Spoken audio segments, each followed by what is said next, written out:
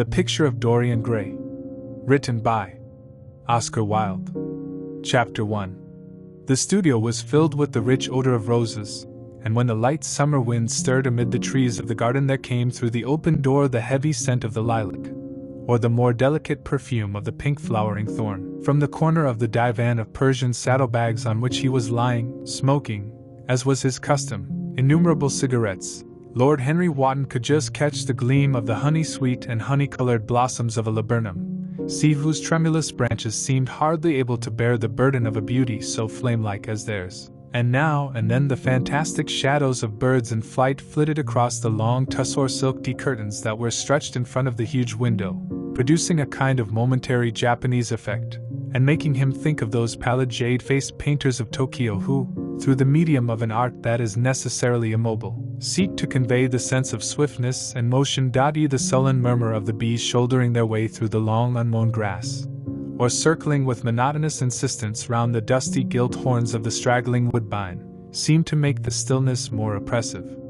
The dim roar of London was like the bourdon note of a distant organ. In the center of the room, clamped to an upright easel, stood the full-length portrait of a young man of extraordinary personal beauty, and in front of it, some little distance away, was sitting the artist himself, Basil Hallward, whose sudden disappearance some years ago caused, at the time, such public excitement, and gave rise to so many strange conjectures. As the painter looked at the gracious and comely form he had so skillfully mirrored in his art, a smile of pleasure passed across his face, and seemed about to linger there. But he suddenly started up, and closing his eyes, placed his fingers upon the lids, as though he sought to imprison within his brain some curious dream from which he feared he might awake. "It is your best work, Basil, the best thing you have ever done," said Lord Henry, languidly. "You must certainly send it next year to the Grosvenor. The Academy is too large and too vulgar. Whenever I have gone there have been either so many people that I have not been able to see the pictures, which was dreadful, or so many pictures that I have not been able to see the people, which was worse. The Grosvenor is really the only place. I don't think I shall send it anywhere," he answered, tossing his head back in that odd way that used to make his friends laugh at him at Oxford. "No, I won't send it anywhere." Lord Henry elevated his eyebrows, and looked at him in amazement through the thin blue wreaths of smoke that curled up in such fanciful whirls from his heavy opium-tainted cigarette. "Not send it anywhere? My dear fellow, why? Have you any reason? What odd chaps you painters are! You do anything in the world to gain a reputation. As soon as you have one, you seem to want to throw it away. It is silly of you, for there is only one thing in the world worse than being talked about, and that is not being talked about. A portrait like this would set you far above all the young men in England, and make the old men quite jealous, if old men are ever capable of any emotion." "I know you will laugh at me," he replied, "but I really can't exhibit it. I have put too much of myself into it." Lord Henry stretched himself out on the divan and laughed. "Yes, I knew you would, but it is quite true, all the same. Too much of yourself in it. Upon my word, Basil, I didn't know you were so vain, and I really can't see any resemblance between you, with your rugged, strong face and your coal black hair, and this young Adonis, who looks as if he was made of ivory and rose leaves. Why, my dear Basil, he is a Narcissus, and you, well, of course, you have an intellectual expression, and all that. But beauty, real beauty, ends where an intellectual expression begins. Intellect is in itself a mode of exaggeration, and destroys the harmony of any face. The moment one sits down to think, one becomes all nose, or all forehead, or something horrid. Look at the successful men in any of the learned professions. How perfectly hideous they are. Except, of course, in the church. But then in the church they don't think. A bishop keeps on saying at the age of 80 what he was told to say when he was a boy of 18, and as a natural consequence he always looks absolutely delightful. Your mysterious young friend, whose name you have never told me, but whose picture really fascinates me, never thinks. I feel quite sure of that. He is some brainless, beautiful creature, who should be always here in winter when we have no flowers to look at, and always here in summer when we want something to chill our intelligence. Don't flatter yourself, Basil, you are not in the least like him." "You don't understand me, Harry," answered the artist. Of course I am not like him, I know that perfectly well. Indeed, I should be sorry to look like him. You shrug your shoulders? I am telling you the truth. There is a fatality about all physical and intellectual distinction, the sort of fatality that seems to dog through history the faltering steps of kings. It is better not to be different from one's fellows. The ugly and the stupid have the best of it in this world. They can sit at their ease and gape at the play. If they know nothing of victory, they are at least spared the knowledge of defeat. They live as we all should live, undisturbed, indifferent, and without disquiet. They neither bring ruin upon others, nor ever receive it from alien hands. Your rank and wealth, Harry, my brains, such as they are, my art, whatever it may be worth, Dorian Gray's good looks, we shall all suffer for what the gods have given us, suffer terribly. Dorian Gray? Is that his name? Asked Lord Henry, walking across the studio toward Basil Hallward. Yes, that is his name. I didn't intend to tell it to you, but why not? Oh, I can't explain. When I like people immensely, I never tell their names to anyone. It is like surrendering a part of them. I have grown to love secrecy. It seems to be the one thing that can make modern life mysterious or marvelous to us. The commonest thing is delightful if one only hides it. When I leave town now, I never tell my people where I am going. If I did, I would lose all my pleasure. It is a silly habit, I dare say, but somehow it seems to bring a great deal of romance into one's life. I suppose you think me awfully foolish about it. Not at all, answered Lord Henry. Not at all, my dear Basil. You seem to forget that I am married, and the one charm of marriage is that it makes a life of deception absolutely necessary for both parties. I never know where my wife is, and my wife never knows what I am doing. When we do meet occasionally. When we dine out together, or go down to the Duke's, we tell each other the most absurd stories with the most serious faces. My wife is very good at it, much better, in fact, than I am. She never gets confused over her dates, and I always do. But when she does find me out, she makes no row at all. I sometimes wish she would, but she merely laughs at me. I hate the way you talk about your married life, Harry, said Basil Hallward, strolling toward the door that led into the garden. I believe that you are really a very good husband, but that you are thoroughly ashamed of your own virtues. You are an extraordinary fellow. You never say a moral thing, and you never do a wrong thing. Your cynicism is simply a pose. Being natural is simply a pose, and the most irritating pose I know, cried Lord Henry, laughing, and the two young men went out into the garden together, and ensconced themselves on a long bamboo seat that stood in the shade of a tall laurel bush. The sunlight slipped over the polished leaves. In the grass, white daisies were tremulous. After a pause, Lord Henry pulled out his watch. I am afraid I must be going, Basil, he murmured. And before I go, I insist on your answering a question I put to you some time ago. What is that? Said the painter, keeping his eyes fixed on the ground. You know quite well. I do not, Harry. Well, I will tell you what it is. I want you to explain to me why you won't exhibit Dorian Gray's picture. I want the real reason. I told you the real reason. No, you did not. You said it was because there was too much of yourself in it. Now, that is childish, Harry, said Basil Hallward, looking him straight in the face. Every portrait that is painted with feeling is a portrait of the artist, not of the sitter.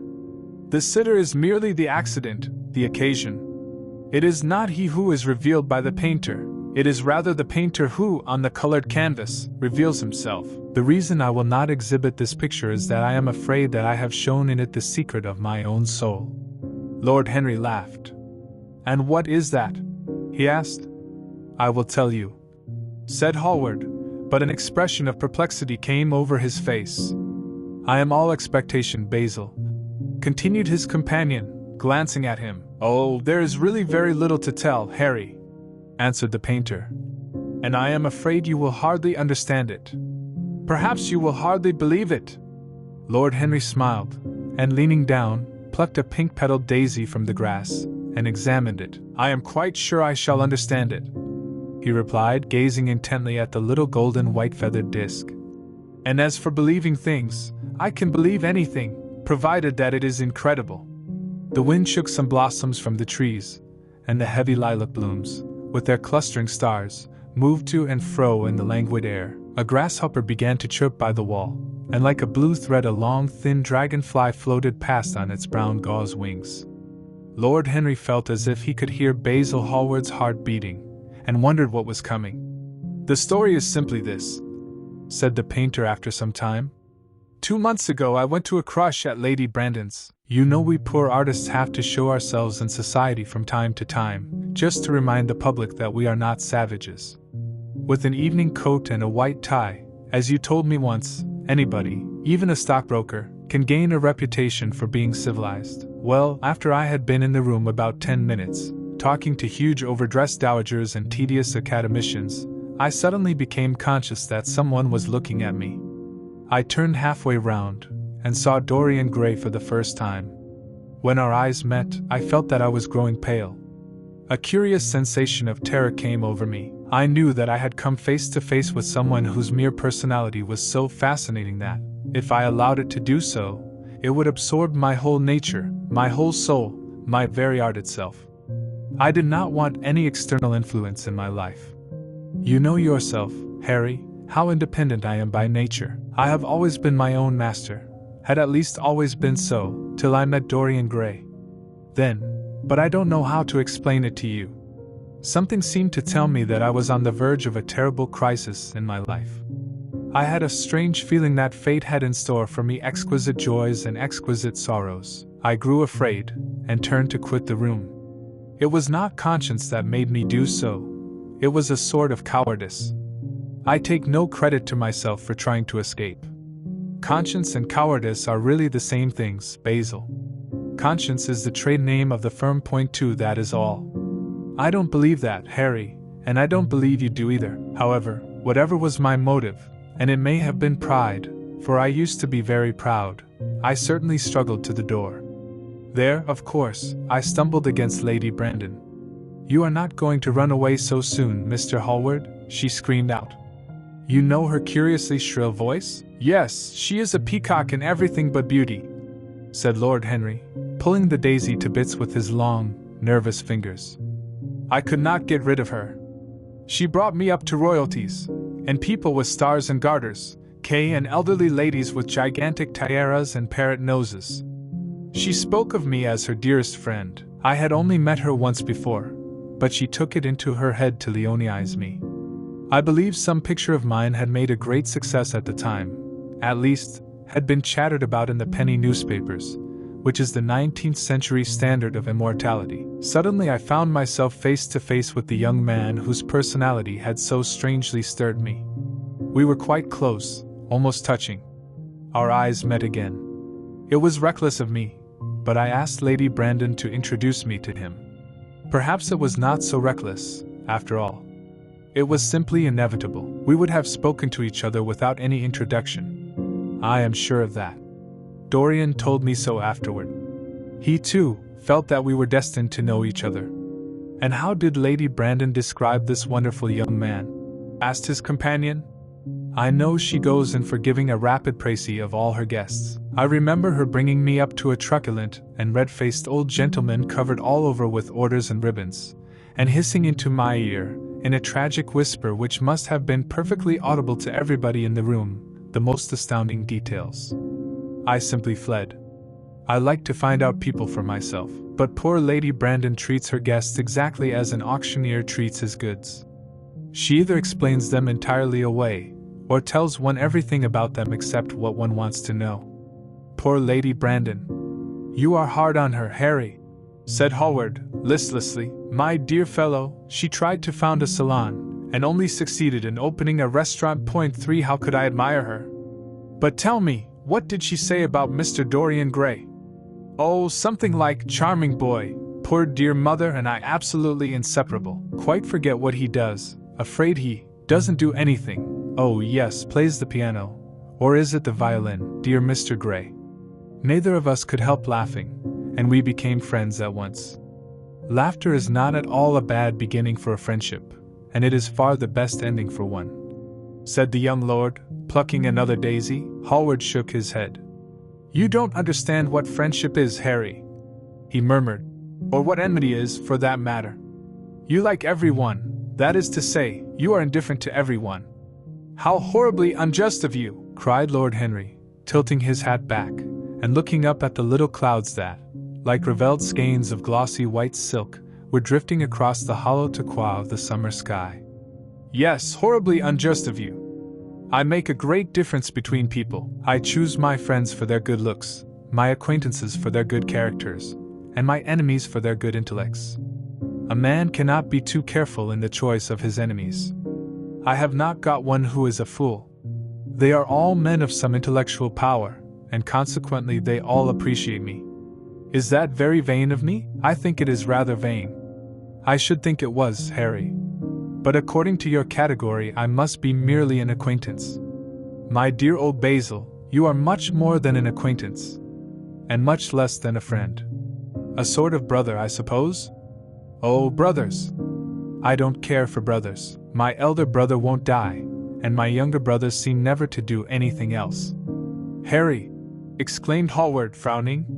My dear fellow, I am not quite serious, but I can't help detesting my relations. I suppose it comes from the fact that none of us can stand other people having the same faults as ourselves. I quite sympathize with the rage of the English democracy against what they call the vices of the upper orders. The masses feel that drunkenness, stupidity, and immorality should be their own special property, and that if any one of us makes an ass of himself he is poaching on their preserves. When poor Southward got into the divorce court, their indignation was quite magnificent. And yet I don't suppose that 10% of the proletariat live correctly. I don't agree with a single word that you have said, and what is more, Harry, I feel sure you don't either. Lord Henry stroked his pointed brown beard, and tapped the toe of his patent leather boot with a tasseled ebony cane. How English you are, Basil! That is the second time you have made that observation. If one puts forward an idea to a true Englishman, always a rash thing to do, he never dreams of considering whether the idea is right or wrong. The only thing he considers of any importance is whether one believes it oneself.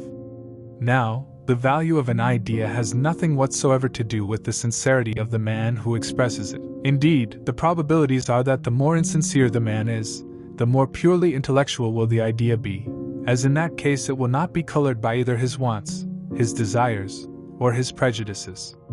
However, I don't propose to discuss politics, sociology, or metaphysics with you. I like persons better than principles, and I like persons with no principles better than anything else in the world. Tell me more about Mr. Dorian Gray. How often do you see him? Every day. I couldn't be happy if I didn't see him every day. He is absolutely necessary to me. How extraordinary! I thought you would never care for anything but your art. He is all my art to me now, said the painter gravely. I sometimes think, Harry, that there are only two eras of any importance in the world's history. The first is the appearance of a new medium for art, and the second is the appearance of a new personality for art also. What the invention of oil painting was to Venetians, the face of Antonisel was to late Greek sculpture, and the face of Dorian Gray will someday be to me. It is not merely that I paint from him, draw from him, sketch from him. Of course I have done all that. But he is much more to me than a model or a sitter. I won't tell you that I am dissatisfied with what I have done of him, or that his beauty is such that art cannot express it. There is nothing that art cannot express, and I know that the work I have done, since I met Dorian Gray, is good work, is the best work of my life. But in some curious way, I wonder will you understand me, his personality has suggested to me an entirely new manner in art, an entirely new mode of style. I see things differently, I think of them differently. I can now recreate life in a way that was hidden from me before. A dream of form in days of thought. Who is it who says that? I forget, but it is what Dorian Gray has been to me, the merely visible presence of this lad, for he seems to me little more than a lad, though he is really over 20, his merely visible presence. Ah! I wonder, can you realize all that means? Unconsciously he defines for me the lines of a fresh school, a school that is to have in it all the passion of the romantic spirit, all the perfection of the spirit that is Greek. The harmony of soul and body, how much that is! We in our madness have separated the two, and have invented a realism that is vulgar, an ideality that is void. Harry, if you only knew what Dorian Gray is to me. You remember that landscape of mine for which Agnum offered me such a huge price, but which I would not part with. It is one of the best things I have ever done. And why is it so? Because, while I was painting it, Dorian Gray sat beside me. Some subtle influence passed from him to me, and for the first time in my life I saw in the plain woodland the wonder I had always looked for, and always missed. Basil, this is extraordinary. I must see Dorian Gray. Hallward got up from the seat, and walked up and down the garden. After some time he came back. Harry, he said, Dorian Gray is to me simply a motive in art. You might see nothing in him. I see everything in him. He is never more present in my work than when no image of him is there. He is a suggestion, as I have said, of a new manner. I find him in the curves of certain lines, in the loveliness and subtleties of certain colors. That is all. Then why won't you exhibit his portrait? Asked Lord Henry. Because, without intending it, I have put into it some expression of all this curious artistic idolatry, of which, of course, I have never cared to speak to him. He knows nothing about it. He shall never know anything about it, but the world might guess it, and I will not bare my soul to their shallow, prying eyes. My heart shall never be put under their microscope. There is too much of myself in the thing, Harry, too much of myself. Poets are not so scrupulous as you are. They know how useful passion is for publication. Nowadays a broken heart will run to many editions. I hate them for it, cried Hallward. An artist should create beautiful things, but should put nothing of his own life into them. We live in an age when men treat art as if it were meant to be a form of autobiography. We have lost the abstract sense of beauty. Some day I will show the world what it is, and for that reason the world shall never see my portrait of Dorian Gray. I think you are wrong, Basil, but I won't argue with you. It is only the intellectually lost who ever argue. Tell me, is Dorian Gray very fond of you? The painter considered for a few moments. He likes me, he answered after a pause. I know he likes me. Of course I flatter him dreadfully.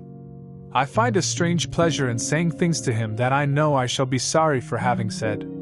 As a rule, he is charming to me, and we sit in the studio and talk of 1,000 things. Now and then, however, he is horribly thoughtless, and seems to take a real delight in giving me pain.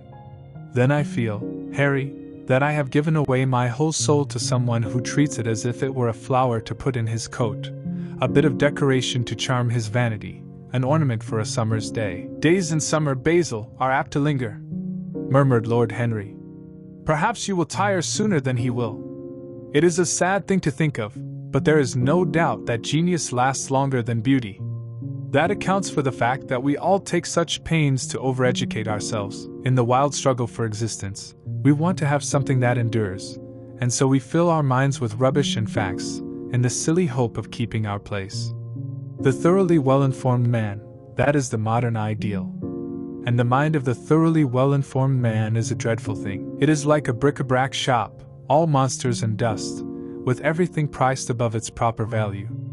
I think you will tire first, all the same. Some day you will look at your friend, and he will seem to you to be a little out of drawing, or you won't like his tone of color or something. You will bitterly reproach him in your own heart, and seriously think that he has behaved very badly to you. The next time he calls, you will be perfectly cold and indifferent. It will be a great pity, for it will alter you. What you have told me is quite a romance of art one might call it, and the worst of having a romance of any kind is that it leaves one so unromantic. Harry, don't talk like that. As long as I live, the personality of Dorian Gray will dominate me. You can't feel what I feel. You change too often. My dear Basil, that is exactly why I can feel it. Those who are faithful know only the trivial side of love. It is the faithless who know love's tragedies. And Lord Henry struck a light on a dainty silver case, and began to smoke a cigarette with a self-conscious and satisfied air, as if he had summed up the world in a phrase. There was a rustle of chirping sparrows in the green lacquer leaves of the ivy, and the blue cloud shadows chased themselves across the grass like swallows.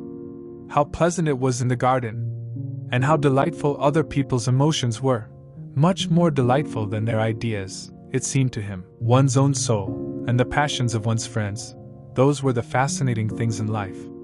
He pictured to himself with silent amusement the tedious luncheon that he had missed by staying so long with Basil Hallward. Had he gone to his aunt's, he would have been sure to have met Lord Goodbody there, and the whole conversation would have been about the feeding of the poor, and the necessity for model lodging houses.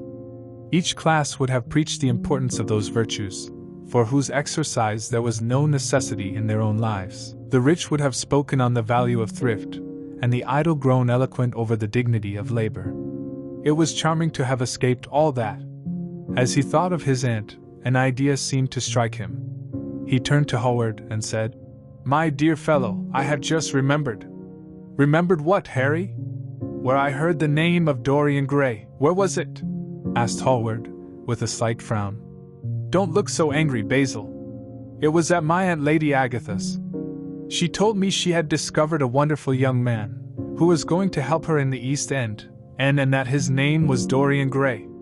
I am bound to state that she never told me he was good-looking. Women have no appreciation of good looks, at least, good women have not. She said that he was very earnest, and had a beautiful nature. I at once pictured to myself a creature with spectacles and lank hair, horribly freckled, and tramping about on huge feet. I wish I had known it was your friend. I am very glad you didn't, Harry." "Why? I don't want you to meet him." "You don't want me to meet him?" "No, Mr. Dorian Gray is in the studio, sir," said the butler, coming into the garden. "You must introduce me now," cried Lord Henry, laughing. The painter turned to his servant, who stood blinking in the sunlight. "Ask Mr. Gray to wait, Parker. I shall be in a few moments." The man bowed, and went up the walk. Then he looked at Lord Henry. "Dorian Gray is my dearest friend," he said.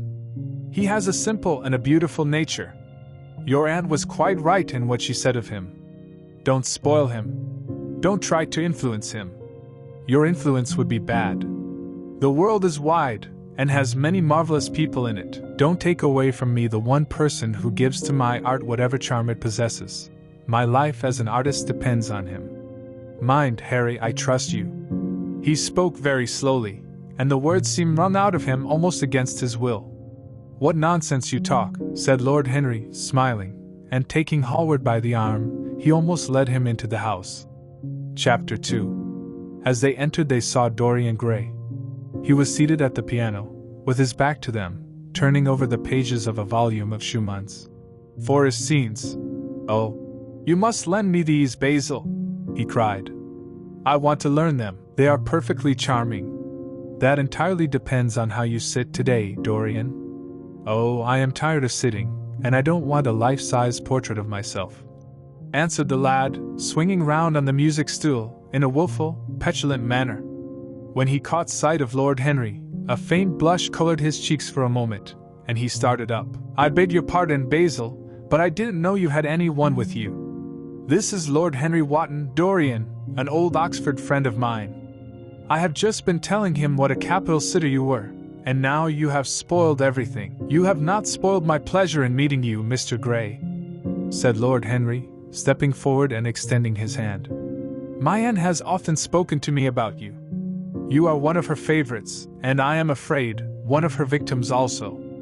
"I am in Lady Agatha's black books at present," answered Dorian, with a funny look of penitence. "I promised to go to a club in Whitechapel with her last Tuesday, and I really forgot all about it. We were to have played a duet together, 3 duets, I believe. I don't know what she will say to me. I am far too frightened to call. Oh, I will make your peace with my aunt. She is quite devoted to you, and I don't think it really matters about your not being there." The audience probably thought it was a duet. When Aunt Agatha sits down to the piano, she makes quite enough noise for 2 people. "That is very horrid to her, and not very nice to me," answered Dorian, laughing.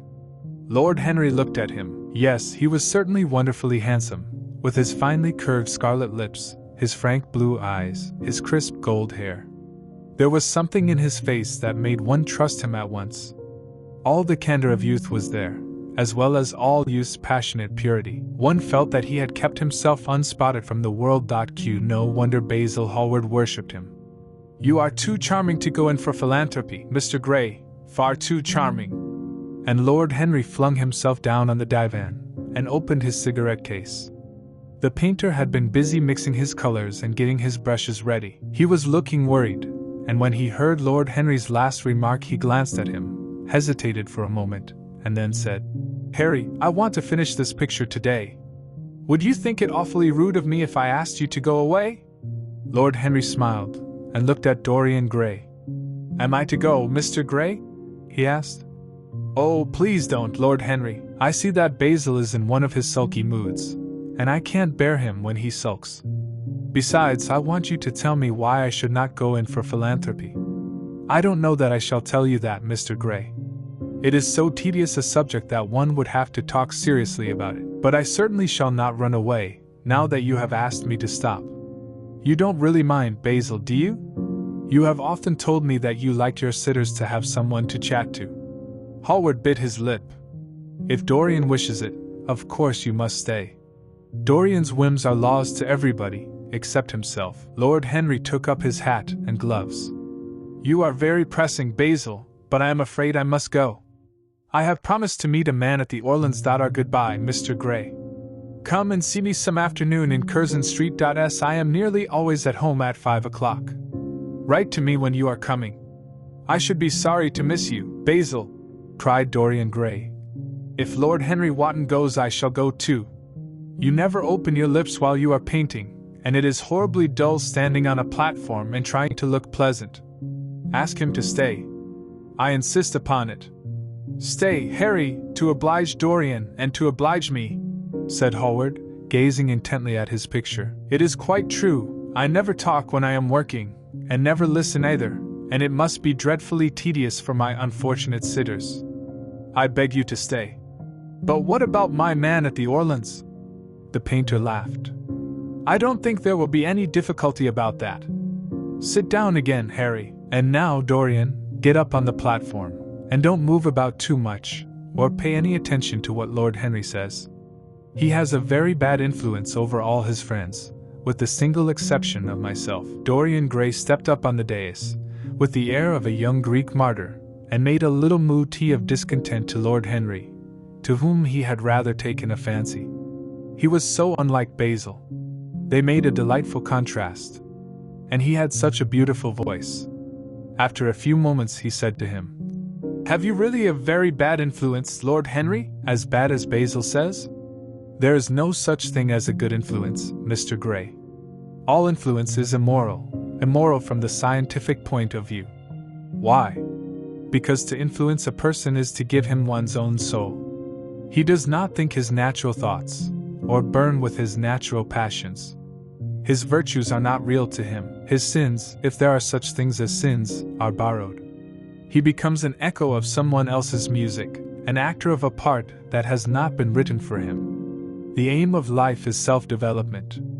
To realize one's nature perfectly, that is what each of us is here for.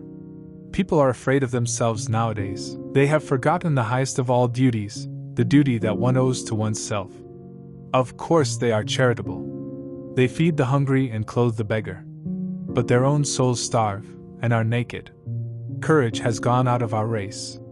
Perhaps we never really had it. The terror of society, which is the basis of morals, the terror of God, which is the secret of religion, these are the two things that govern us. And yet, just turn your head a little more to the right, Dorian, like a good boy," said the painter, deep in his work, and conscious only that a look had come into the lad's face that he had never seen there before. "And yet," continued Lord Henry, in his low, musical voice, and with that graceful wave of the hand that was always so characteristic of him, and that he had even in his Edina days, "I believe that if one man were to live out his life fully and completely, were to give form to every feeling, expression to every thought, reality to every dream, I believe that the world would gain such a fresh impulse of joy that we would forget all the maladies of medievalism, and return to the Hellenic ideal, to something finer, richer, than the Hellenic ideal, it may be. But the bravest man among us is afraid of himself. The mutilation of the savage has its tragic survival in the self-denial that mars our lives. We are punished for our refusals. Every impulse that we strive to strangle broods in the mind and poisons us. The body sins once, and has done with its sin, for action is a mode of purification. Nothing remains then but the recollection of a pleasure, or the luxury of a regret. The only way to get rid of a temptation is to yield to it. Resist it, and your soul grows sick with longing for the things it has forbidden to itself, with desire for what its monstrous laws have made monstrous and unlawful. It has been said that the great events of the world take place in the brain. It is in the brain, and the brain only, that the great sins of the world take place also. You, Mr. Gray, you yourself, with your rose-red youth and your rose-white boyhood, you have had passions that have made you afraid, thoughts that have filled you with terror, daydreams and sleeping dreams whose mere memory might stain your cheek with shame. Stop! Faltered Dorian Gray. Stop! You bewilder me. I don't know what to say. There is some answer to you, but I cannot find it. Don't speak. Let me think, or rather, let me try not to think. For nearly 10 minutes he stood there, motionless, with parted lips, and eyes strangely bright. He was dimly conscious that entirely fresh influences were at work within him. Yet they seemed to him to have come really from himself. The few words that Basil's friend had said to him, words spoken by chance, no doubt, and with willful paradox in them, had touched some secret chord that had never been touched before, but that he felt was now vibrating and throbbing to curious pulses. Music had stirred him like that. Music had troubled him many times. But music was not articulate. It was not a new world, but rather another chaos that it created in us. Words. Mere words. How terrible they were. How clear, and vivid, and cruel. One could not escape from them. And yet what a subtle magic there was in them. They seemed to be able to give a plastic form to formless things, and to have a music of their own as sweet as that of viol or of lute. Mere words. Was there anything so real as words? Yes, there had been things in his boyhood that he had not understood. He understood them now. Life suddenly became fiery-colored to him. It seemed to him that he had been walking in fire. Why had he not known it? With his subtle smile, Lord Henry watched him. He knew the precise psychological moment when to say nothing. He felt intensely interested. He was amazed at the sudden impression that his words had produced, and remembering a book that he had read when he was 16, a book which had revealed to him much that he had not known before, he wondered whether Dorian Gray was passing through a similar experience. He had merely shot an arrow into the air. Had it hit the mark? How fascinating the lad was! Hallward painted away with that marvelous, bold touch of his that had the true refinement and perfect delicacy that in art, at any rate, comes only from strength. He was unconscious of the silence. "Basil, I am tired of standing," cried Dorian Gray, suddenly. "I must go out and sit in the garden. The air is stifling here." "My dear fellow, I am so sorry. When I am painting, I can't think of anything else. But you never sat better. You were perfectly still. And I have caught the effect I wanted, the half-parted lips, and the bright look in the eyes. I don't know what Harry has been saying to you, but he has certainly made you have the most wonderful expression. I suppose he has been paying you compliments. You mustn't believe a word that he says. He has certainly not been paying me compliments. Perhaps that is the reason that I don't believe anything he has told me." "You know you believe it all," said Lord Henry, looking at him with his dreamy, languorous eyes. "I will go out to the garden with you. It is horribly hot in the studio. Basil, let us have something iced to drink, something with strawberries in it." "Certainly, Harry. Just touch the bell, and when Parker comes I will tell him what you want. I have got to work up this background, so I will join you later on. Don't keep Dorian too long. I have never been in better form for painting than I am today. This is going to be my masterpiece. It is my masterpiece as it stands." Lord Henry went out to the garden, and found Dorian Gray burying his face in the great cool lilac blossoms, feverishly drinking in their perfume as if it had been wine. He came close to him, and put his hand upon his shoulder. "You are quite right to do that," he murmured. "Nothing can cure the soul but the senses, just as nothing can cure the senses but the soul." The lad started and drew back. He was bareheaded, and the leaves had tossed his rebellious curls and tangled all their gilded threads. There was a look of fear in his eyes, such as people have when they are suddenly awakened. His finely chiseled nostrils quivered, and some hidden nerve shook the scarlet of his lips and left them trembling. "Yes," continued Lord Henry, "that is one of the great secrets of life, to cure the soul by means of the senses, and the senses by means of the soul. You are a wonderful creation. You know more than you think you know, just as you know less than you want to know." Dorian Gray frowned and turned his head away. He could not help liking the tall, graceful young man who was standing by him. His romantic olive-colored face and worn expression interested him. There was something in his low, languid voice that was absolutely fascinating.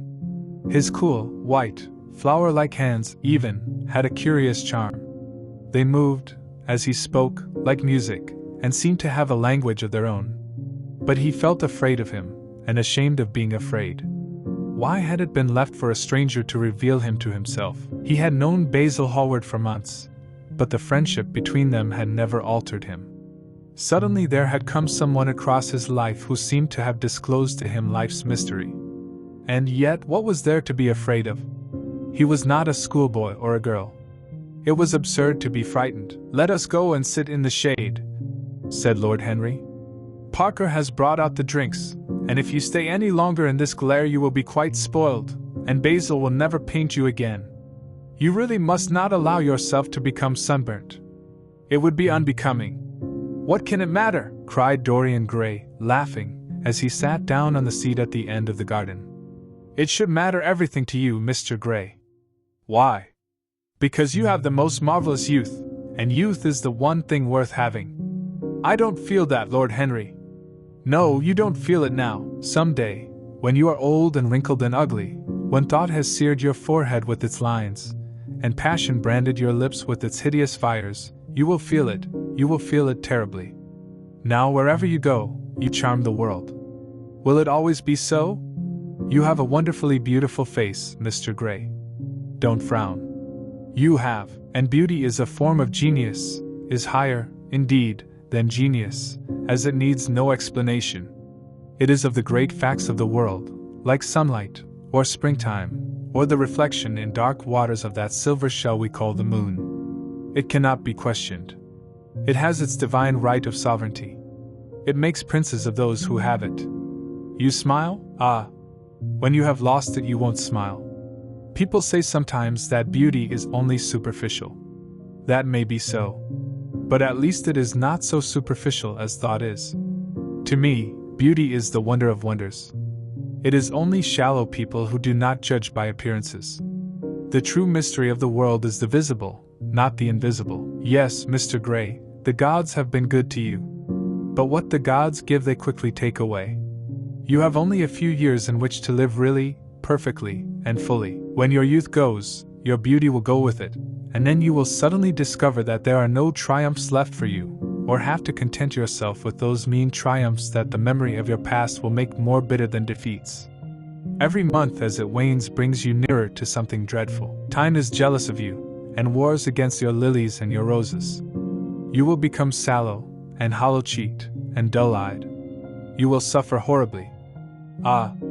Realize your youth while you have it. Don't squander the gold of your days, listening to the tedious, trying to improve the hopeless failure, or giving away your life to the ignorant, the common, and the vulgar. These are the sickly aims, the false ideals, of our age. Live the wonderful life that is in you. Let nothing be lost upon you. Be always searching for new sensations, be afraid of nothing. A new hedonism, that is what our century wants. Point for you might be its visible symbol. With your personality there is nothing you could not do. The world belongs to you for a season. The moment I met you I saw that you were quite unconscious of what you really are, of what you really might be. There was so much in you that charmed me that I felt that I must tell you something about yourself. I thought how tragic it would be if you were wasted. For there is such a little time that your youth will last, such a little time. The common hill flowers wither, but they blossom again.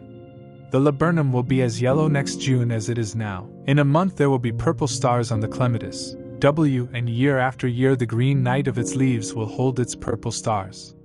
but we never get back our youth. The pulse of joy that beats in us at 20 becomes sluggish. Our limbs fail, our senses rot. We degenerate into hideous puppets, haunted by the memory of the passions of which we were too much afraid, and the exquisite temptations that we had not the courage to yield to. Youth. Youth. There is absolutely nothing in the world but youth. Dorian Gray listened, open-eyed and wondering. The spray of lilac fell from his hand upon the gravel. A furry bee came and buzzed round it for a moment.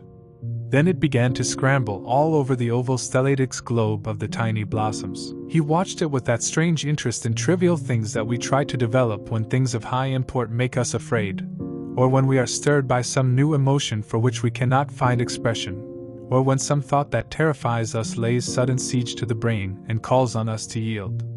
After a time the bee flew away. He saw it creeping into the stained trumpet of a Tyrian convolvulus. Why the flower seemed to quiver, and then swayed gently to and fro. Suddenly the painter appeared at the door of the studio, and made staccato signs for them to come in. They turned to each other, and smiled. "I am waiting," he cried. "Do come in. The light is quite perfect, and you can bring your drinks." They rose up, and sauntered down the walk together. 2 green and white butterflies fluttered past them, and in the pear tree at the corner of the garden a thrush began to sing. "You are glad you have met me, Mr. Gray," said Lord Henry, looking at him. "Yes, I am glad now. I wonder, shall I always be glad?" "Always." That is a dreadful word. It makes me shudder when I hear it. Women are so fond of using it. They spoil every romance by trying to make it last forever. It is a meaningless word too. The only difference between a caprice and a lifelong passion is that the caprice lasts a little longer. As they entered the studio, Dorian Gray put his hand upon Lord Henry's arm. "In that case, let our friendship be a caprice," he murmured, flushing at his own boldness, then stepped up on the platform and resumed his pose. Lord Henry flung himself into a large wicker armchair, and watched him. The sweep and dash of the brush on the canvas made the only sound that broke the stillness, except when, now and then, Hallward stepped back to look at his work from a distance. In the slanting beams that streamed through the open doorway the dust danced and was golden. The heavy scent of the roses seemed to brood over everything. After about a quarter of an hour Hallward stopped painting, looked for a long time at Dorian Gray, and then for a long time at the picture, biting the end of one of his huge brushes, and frowning. "It is quite finished," he cried, at last, and stooping down he wrote his name in long vermilion letters on the left-hand corner of the canvas. Lord Henry came over and examined the picture. It was certainly a wonderful work of art, and a wonderful likeness as well. "My dear fellow, I congratulate you most warmly," he said. "It is the finest portrait of modern times. Mr. Gray, come over and look at yourself." The lad started, as if awakened from some dream. "Is it really finished?" he murmured, stepping down from the platform. "Quite finished," said the painter. "And you have sat splendidly today. I am awfully obliged to you." "That is entirely due to me," broke in Lord Henry. "Isn't it, Mr. Gray?" Dorian made no answer, but passed listlessly in front of his picture and turned toward it. When he saw it he drew back, and his cheeks flushed for a moment with pleasure. A look of joy came into his eyes, as if he had recognized himself for the first time. He stood there motionless and in wonder, dimly conscious that Hallward was speaking to him, but not catching the meaning of his words. The sense of his own beauty came on him like a revelation. He had never felt it before. Basil Hallward's compliments had seemed to him to be merely the charming exaggerations of friendship. He had listened to them, laughed at them, forgotten them. They had not influenced his nature. Then had come Lord Henry Wotton with his strange panegyric on youth, his terrible warning of its brevity. That had stirred him at the time, and now, as he stood gazing at the shadow of his own loveliness, the full reality of the description flashed across him. Yes, there would be a day when his face would be wrinkled and wizen, his eyes dim and colorless, the grace of his figure broken and deformed. The scarlet would pass away from his lips, and the gold steal from his hair. The life that was to make his soul would mar his body. He would become dreadful, hideous, and uncouth. As he thought of it, a sharp pang of pain struck through him like a knife, and made each delicate fiber of his nature quiver. His eyes deepened into amethyst, and across them came a mist of tears. He felt as if a hand of ice had been laid upon his heart. "Don't you like it?" cried Hallward at last, stung a little by the lad's silence, not understanding what it meant. "Of course he likes it," said Lord Henry. "Who wouldn't like it?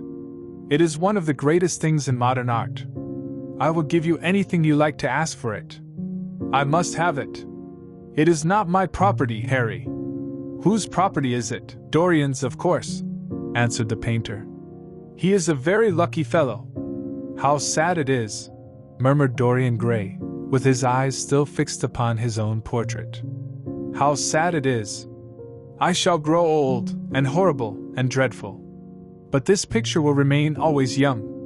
It will never be older than this particular day of June, if it were only the other way. If it were I who was to be always young, and the picture that was to grow old. For that, I would give everything. Yes, there is nothing in the whole world I would not give. I would give my soul for that." "You would hardly care for such an arrangement, Basil," cried Lord Henry, laughing. "It would be rather hard lines on your work." "I should object very strongly, Harry," said Hallward. Dorian Gray turned and looked at him. "I believe you would, Basil. You like your art better than your friends. I am no more to you than a green bronze figure." "Hardly as much, I dare say." The painter stared in amazement. It was so unlike Dorian to speak like that. What had happened? He seemed quite angry. His face was flushed, and his cheeks burning. "Yes," he continued, "I am less to you than your ivory Hermes or your silver fawn. You will like them always. How long will you like me? Till I have my first wrinkle, I suppose. I know now that when one loses one's good looks, whatever they may be, one loses everything. Your picture has taught me that. Lord Henry Wotton is perfectly right. Youth is the only thing worth having. When I find that I am growing old, I shall kill myself."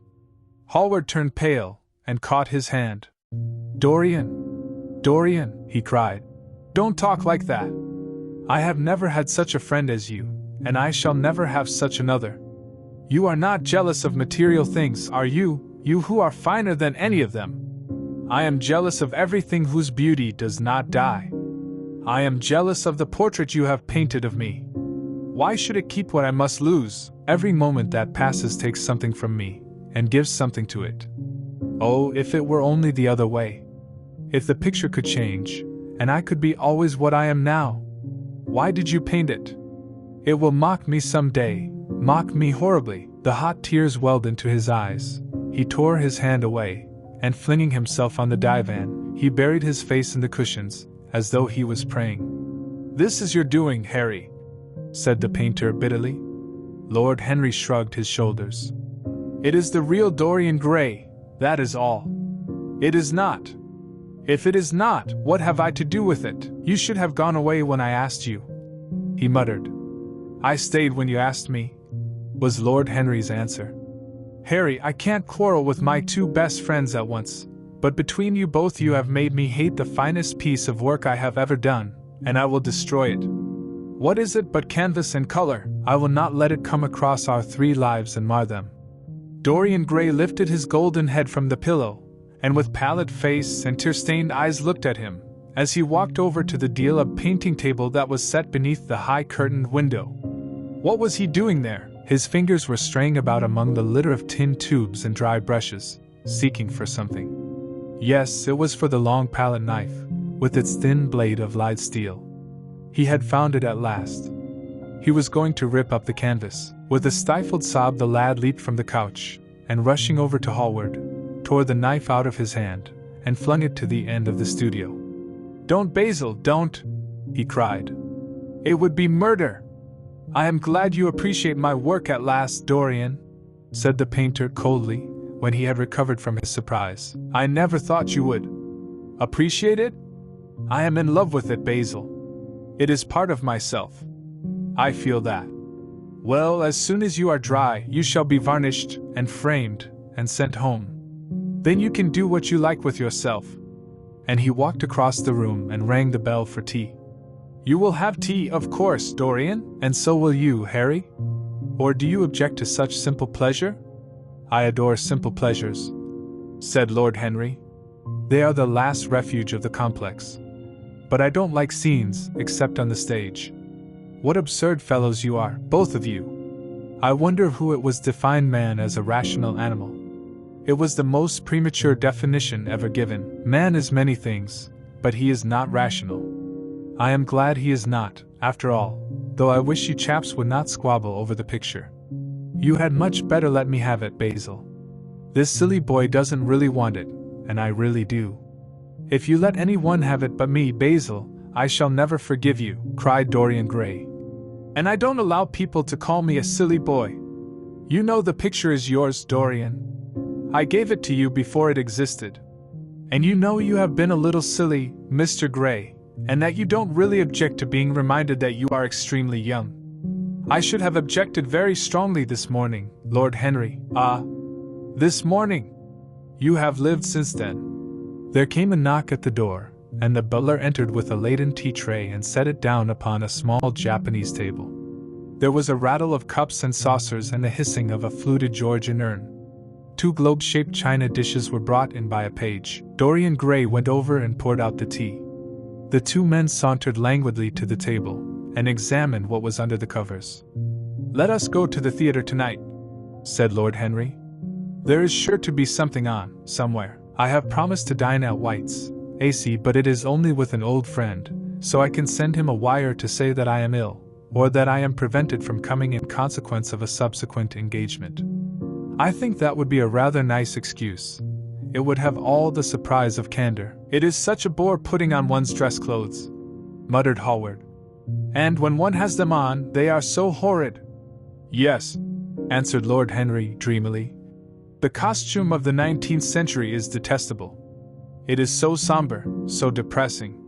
Sin is the only real color element left in modern life." "You really must not say things like that before Dorian, Harry." "Before which Dorian? The one who is pouring out tea for us, or the one in the picture?" "Before either." "I should like to come to the theater with you, Lord Henry," said the lad.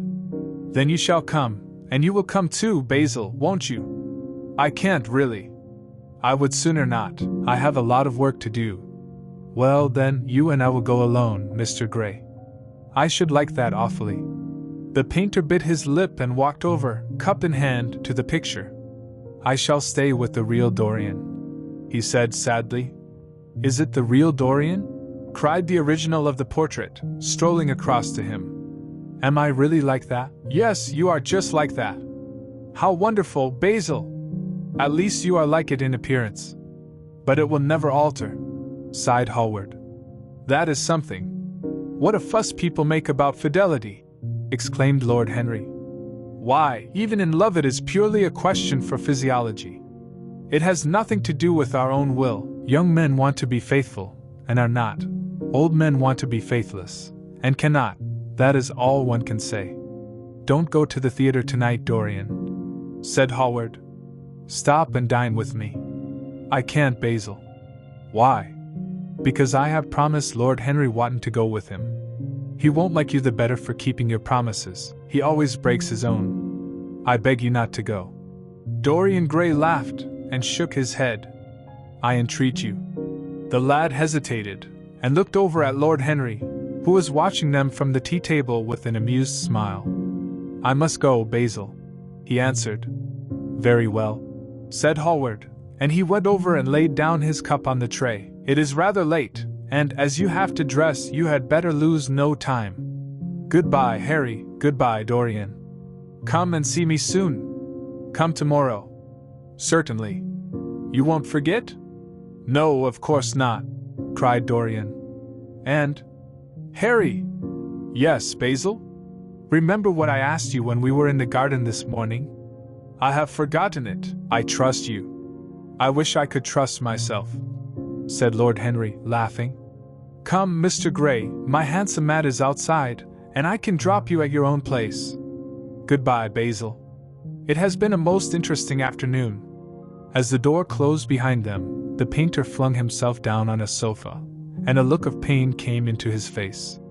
Chapter 3. At 12:30 the next day, Lord Henry Wotton strolled from Curzon Street over to the Albany to call on his uncle, Lord Fermor, a genial if somewhat rough-mannered old bachelor, whom the outside world called selfish because it derived no particular benefit from him, but who was considered generous by society, as he fed the people who amused him.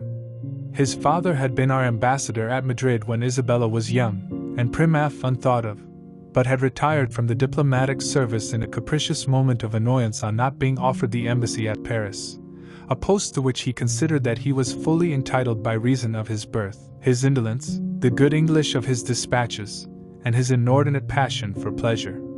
The son, who had been his father's secretary, had resigned along with his chief, somewhat foolishly, as was thought at the time, and on succeeding some months later to the title, had set himself to the serious study of the great aristocratic art of doing absolutely nothing. He had 2 large townhouses, but preferred to live in chambers as it was less trouble, and took most of his meals at his club. He paid some attention to the management of his collieries in the Midland counties, excusing himself for this taint of industry on the ground that the one advantage of having coal was that it enabled a gentleman to afford the decency of burning wood on his own hearth. In politics he was a Tory, AG except when the Tories were in office, during which period he roundly abused them for being a pack of radicals. He was a hero to his valet, who bullied him, and a terror to most of his relations, whom he bullied in turn. Only England could have produced him, and he always said that the country was going to the dogs. His principles were out of date, but there was a good deal to be said for his prejudices. When Lord Henry entered the room, he found his uncle sitting in a rough shooting coat, smoking a cheruta and grumbling over the Times. "Well, Harry," said the old gentleman, "what brings you out so early? I thought you dandy never got up till 2, and were not visible till 5. Pure family affection, I assure you, Uncle George. I want to get something out of you." "Money, I suppose?" said Lord Fermor, making a wry face. "Well, sit down and tell me all about it. Young people, nowadays, imagine that money is everything." "Yes," murmured Lord Henry, settling his buttonhole in his coat. "And when they grow older they know it.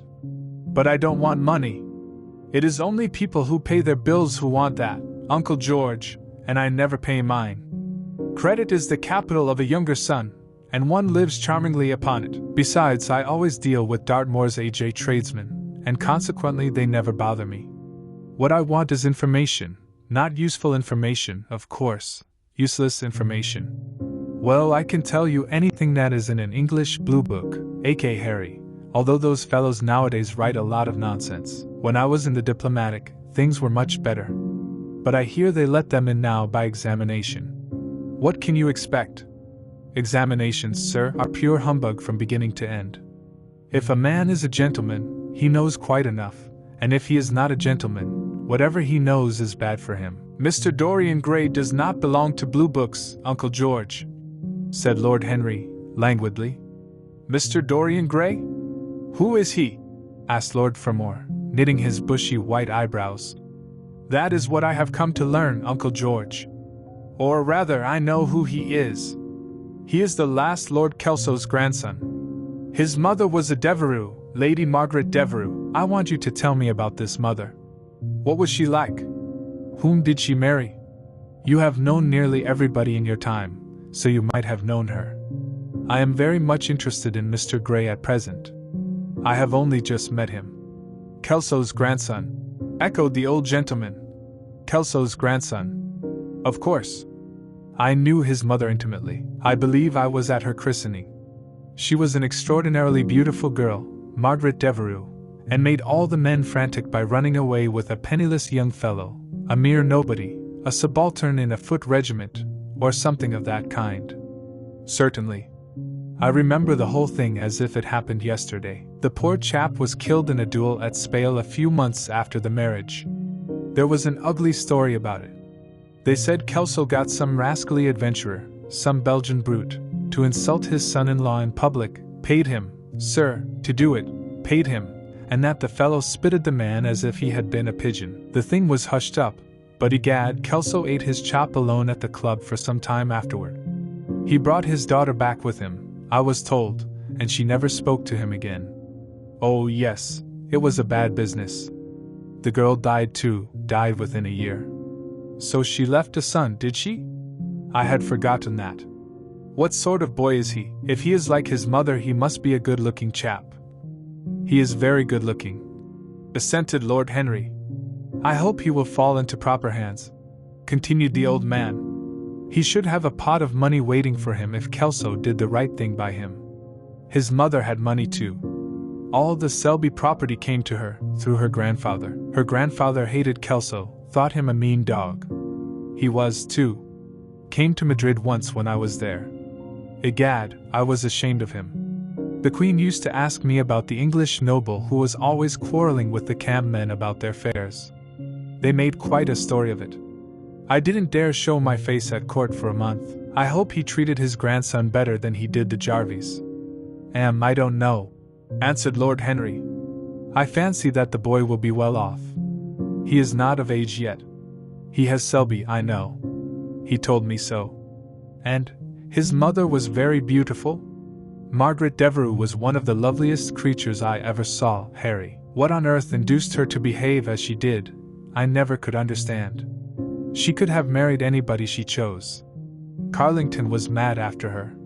She was romantic, though. All the women of that family were. The men were a poor lot, but egad, the women were wonderful. Carlington went on his knees to her. Told me so himself. She laughed at him, and there wasn't a girl in London at the time who wasn't after him.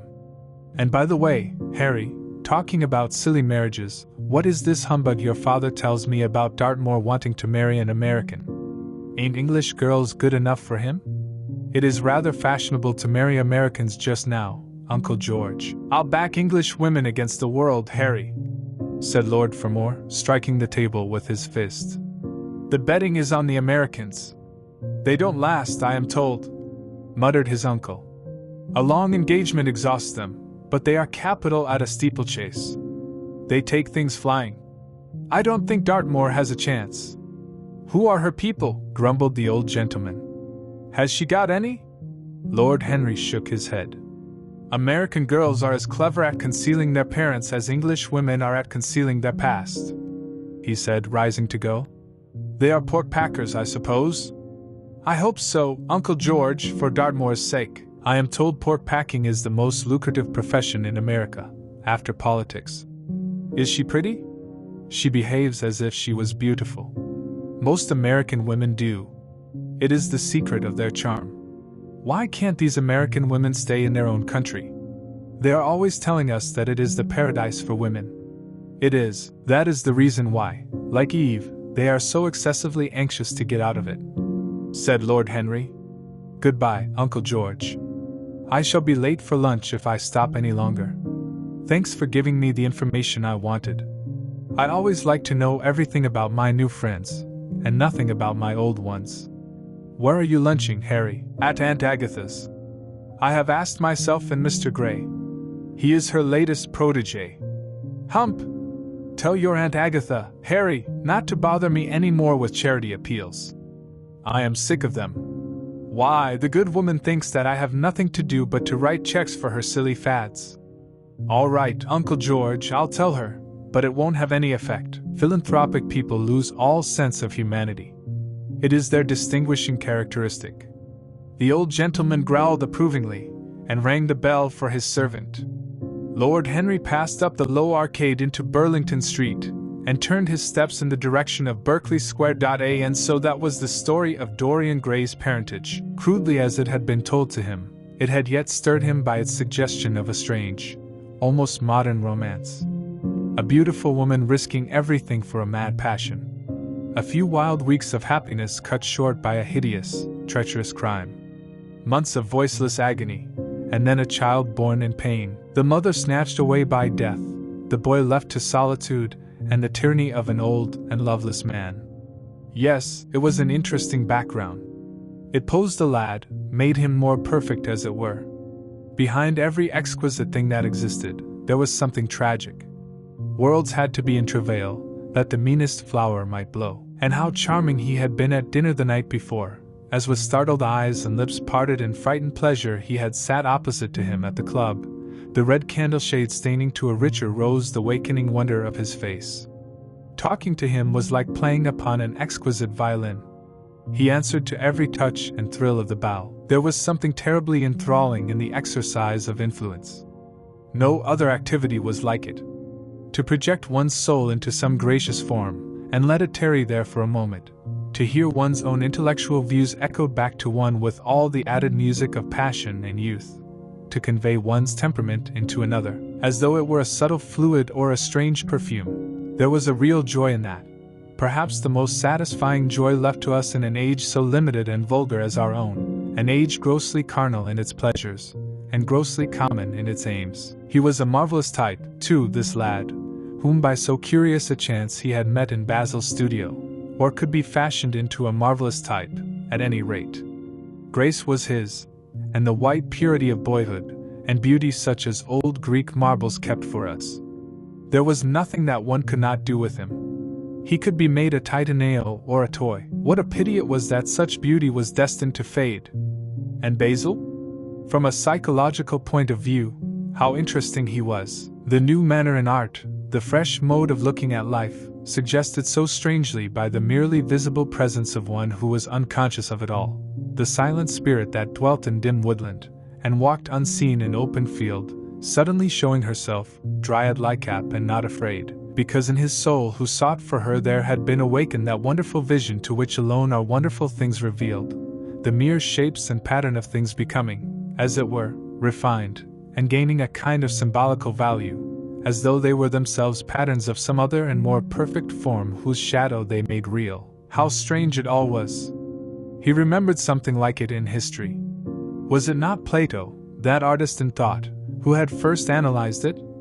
Was it not Buonarroti who had carved it in the colored marbles of a sonnet sequence? But in our own century it was strange. Yes, he would try to be to Dorian Gray what, without knowing it, the lad was to the painter who had fashioned the wonderful portrait.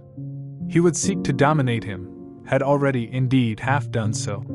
He would make that wonderful spirit his own. There was something fascinating in this son of love and death. Suddenly he stopped, and glanced up at the houses. He found that he had passed his aunts some distance, and smiling to himself, turned back. When he entered the somewhat somber hall, the butler told him that they had gone in to lunch. He gave one of the footmen his hat and stick, and passed into the dining room. "Late, as usual, Harry," cried his aunt, shaking her head at him. He invented a facile excuse, and having taken the vacant seat next to her, looked round to see who was there. Dorian bowed to him shyly from the end of the table, a flush of pleasure stealing into his cheek. Opposite was the Duchess of Harley, a lady of admirable good nature and good temper, much liked by every one who knew her, and of those ample architectural proportions that in women who are not duchesses are described by contemporary historians as stoutness. Next to her sat, on her right, Sir Thomas Burton, a radical member of Parliament, who followed his leader in public life, and in private life followed the best cooks, dining with the Tories and thinking with the Liberals, in accordance with a wise and well-known rule. The post on her left was occupied by Mr. Erskine of Treadley, an old gentleman of considerable charm and culture, who had fallen, however, into bad habits of silence, having, as he explained once to Lady Agatha, said everything that he had to say before he was 30. His own neighbor was Mrs. Vandeleur, one of his aunt's oldest friends, a perfect saint among women, but so dreadfully dowdy that she reminded one of a badly bound hymn book. Fortunately for him, she had on the other side Lord Fodle, a most intelligent middle-aged mediocrity, as bald as a ministerial statement in the House of Commons, with whom she was conversing in that intensely earnest manner which is the one unpardonable error, as he remarked once himself, that all really good people fall into, and from which none of them ever quite escape. "We are talking about poor Dartmoor, Lord Henry," cried the Duchess, nodding pleasantly to him across the table. "Do you think he will really marry this fascinating young person?" "I believe she has made up her mind to propose to him, Duchess." "How dreadful!" exclaimed Lady Agatha. "Really, someone should interfere. I am told, on excellent authority, that her father keeps an American dry goods store," said Sir Thomas Burton, looking supercilious. "My uncle has already suggested pork packing, Sir Thomas." "Dry goods? What are American dry goods?" asked the Duchess, raising her large hands in wonder and accentuating the verb. "American novels," answered Lord Henry, helping himself to some quail. The Duchess looked puzzled. "Don't mind him, my dear," whispered Lady Agatha.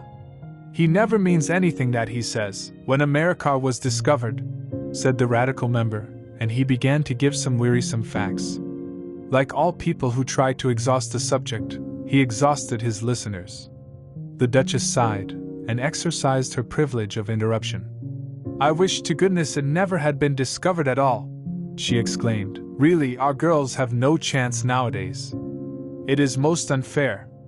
Perhaps, after all, America never has been discovered," said Mr. Erskine. "I myself would really say that it had merely been detected." "Oh, but I have seen specimens of the inhabitants," answered the Duchess vaguely. "I must confess that most of them are extremely pretty, and they dress well too. They get all their dresses in Paris. I wish I could afford to do the same.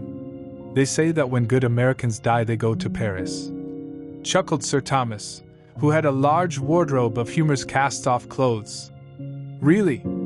And where do bad Americans go to when they die?" inquired the Duchess. "They go to America," murmured Lord Henry. Sir Thomas frowned.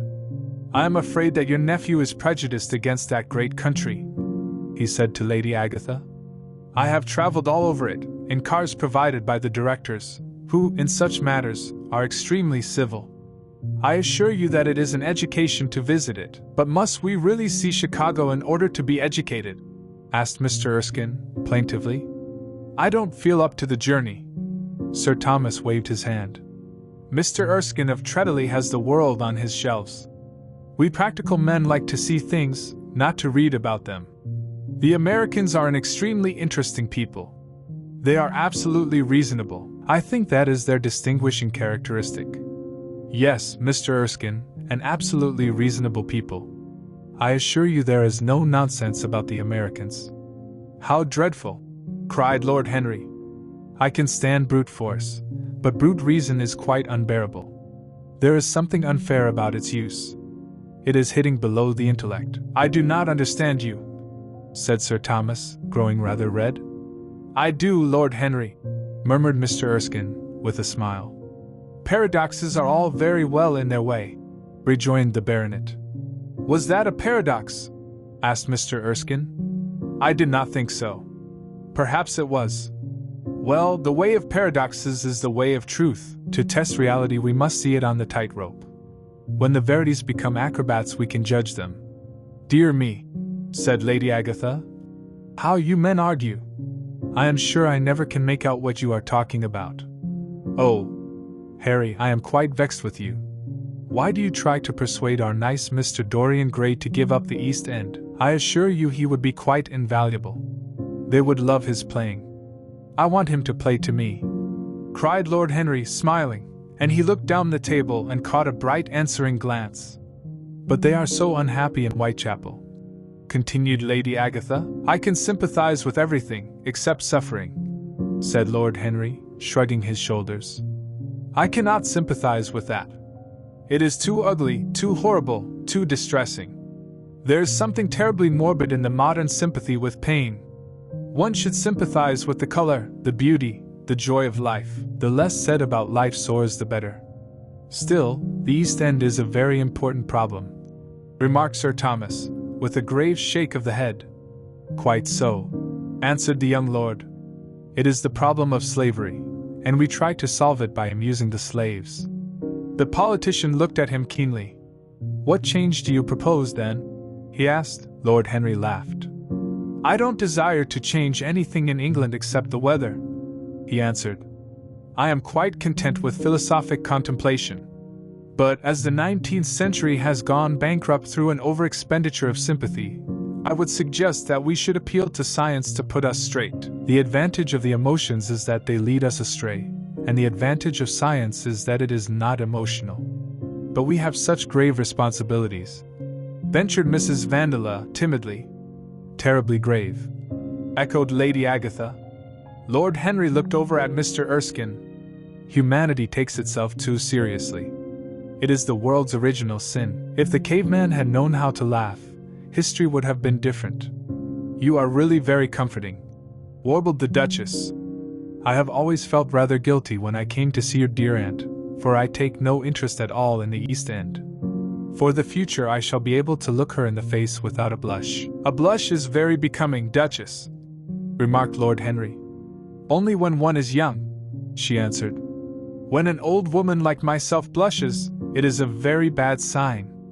Ah, Lord Henry, I wish you would tell me how to become young again. He thought for a moment.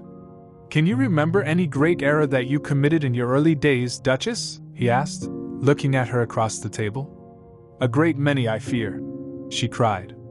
Then commit them over again, he said gravely. To get back one's youth, one has merely to repeat one's follies. A delightful theory, she exclaimed. I must put it into practice. A dangerous theory, came from Sir Thomas's tight lips. Lady Agatha shook her head, but could not help being amused. Mr. Erskine listened. Yes, he continued, that is one of the great secrets of life. Nowadays most people die of a sort of creeping common sense, and discover when it is too late that the only things one never regrets are one's mistakes. A laugh ran round the table. He played with the idea, and grew willful, tossed it into the air and transformed it, let it escape and recaptured it, made it iridescent with fancy, and winged it with paradox. The praise of folly, as he went on, soared into a philosophy, and philosophy herself became young, and catching the mad music of pleasure, wearing, one might fancy, her wine-stained robe and wreath of ivy, danced like a bacchantias over the hills of life, and mocked the slow Silnasad for being sober. Facts fled before her like frightened forest things. Her white feet trod the huge press at which wise Omrau sits, till the seething grape juice rose round her bare limbs in waves of purple bubbles, or crawled in red foam over the vat's black, dripping, sloping sides. It was an extraordinary improvisation. He felt that the eyes of Dorian Gray were fixed on him, and the consciousness that among his audience there was one whose temperament he wished to fascinate, seemed to give his wit keenness, and to lend color to his imagination. He was brilliant, fantastic, irresponsible. He charmed his listeners out of themselves, and they followed his pipe laughing. Av. Dorian Gray never took his gaze off him, but sat like one under a spell, smiles chasing each other over his lips, and wonder growing grave in his darkening eyes. At last, liveried in the costume of the age, reality entered the room in the shape of a servant to tell the Duchess that her carriage was waiting. She wrung her hands in mock despair. How annoying! She cried. I must go. I have to call for my husband at the club, to take him to some absurd meeting at Willis's rooms, where he is going to be in the chair. If I am late he is sure to be furious, and I couldn't have a scene in this bonnet. It is far too fragile. A harsh word would ruin it. No, I must go, dear Agatha. Goodbye, Lord Henry, you are quite delightful, and dreadfully demoralizing. I am sure I don't know what to say about your views. You must come and dine with us some night. Tuesday? Are you disengaged Tuesday? For you I would throw over anybody, Duchess, said Lord Henry, with a bow. Ah, that is very nice, and very wrong of you, she cried. So mind you come. And she swept out of the room, followed by Lady Agatha and the other ladies. When Lord Henry had sat down again, Mr. Erskine moved round, and taking a chair close to him, placed his hand upon his arm. You talk books away, he said. Why don't you write one? I am too fond of reading books to care to write them, Mr. Erskine. I should like to write a novel, certainly, a novel that would be as lovely as a Persian carpet and as unreal. But there is no literary public in England for anything except newspapers, primers, and encyclopedias. Of all people in the world, the English have the least sense of the beauty of literature. I fear you are right, answered Mr. Erskine. I myself used to have literary ambitions, but I gave them up long ago. And now, my dear young friend, if you will allow me to call you so, may I ask if you really meant all that you said to us at lunch? I quite forget what I said, smiled Lord Henry. Was it all very bad? Very bad indeed. In fact, I consider you extremely dangerous, and if anything happens to our good Duchess we shall all look on you as being primarily responsible.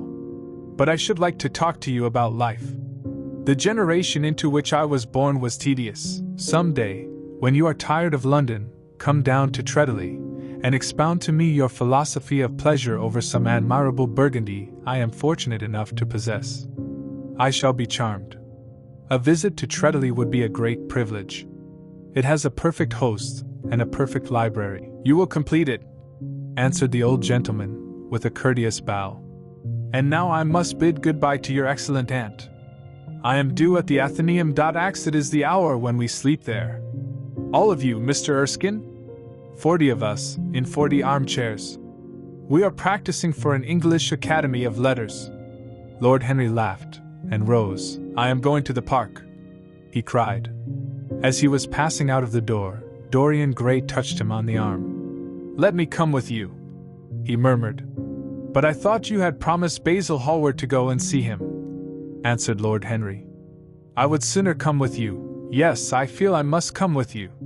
Do let me, and you will promise to talk to me all the time? No one talks so wonderfully as you do. Ah, I have talked quite enough for today, said Lord Henry, smiling. All I want now is to look at life. You may come and look at it with me, if you care to. Chapter 4. One afternoon, a month later, Dorian Gray was reclining in a luxurious armchair in the little library of Lord Henry's house in Mayfair. It was, in its way, a very charming room, with its high-paneled wainscoting of olive-stained oak, its cream-colored frieze and ceiling of raised plasterwork, and its brick-dust felt carpet strewn with silk long-fringed Persian rugs. On a tiny satinwood table stood a statuette by Clodion, and beside it lay a copy of Les Cent Nouvelles, bound for Margaret of Valois by Clovis Eve, and powdered with the gilt daisies that Queen had selected for her device. 6 Some large blue china jars and parrot tulips were arranged on the mantelshelf, and through the small leaded panes of the window streamed the apricot-colored light of a summer day in London. Lord Henry had not yet come in. He was always late on principle, his principle being that punctuality is the thief of time. So the lad was looking rather sulky, as with listless fingers he turned over the pages of an elaborately illustrated edition of Manon Lescaut, that he had found in one of the bookcases. The formal monotonous ticking of the Louis Quatorziers clock annoyed him. Once or twice he thought of going away. At last he heard a step outside, and the door opened. "How late you are, Harry!" he murmured. "I am afraid it is not Harry, Mr. Gray," answered a shrill voice. He glanced quickly round, and rose to his feet. "I beg your pardon. You thought it was my husband. It is only his wife. You must let me introduce myself. I know you quite well by your photographs. I think my husband has got 17 of them." "Not 17, Lady Henry? Well, 18 then. And I saw you with him the other night at the opera." She laughed nervously as she spoke, and watched him with her vague forget-me-not eyes. She was a curious woman, whose dresses always looked as if they had been designed in a rage and put on in a tempest. She was usually in love with somebody, and, as her passion was never returned, she had kept all her illusions. She tried to look picturesque, but only succeeded in being untidy. Her name was Victoria, and she had a perfect mania for going to church. "That was at Lohengrin, Lady Henry, I think." "Yes, it was at dear Lohengrin. I like Wagner's music better than anybody's. It is so loud that one can talk the whole time without other people hearing what one says. That is a great advantage, don't you think so, Mr. Gray?" The same nervous staccato laugh broke from her thin lips, and her fingers began to play with a long tortoise-shell paper knife. Dorian smiled, and shook his head. "I am afraid I don't think so, Lady Henry. I never talk during music, at least, during good music. If one hears bad music, it is one's duty to drown it in conversation." "Ah, that is one of Harry's views, isn't it, Mr. Gray? I always hear Harry's views from his friends. It is the only way I get to know of them. But you must not think I don't like good music. I adore it, but I am afraid of it. It makes me too romantic. I have simply worshipped pianists, 2 at a time, sometimes, Harry tells me. I don't know what it is about them. Perhaps it is that they are foreigners. They all are, ain't they? Even those that are born in England become foreigners after a time, don't they? It is so clever of them, and such a compliment to art. Makes it quite cosmopolitan, doesn't it? You have never been to any of my parties, have you, Mr. Gray? You must come. I can't afford orchids, but I spare no expense in foreigners. They make one's rooms look so picturesque. But here is Harry. Harry, I came in to look for you, to ask you something. I forget what it was, and I found Mr. Gray here. We have had such a pleasant chat about music. We have quite the same ideas. No, I think our ideas are quite different. But he has been most pleasant. I am so glad I've seen him. I am charmed, my love, quite charmed," said Lord Henry, elevating his dark crescent-shaped eyebrows and looking at them both with an amused smile. "So sorry I am late, Dorian. I went to look after a piece of old brocade in Wardour Street, BC, and had to bargain for hours for it. Nowadays people know the price of everything, and the value of nothing. BD, I am afraid I must be going," exclaimed Lady Henry, breaking an awkward silence with her silly sudden laugh. "I have promised to drive with the Duchess. Goodbye, Mr. Gray." "Goodbye, Harry. You are dining out, I suppose?" "So am I. Perhaps I shall see you at Lady Thornberry's?" "I dare say, my dear," said Lord Henry, shutting the door behind her, as, looking like a bird of paradise that had been out all night in the rain, she flitted out of the room, leaving a faint odor of frangipani. Then he lit a cigarette and flung himself down on the sofa. "Never marry a woman with straw-colored hair, Dorian," he said after a few puffs. "Why, Harry?" "Because they are so sentimental. But I like sentimental people." "Never marry at all, Dorian. Men marry because they are tired, women because they are curious. Both are disappointed. I don't think I am likely to marry, Harry. I am too much in love." "That is one of your aphorisms. I am putting it into practice, as I do everything you say." "Who are you in love with?" asked Lord Henry, after a pause. "With an actress," said Dorian Gray, blushing. Lord Henry shrugged his shoulders. "That is a rather commonplace debut. You would not say so if you saw her, Harry." "Who is she?" "Her name is Sybil Vane." "Never heard of her." "No one has. People will some day, however." "She is a genius." "My dear boy, no woman is a genius. Women are a decorative sex. They never have anything to say, but they say it charmingly. Women represent the triumph of matter over mind, just as men represent the triumph of mind over morals." "Harry, how can you?" "My dear Dorian, it is quite true. I am analyzing women at present, so I ought to know. The subject is not so abstruse as I thought it was. I find that, ultimately, there are only two kinds of women, the plain and the colored. The plain women are very useful. If you want to gain a reputation for respectability, you have merely to take them down to supper. The other women are very charming. They commit one mistake, however. They paint in order to try and look young. Our grandmothers painted in order to try and talk brilliantly. Rouge and espadrille used to go together. That is all over now. As long as a woman can look 10 years younger than her own daughter, she is perfectly satisfied. As for conversation, there are only 5 women in London worth talking to, and 2 of these can't be admitted into decent society. However, tell me about your genius. How long have you known her?" "Ah, Harry, your views terrify me. Never mind that. How long have you known her?" "About 3 weeks." "And where did you come across her?" "I will tell you, Harry, but you mustn't be unsympathetic about it. After all, it never would have happened if I had not met you. You filled me with a wild desire to know everything about life. For days after I met you, something seemed to throb in my veins. As I lounged in the park, or strolled down Piccadilly, I used to look at every one who passed me, and wonder, with a mad curiosity, what sort of lives they led. Some of them fascinated me. Others filled me with terror. There was an exquisite poison in the air. I had a passion for sensations. Well, one evening about 7 o'clock I determined to go out in search of some adventure. I felt that this grey, monstrous London of ours, with its myriads of people, its sordid sinners, and its splendid sins, as you once phrased, must have something in store for me. I fancied 1,000 things. The mere danger gave me a sense of delight. I remembered what you had said to me on that wonderful evening when we first dined together, about the search for beauty being the real secret of life. I don't know what I expected, but I went out and wandered eastward, soon losing my way in a labyrinth of grimy streets and black, grassless squares. About 8:30 I passed by an absurd little theater, with great flaring gas jets and gaudy playbills. A hideous Jew, in the most amazing waistcoat I ever beheld in my life, was standing at the entrance, smoking a vile cigar.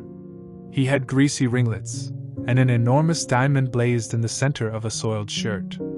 "Ave a box, my lord," he said when he saw me, and he took off his hat with an act of gorgeous civility. There was something about him, Harry, that amused me. He was such a monster. You will laugh at me, I know, but I really went in and paid a whole guinea for the stage box. To the present day I can't make out why I did so, and yet if I hadn't, my dear Harry, if I hadn't, I would have missed the greatest romance of my life. I see you are laughing. It is horrid of you. I am not laughing, Dorian, at least I am not laughing at you. But you should not say the greatest romance of your life. You should say the first romance of your life.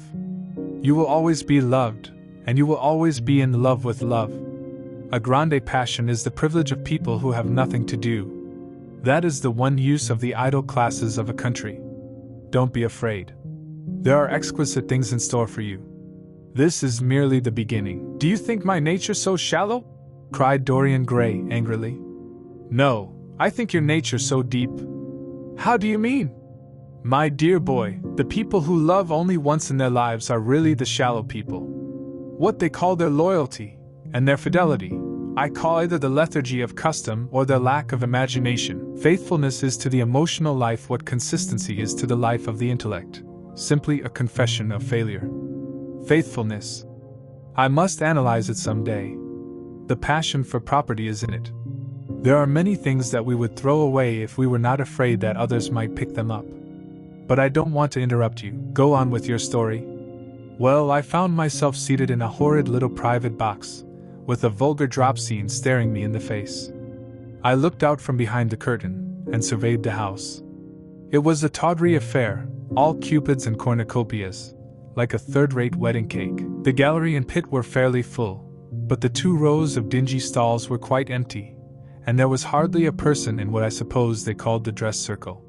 Women went about with oranges and ginger beer, and there was a terrible consumption of nuts going on. It must have been just like the palmy days of the British drama, just like, I should fancy, and very depressing. I began to wonder what on earth I should do, when I caught sight of the playbill. What do you think the play was, Harry? I should think The Idiot Boy, or Dumb but Innocent. By our fathers used to like that sort of piece, I believe. The longer I live, Dorian, the more keenly I feel that whatever was good enough for our fathers is not good enough for us. In art, as in politics, les grands-pères ont toujours tort. BJ, this play was good enough for us, Harry. It was Romeo and Juliet. I must admit that I was rather annoyed at the idea of seeing Shakespeare done in such a wretched hole of a place. Still, I felt interested, in a sort of way. At any rate, I determined to wait for the first act. There was a dreadful orchestra, presided over by a young Hebrew who sat at a cracked piano, that nearly drove me away, but at last the drop scene was drawn up, and the play began. Romeo was a stout elderly gentleman, with corked eyebrows, a husky tragedy voice, and a figure like a beer barrel. Mercutio was almost as bad. He was played by the low comedian, who had introduced gags of his own and was on most friendly terms with the pit. They were both as grotesque as the scenery, and that looked as if it had come out of a country booth. But Juliet, Harry, imagine a girl, hardly 17 years of age, with a little flower-like face, a small Greek head with plaited coils of dark brown hair, eyes that were violet wells of passion, lips that were like the petals of a rose. 7 She was the loveliest thing I had ever seen in my life. You said to me once that pathos left you unmoved, but that beauty, mere beauty, could fill your eyes with tears. I tell you, Harry, I could hardly see this girl for the mist of tears that came across me. And her voice. I never heard such a voice. It was very low at first, with deep mellow notes, that seemed to fall singly upon one's ear. Then it became a little louder, and sounded like a flute or a distant hobo. Bm in the garden scene it had all the tremulous ecstasy that one hears just before dawn when nightingales are singing. There were moments, later on, when it had the wild passion of violins. You know how a voice can stir one. Your voice and the voice of Sybil Vane are two things that I shall never forget. When I close my eyes, I hear them, and each of them says something different. I don't know which to follow. Why should I not love her? Harry, I do love her. She is everything to me in life. Night after night I go to see her play. One evening she is Rosalind, and the next evening she is Imogen. I have seen her die in the gloom of an Italian tomb, sucking the poison from her lover's lips. I have watched her wandering through the forest of Arden, disguised as a pretty boy in hose and doublet and dainty cap. She has been mad, and has come into the presence of a guilty king, and given him rue to wear, and bitter herbs to taste of. She has been innocent, and the black hands of jealousy have crushed her reed-like throat. 8 I have seen her in every age and in every costume. Ordinary women never appear to one's imagination. They are limited to their century. No glamour ever transfigures them. One knows their minds as easily as one knows their bonnets. One can always find them. There is no mystery in any of them. They ride in the park in the morning, and chatter at tea parties in the afternoon. They have their stereotyped smile and their fashionable manner. They are quite obvious. But an actress? How different an actress is! Harry, why didn't you tell me that the only thing worth loving is an actress? Because I have loved so many of them, Dorian. Oh yes, horrid people with dyed hair and painted faces. Don't run down dyed hair and painted faces. There is an extraordinary charm in them, sometimes, said Lord Henry. I wish now I had not told you about Sybil Vane. You could not have helped telling me, Dorian. All through your life you will tell me everything you do. Yes, Harry, I believe that is true. I cannot help telling you things. You have a curious influence over me. If I ever did a crime, I would come and confess it to you. You would understand me. People like you, the willful sunbeams of life, don't commit crimes, Dorian. But I am much obliged for the compliment, all the same. And now tell me, reach me the matches like a good boy. Thanks. What are your actual relations with Sybil Vane? Dorian Gray leaped to his feet, with flushed cheeks and burning eyes. Harry, Sybil Vane is sacred. It is only the sacred things that are worth touching, Dorian, said Lord Henry, with a strange touch of pathos in his voice. But why should you be annoyed? I suppose she will belong to you someday. When one is in love, one always begins by deceiving oneself, and one always ends by deceiving others. That is what the world calls a romance. You know her, at any rate, I suppose? Of course I know her. On the first night I was at the theater, the horrid old Jew came round to the box after the performance was over, and offered to take me behind the scenes and introduce me to her. I was furious with him, and told him that Juliet had been dead for hundreds of years, and that her body was lying in a marble tomb in Verona. And I think, from his blank look of amazement, that he was under the impression that I had taken too much champagne, or something. I am not surprised. Then he asked me if I wrote for any of the newspapers. I told him I never even read them. He seemed terribly disappointed at that, and confided to me that all the dramatic critics were in a conspiracy against him, and that they were every one of them to be bought. I should not wonder if he was quite right there, but on the other hand, judging from their appearance, most of them cannot be at all expensive. Well, he seemed to think they were beyond his means, laughed Dorian. By this time, however, the lights were being put out in the theater, and I had to go. He wanted me to try some cigars that he strongly recommended. I declined. The next night, of course, I arrived at the place again. When he saw me, he made me a low bow, and assured me that I was a munificent patron of art. He was a most offensive brute, though he had an extraordinary passion for Shakespeare. He told me once, with an air of pride, that his 5 bankruptcies were entirely due to the bard, as he insisted on calling him. He seemed to think it a distinction. It was a distinction, my dear Dorian, a great distinction. Most people become bankrupt through having invested too heavily in the prose of life. To have ruined oneself over poetry is an honor. But when did you first speak to Miss Sybil Vane? The third night. She had been playing Rosalind. I could not help going round. I had thrown her some flowers, and she had looked at me. At least, I fancied that she had. The old Jew was persistent. He seemed determined to take me behind, so I consented. It was curious my not wanting to know her, wasn't it? No, I don't think so. My dear Harry, why? I will tell you some other time. Now I want to know about the girl. Sybil? Oh, she was so shy, and so gentle. There is something of a child about her. Her eyes opened wide in exquisite wonder when I told her what I thought of her performance, and she seemed quite unconscious of her power. I think we were both rather nervous. The old Jew stood grinning at the doorway of the dusty green room, making elaborate speeches about us both, while we stood looking at each other like children. He would insist on calling me my lord, so I had to assure Sybil that I was not anything of the kind. She said quite simply to me, "You look more like a prince. I must call you Prince Charming." Upon my word, Dorian, Miss Sybil knows how to pay compliments. You don't understand her, Harry. She regarded me merely as a person in a play. She knows nothing of life. She lives with her mother, a faded, tired woman who played Lady Capuletbo in a sort of magenta dressing wrapper on the first night, and looks as if she had seen better days. I know that look.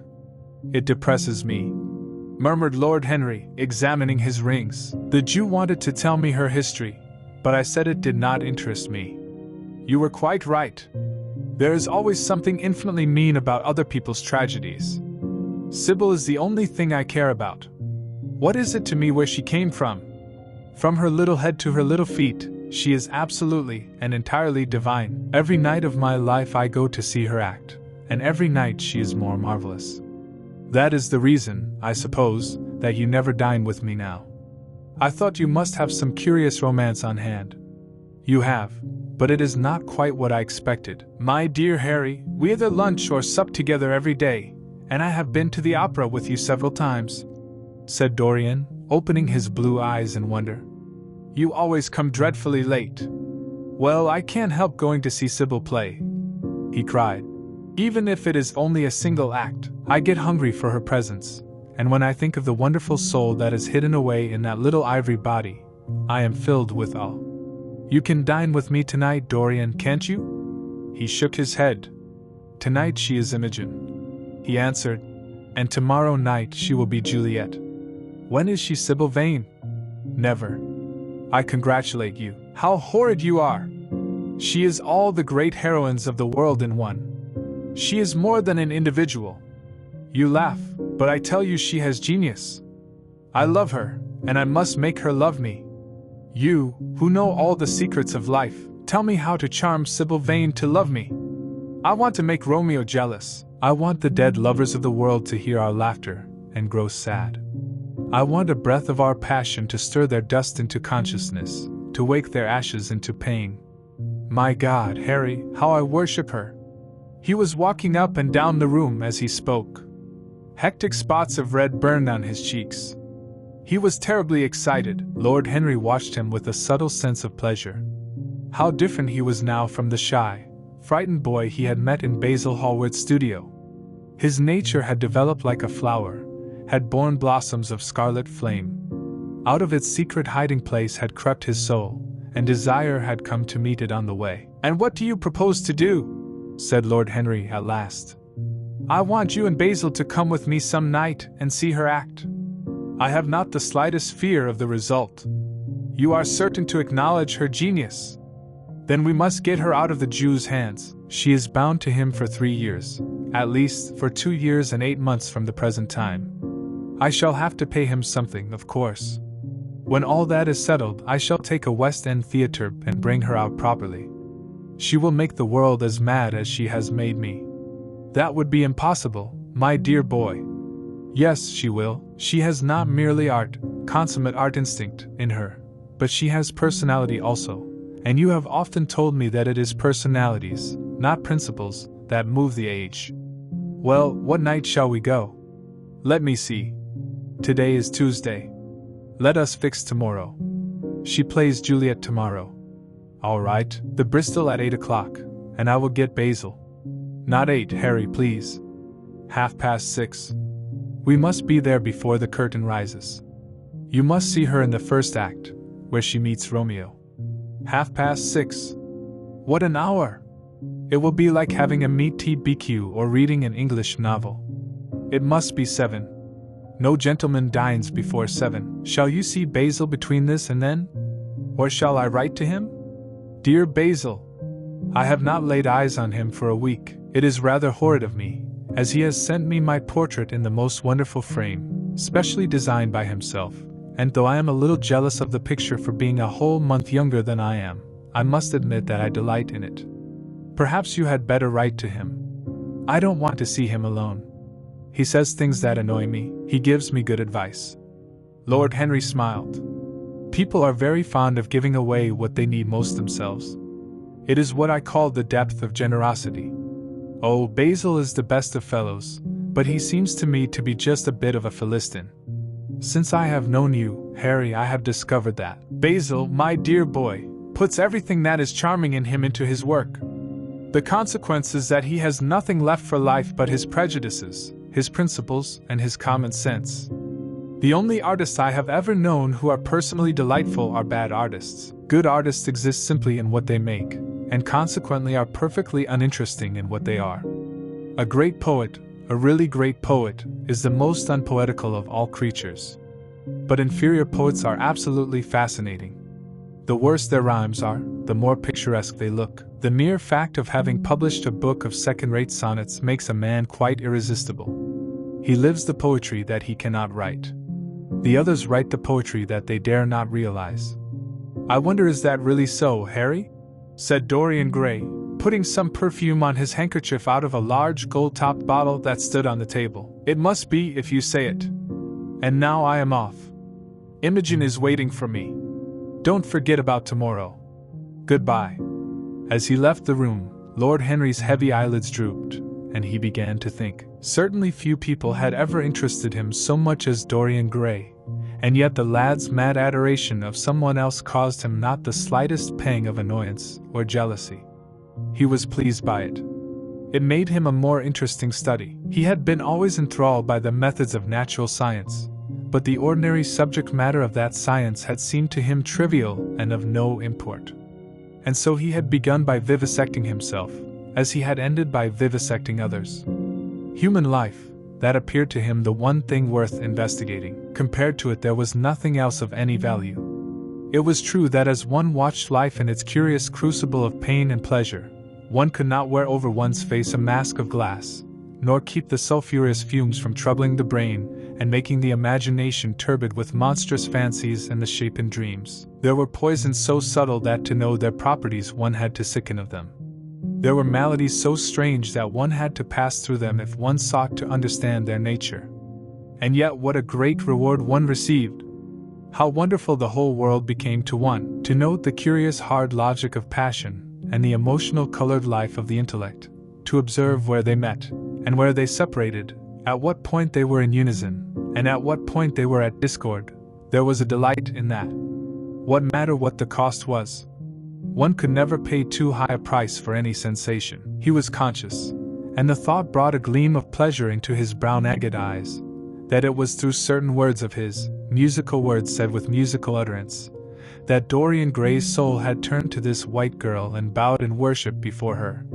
To a large extent, the lad was his own creation. He had made him premature. That was something. Ordinary people waited till life disclosed to them its secrets, but to the few, to the elect, the mysteries of life were revealed before the veil was drawn away. Sometimes this was the effect of art, and chiefly of the art of literature, which dealt immediately with the passions and the intellect. But now and then a complex personality took the place and assumed the office of art, was indeed, in its way, a real work of art, life having its elaborate masterpieces, just as poetry has, or sculpture or painting. Yes, the lad was premature. He was gathering his harvest while it was yet spring. The pulse and passion of youth were in him, but he was becoming self-conscious. It was delightful to watch him.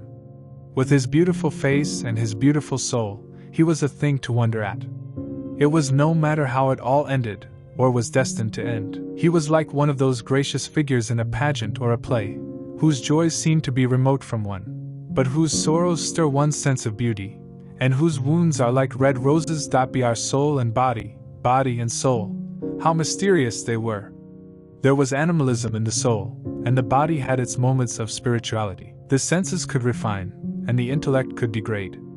Who could say where the fleshly impulse ceased, or the psychical impulse began? How shallow were the arbitrary definitions of ordinary psychologists? And yet how difficult to decide between the claims of the various schools. Was the soul a shadow seated in the house of sin, or was the body really in the soul, as Giordano Bruno thought? 9. The separation of spirit from matter was a mystery, and the union of spirit with matter was a mystery also.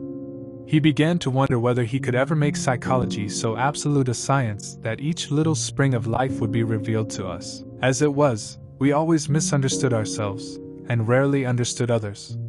Experience was of no ethical value. It was merely the name men gave to their mistakes. BS moralists had, as a rule, regarded it as a mode of warning, had claimed for it a certain ethical efficacy in the formation of character, had praised it as something that taught us what to follow and showed us what to avoid. But there was no motive power in experience. It was as little of an active cause as conscience itself. All that it really demonstrated was that our future would be the same as our past, and that the sin we had done once, and with loathing, we would do many times, and with joy. It was clear to him that the experimental method was the only method by which one could arrive at any scientific analysis of the passions. And certainly Dorian Gray was a subject made to his hand, and seemed to promise rich and fruitful results. His sudden mad love for Sybil Vane was a psychological phenomenon of no small interest. There was no doubt that curiosity had much to do with it, curiosity and the desire for new experiences. Yet it was not a simple but rather a very complex passion. What there was in it of the purely sensuous instinct of boyhood had been transformed by the workings of the imagination, changed into something that seemed to the lad himself to be remote from sense, and was for that very reason all the more dangerous. It was the passions about whose origin we deceived ourselves that tyrannized most strongly over us. Our weakest motives were those of whose nature we were conscious. It often happened that when we thought we were experimenting on others, we were really experimenting on ourselves. While Lord Henry sat dreaming on these things, a knock came to the door, and his valet entered, and reminded him it was time to dress for dinner. He got up and looked out into the street. The sunset had smitten into scarlet gold the upper windows of the houses opposite. The panes glowed like plates of heated metal. The sky above was like a faded rose. He thought of his friend's young fiery-colored life, and wondered how it was all going to end. When he arrived home, about 12:30, he saw a telegram lying on the hall table. He opened it, and found it was from Dorian Gray. It was to tell him that he was engaged to be married to Sybil Vane. Chapter 5. Mother, I am so happy!" whispered the girl, burying her face in the lap of the faded, tired-looking woman who, with back turned to the shrill intrusive light, was sitting in the one armchair that their dingy sitting room contained. "I am so happy!" she repeated. "And you must be happy too." Mrs. Vane winced, and put her thin bismuth-whitened hands on her daughter's head. "Happy!" she echoed. "I am only happy, Sybil, when I see you act. You must not think of anything but your acting. Mr. Isaacs has been very good to us, and we owe him money." The girl looked up and pouted. "Money, mother!" she cried. "What does money matter? Love is more than money. Mr. Isaacs has advanced us £50 to pay off our debts, and to get a proper outfit for James. You must not forget that, Sybil. £50 is a very large sum. Mr. Isaacs has been most considerate." "He is not a gentleman, mother, and I hate the way he talks to me," said the girl, rising to her feet and going over to the window. "I don't know how we could manage without him," answered the elder woman, querulously. Sybil Vane tossed her head and laughed. "We don't want him any more, mother. Prince Charming rules life for us now." Then she paused. A rose shook in her blood and shadowed her cheeks. Quick breath parted the petals of her lips. They trembled. Some southern wind of passion swept over her and stirred the dainty folds of her dress. "I love him," she said simply. "Foolish child! Foolish child!"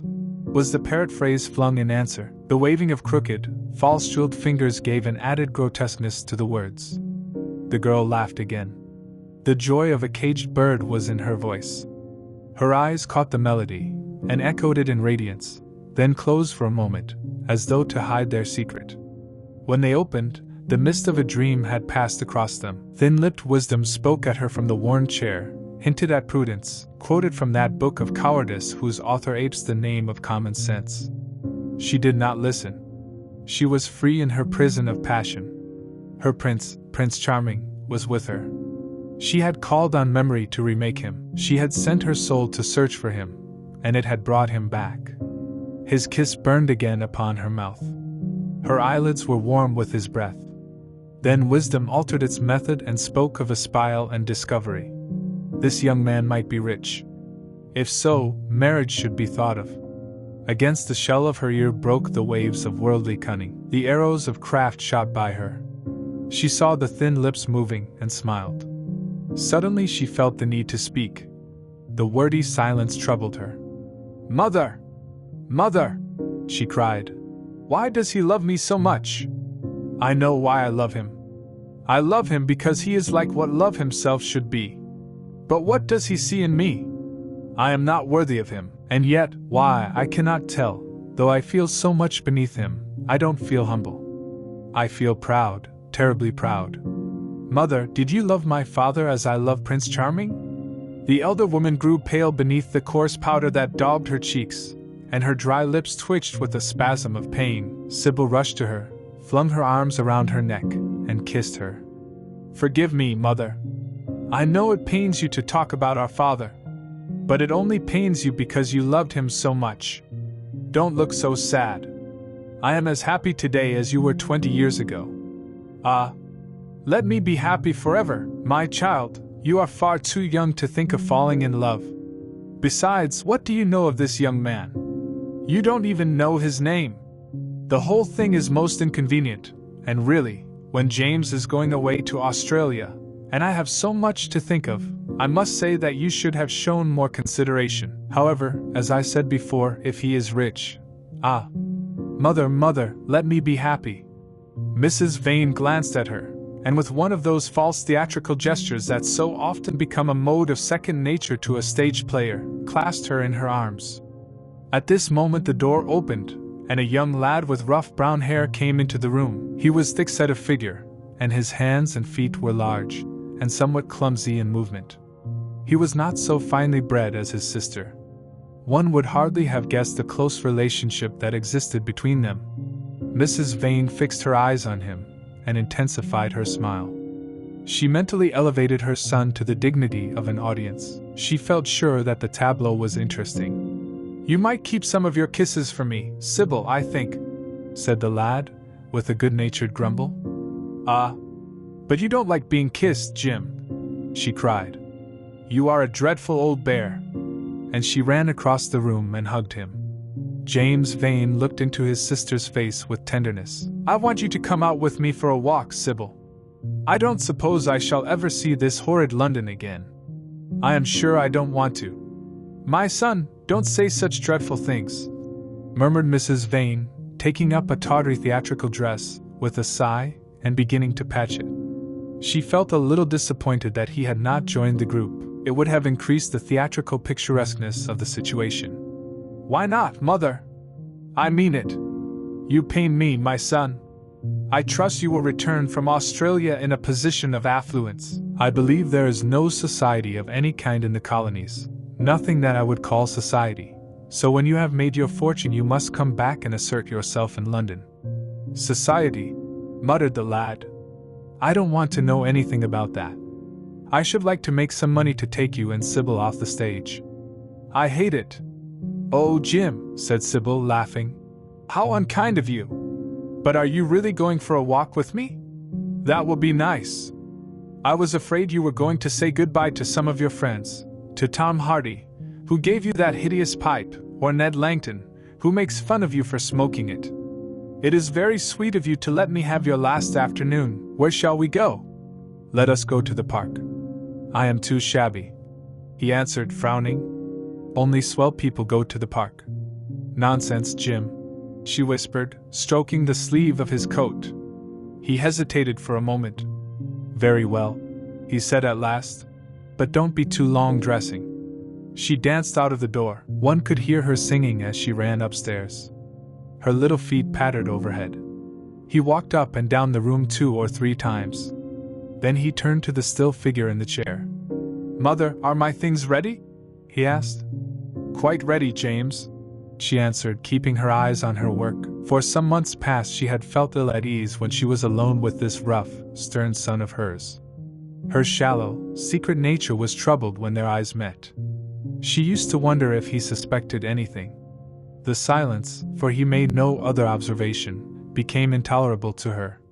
She began to complain. Women defend themselves by attacking, just as they attack by sudden and strange surrenders. "I hope you will be contented, James, with your seafaring life," she said. "You must remember that it is your own choice. You might have entered a solicitor's office. Solicitors are a very respectable class, and in the country often dine with the best families." "I hate offices, and I hate clerks," he replied. "But you are quite right. I have chosen my own life. All I say is, watch over Sybil. Don't let her come to any harm." "Mother, you must watch over her." "James, you really talk very strangely." "Of course I watch over Sybil. I hear a gentleman comes every night to the theater, and goes behind to talk to her." "Is that right?" "What about that?" "You are speaking about things you don't understand, James. In the profession we are accustomed to receive a great deal of most gratifying attention. I myself used to receive many bouquets at one time. That was when acting was really understood. As for Sybil, I do not know at present whether her attachment is serious or not. But there is no doubt that the young man in question is a perfect gentleman. He is always most polite to me. Besides, he has the appearance of being rich, and the flowers he sends are lovely." "You don't know his name, though?" said the lad harshly. "No," answered his mother, with a placid expression on her face. "He has not yet revealed his real name. I think it is quite romantic of him. He is probably a member of the aristocracy." James Vane bit his lip. "Watch over Sybil, mother!" he cried. "Watch over her! My son, you distress me very much. Sybil is always under my special care. Of course, if this gentleman is wealthy, there is no reason why she should not contract an alliance with him. I trust he is one of the aristocracy. He has all the appearance of it, I must say. It might be a most brilliant marriage for Sybil. They would make a charming couple. His good looks are really quite remarkable. Everybody notices them." The lad muttered something to himself, and drummed on the window pane with his coarse fingers. He had just turned round to say something, when the door opened, and Sybil ran in. "How serious you both are!" she cried. "What is the matter?" "Nothing," he answered. "I suppose one must be serious sometimes. Goodbye, mother. I will have my dinner at 5 o'clock. Everything is packed except my shirts, so you need not trouble." "Goodbye, my son," she answered, with a bow of strained stateliness. She was extremely annoyed at the tone he had adopted with her, and there was something in his look that had made her feel afraid. "Kiss me, mother," said the girl. Her flower-like lips touched the withered cheek, and warmed its frost. "My child! My child!" cried Mrs. Vane, looking up to the ceiling in search of an imaginary gallery. "Come, Sybil," said her brother impatiently. He hated his mother's affectations. They went out into the flickering wind-blown sunlight, and strolled down the dreary Euston Road. Bv The passers-by glanced in wonder at the sullen, heavy youth, who, in coarse, ill-fitting clothes, was in the company of such a graceful, refined-looking girl. He was like a common gardener walking with a rose. Jim frowned from time to time when he caught the inquisitive glance of some stranger. He had that dislike of being stared at which comes on geniuses late in life, and never leaves the commonplace. Sybil, however, was quite unconscious of the effect she was producing. Her love was trembling in laughter on her lips.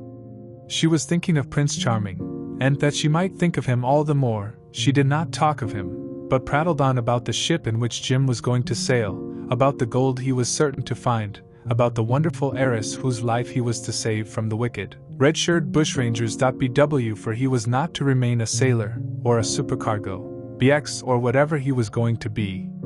Oh no! A sailor's existence was dreadful.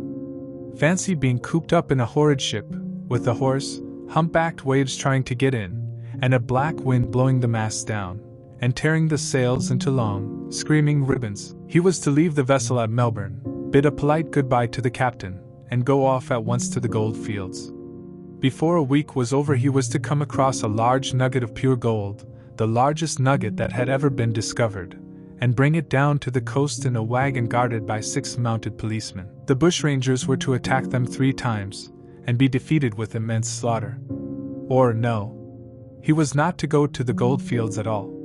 They were horrid places, where men got intoxicated, and shot each other in barrooms, and used bad language. He was to be a nice sheep farmer, and one evening, as he was riding home, he was to see the beautiful heiress being carried off by a robber on a black horse, and give chase, and rescue her. Of course she would fall in love with him, and he with her, and they would get married and come home, and live in an immense house in London. Yes, there were delightful things in store for him. But he must be very good and not lose his temper, or spend his money foolishly. She was only a year older than he was, but she knew so much more of life. He must be sure, also, to write to her by every mail, and to say his prayers each night before he went to sleep. God was very good, and would watch over him. She would pray for him, too, and in a few years he would come back quite rich and happy. The lad listened sulkily to her, and made no answer.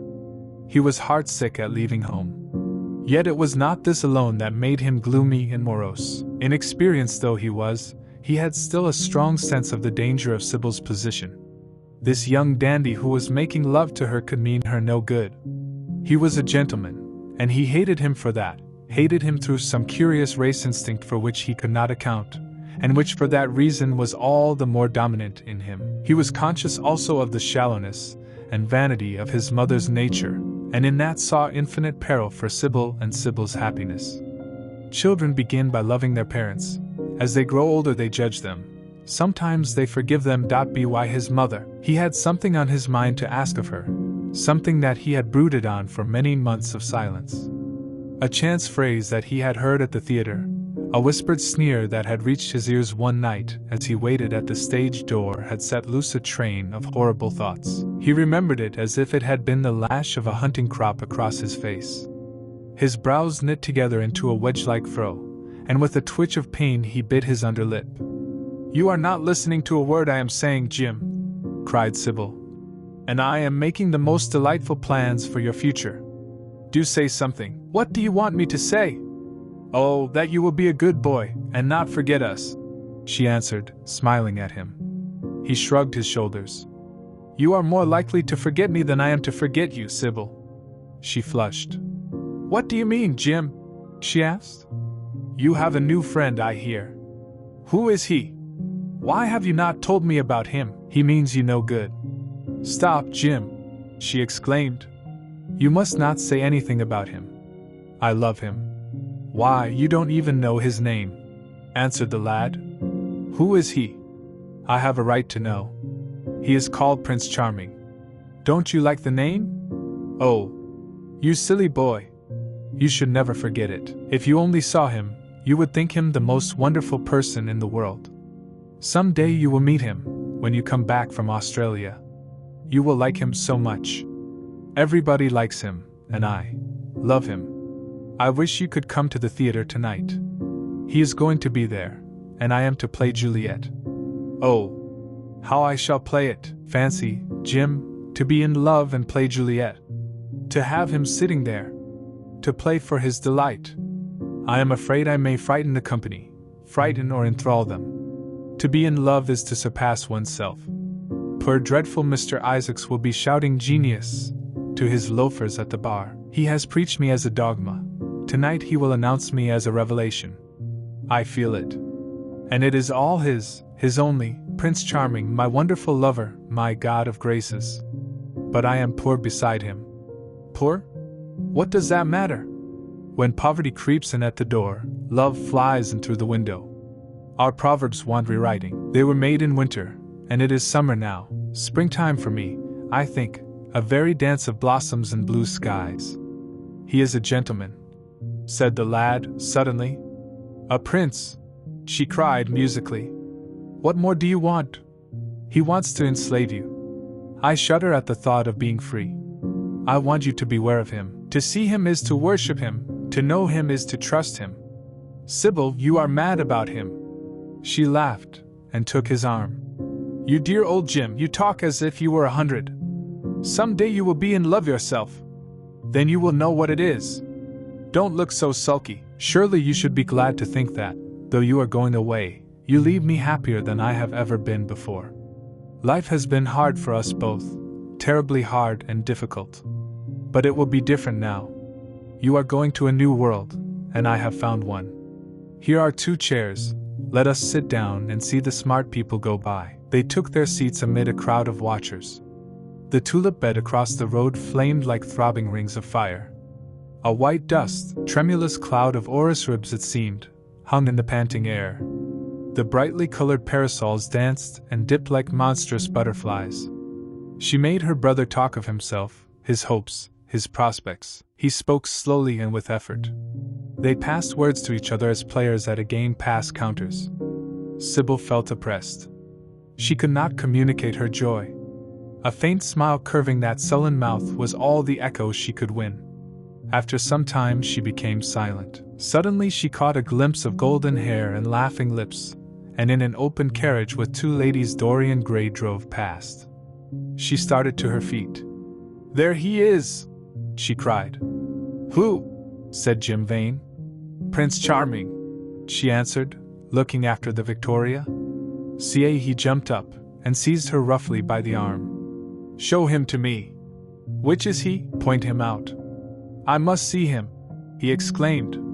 But at that moment the Duke of Berwick's 4-in-hand CB came between, and when it had left the space clear, the carriage had swept out of the park. "He is gone," murmured Sybil sadly. "I wish you had seen him. I wish I had, for as sure as there is a God in heaven, if he ever does you any wrong, I shall kill him." She looked at him in horror. He repeated his words. They cut the air like a dagger. The people round began to gape. A lady standing close to her tittered.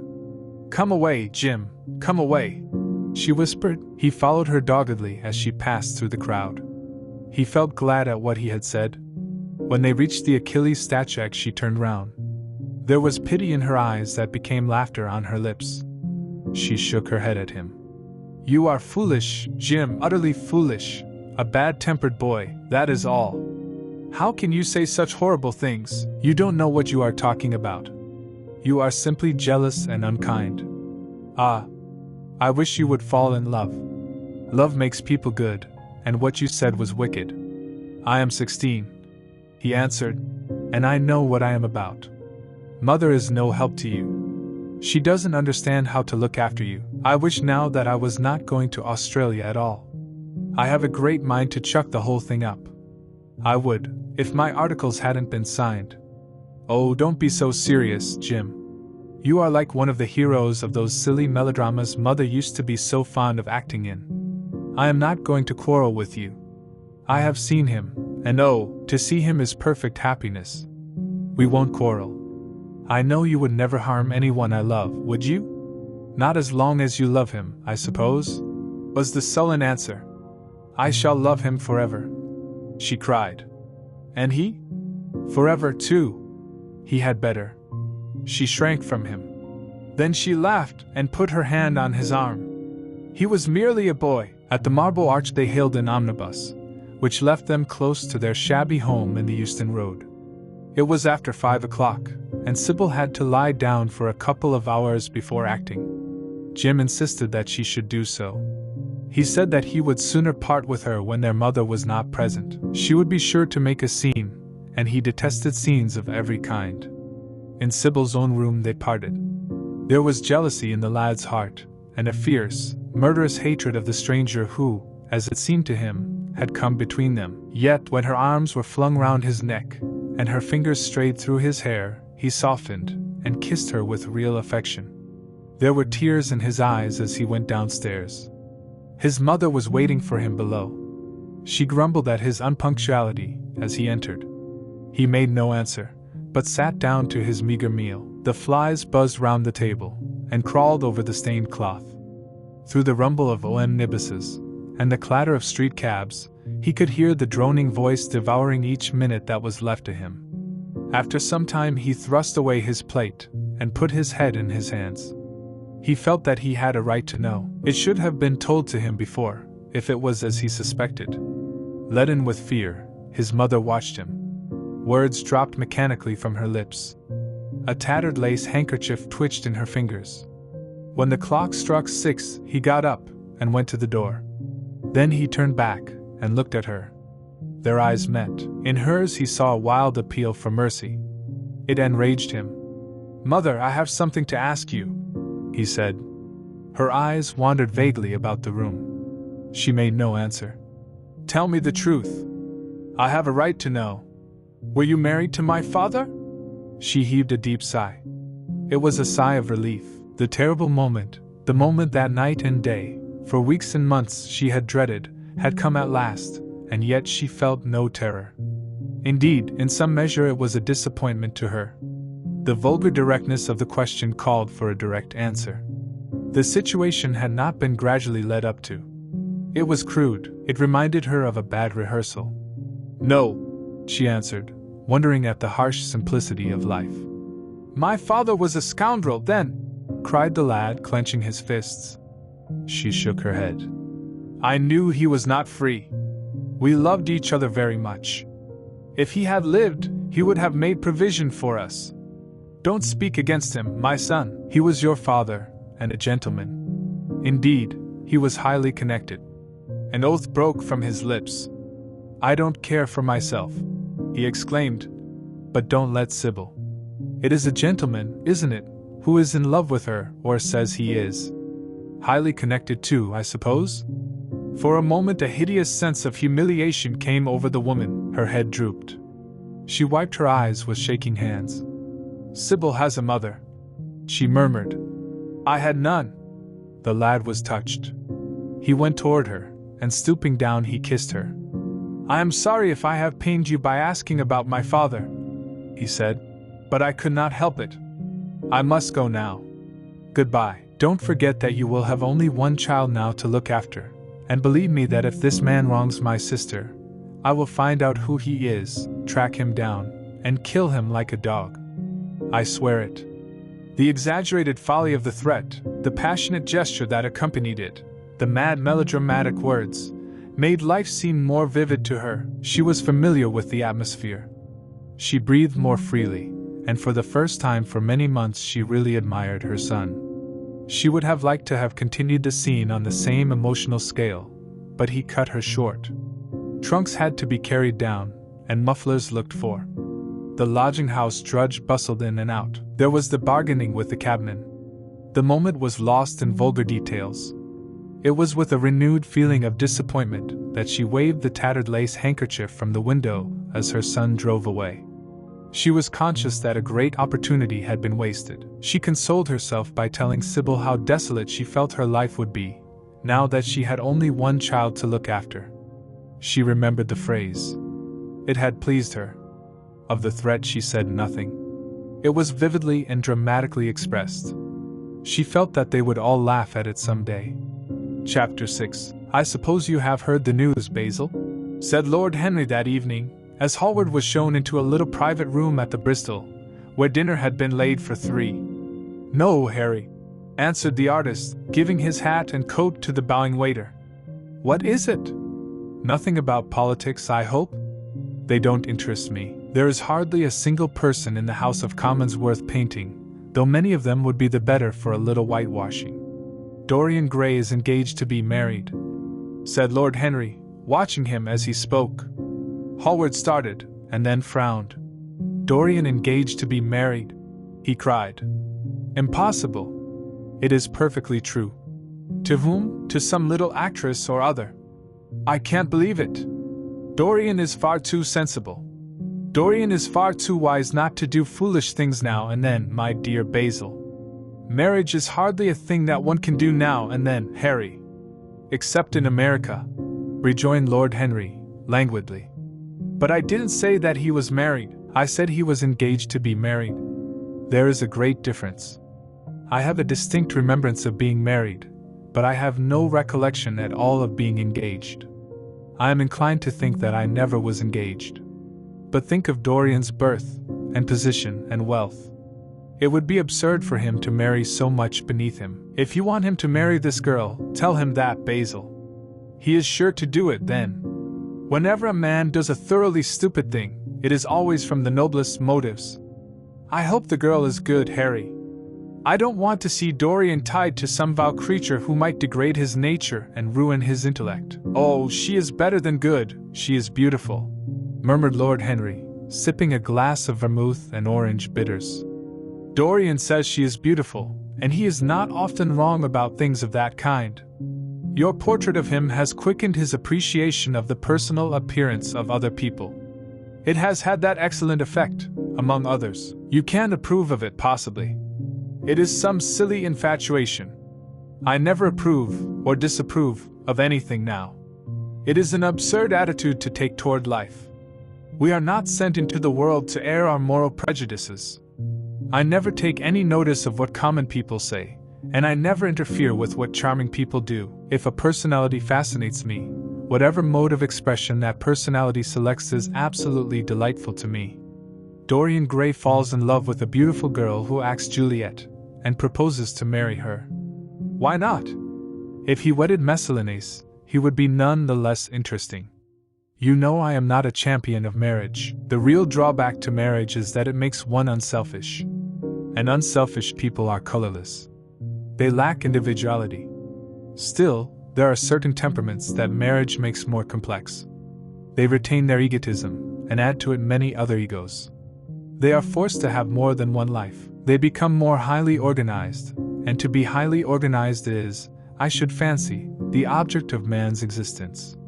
Besides, every experience is of value, and whatever one may say against marriage, it is certainly an experience. I hope that Dorian Gray will make this girl his wife, passionately adore her for 6 months, and then suddenly become fascinated by someone else. He would be a wonderful study. You don't mean a single word of all that, Harry, you know you don't. If Dorian Gray's life were spoiled, no one would be sorrier than yourself. You are much better than you pretend to be. Lord Henry laughed. The reason we all like to think so well of others is that we are all afraid for ourselves. The basis of optimism is sheer terror. We think that we are generous because we credit our neighbor with the possession of those virtues that are likely to be a benefit to us. We praise the banker that we may overdraw our account, and find good qualities in the highwayman in the hope that he may spare our pockets. I mean everything that I have said. I have the greatest contempt for optimism. As for a spoiled life, no life is spoiled but one whose growth is arrested. If you want to mar nature, you have merely to reform it. As for marriage, of course that would be silly, but there are other and more interesting bonds between men and women. I will certainly encourage them. They have the charm of being fashionable. But here is Dorian himself. He will tell you more than I can. My dear Harry, my dear Basil, you must both congratulate me, said the lad, throwing off his evening cape with its satin-lined wings, and shaking each of his friends by the hand in turn. I have never been so happy. Of course it is sudden, all really delightful things are, and yet it seems to me to be the one thing I have been looking for all my life. He was flushed with excitement and pleasure, and looked extraordinarily handsome. I hope you will always be very happy, Dorian, said Hallward, but I don't quite forgive you for not having let me know of your engagement. You let Harry know, and I don't forgive you for being late for dinner, broke in Lord Henry, putting his hand on the lad's shoulder, and smiling as he spoke. Come, let us sit down and try what the new chef here is like, and then you will tell us how it all came about. There is really not much to tell, cried Dorian, as they took their seats at the small round table. What happened was simply this. After I left you yesterday evening, Harry, I dressed, had some dinner at that little Italian restaurant in Rupert Street you introduced me to, and went down at 8 o'clock to the theater. Sybil was playing Rosalind.cg. Of course the scenery was dreadful, and the Orlandoc absurd. But Sybil, you should have seen her. When she came on in her boy's clothes she was perfectly wonderful. She wore a moss-colored velvet jerkin with cinnamon sleeves, slim brown cross-gartered hose, a dainty little green cap with a hawk's feather caught in a jewel, and a hooded cloak lined with dull red. She had never seemed to me more exquisite. She had all the delicate grace of that Tanagrassi figurine that you have in your studio, Basil. Her hair clustered round her face like dark leaves round a pale rose. As for her acting, well, you shall see her tonight. She is simply a born artist. I sat in the dingy box absolutely enthralled. I forgot that I was in London and in the 19th century. I was away with my love in a forest that no man had ever seen. After the performance was over, I went behind and spoke to her. As we were sitting together, suddenly there came into her eyes a look that I had never seen there before. My lips moved toward hers. We kissed each other. I can't describe to you what I felt at that moment. It seemed to me that all my life had been narrowed to one perfect point of rose-colored joy. She trembled all over, and shook like a white narcissus. Then she flung herself on her knees and kissed my hands. I feel that I should not tell you all this, but I can't help it. Of course our engagement is a dead secret. She has not even told her own mother. I don't know what my guardians will say. Lord Radley is sure to be furious. I don't care. I shall be of age in less than a year, and then I can do what I like.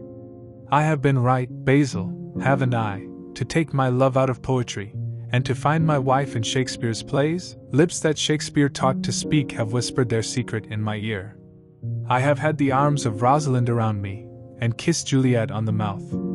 Yes, Dorian, I suppose you were right, said Hallward slowly. Have you seen her today? Asked Lord Henry.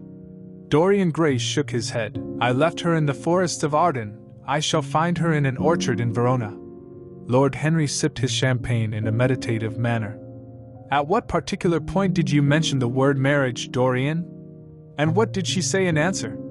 Perhaps you forgot all about it. My dear Harry, I did not treat it as a business transaction, and I did not make any formal proposal. I told her that I loved her, and she said she was not worthy to be my wife.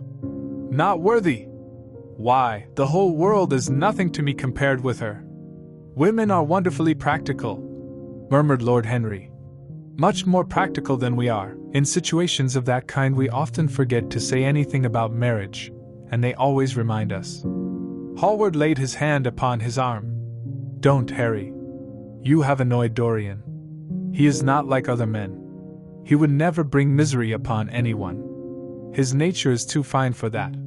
Lord Henry looked across the table. Dorian is never annoyed with me, he answered. I asked the question for the best reason possible. For the only reason, indeed, that excuses one for asking any question, simple curiosity. I have a theory that it is always the women who propose to us, and not we who propose to the women, except, of course, in middle-class life. But then the middle classes are not modern. Dorian Gray laughed, and tossed his head.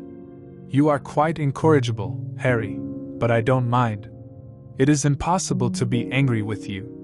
When you see Sybil Vane you will feel that the man who could wrong her would be a beast without a heart. I cannot understand how anyone can wish to shame the thing he loves. I love Sybil Vane. I want to place her on a pedestal of gold, and to see the world worship the woman who is mine. What is marriage? An irrevocable vow. You mock at it for that. Ah, don't mock. It is an irrevocable vow that I want to take. Her trust makes me faithful. Her belief makes me good. When I am with her, I regret all that you have taught me.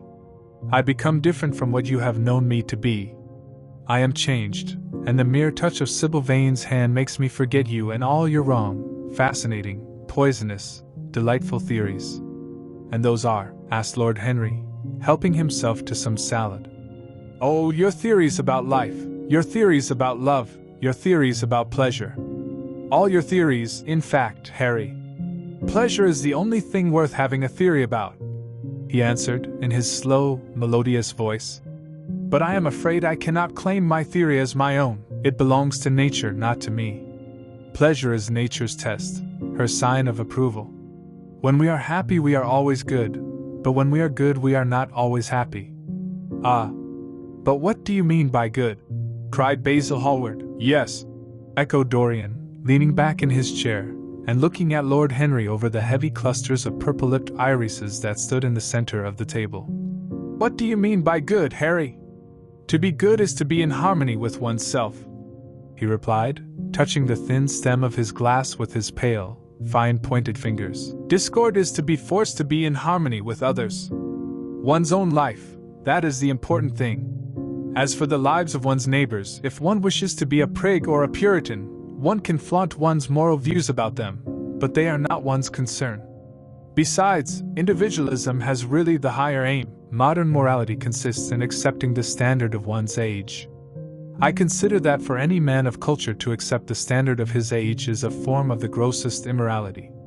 But surely if one lives merely for oneself, Harry, one pays a terrible price for doing so, suggested the painter.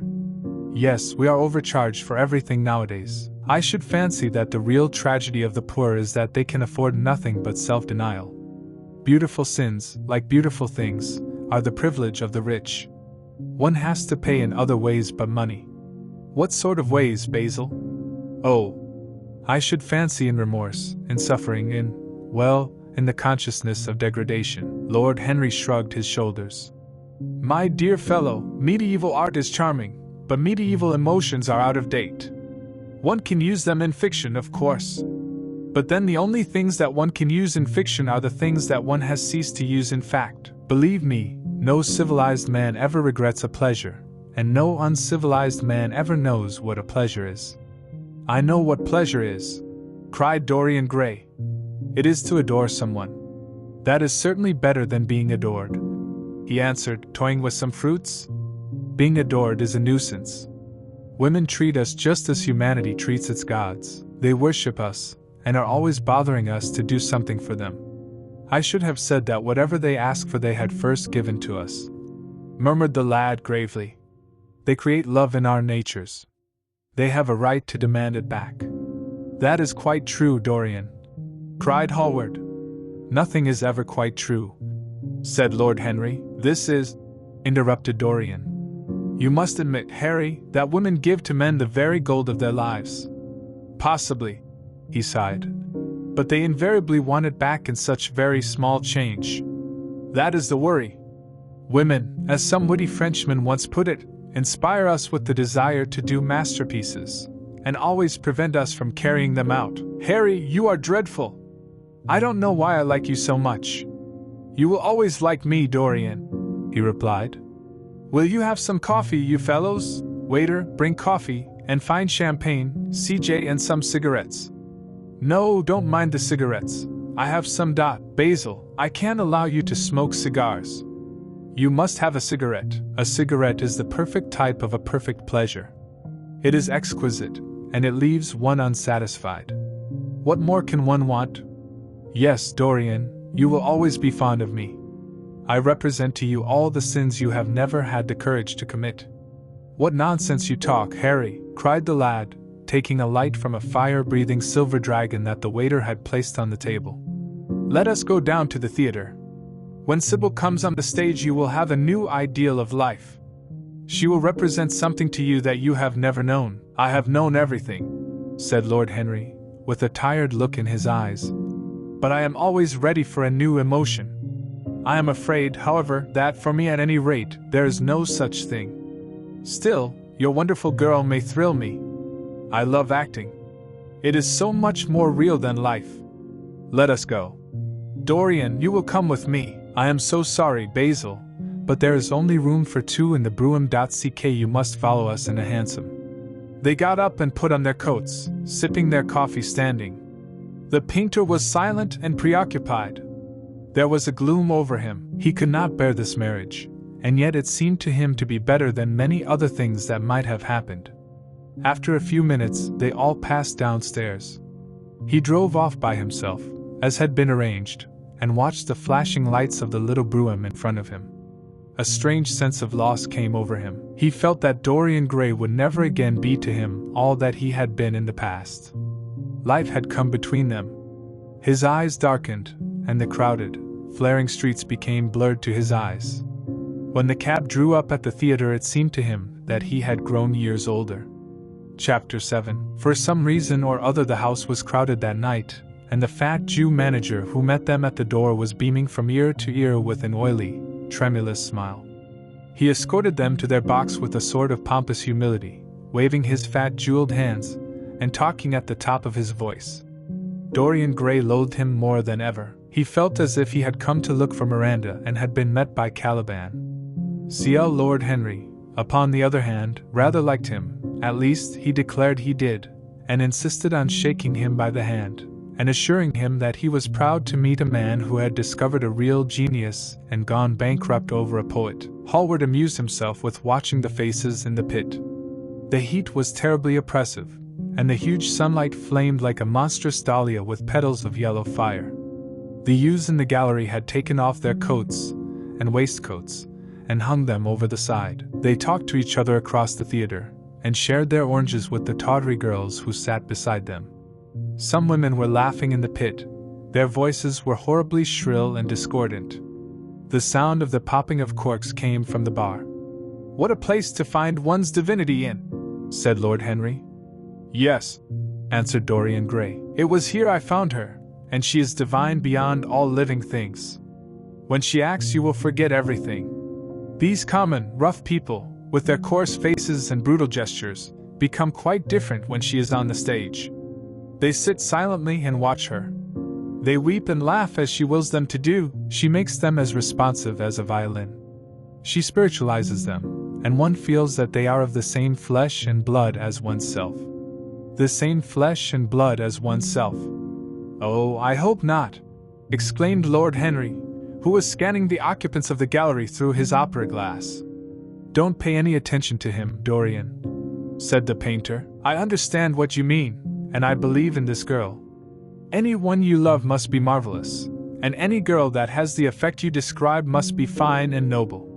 To spiritualize one's age, that is something worth doing. If this girl can give a soul to those who have lived without one, if she can create the sense of beauty in people whose lives have been sordid and ugly, if she can strip them of their selfishness and lend them tears for sorrows that are not their own, she is worthy of all your adoration, worthy of the adoration of the world. This marriage is quite right.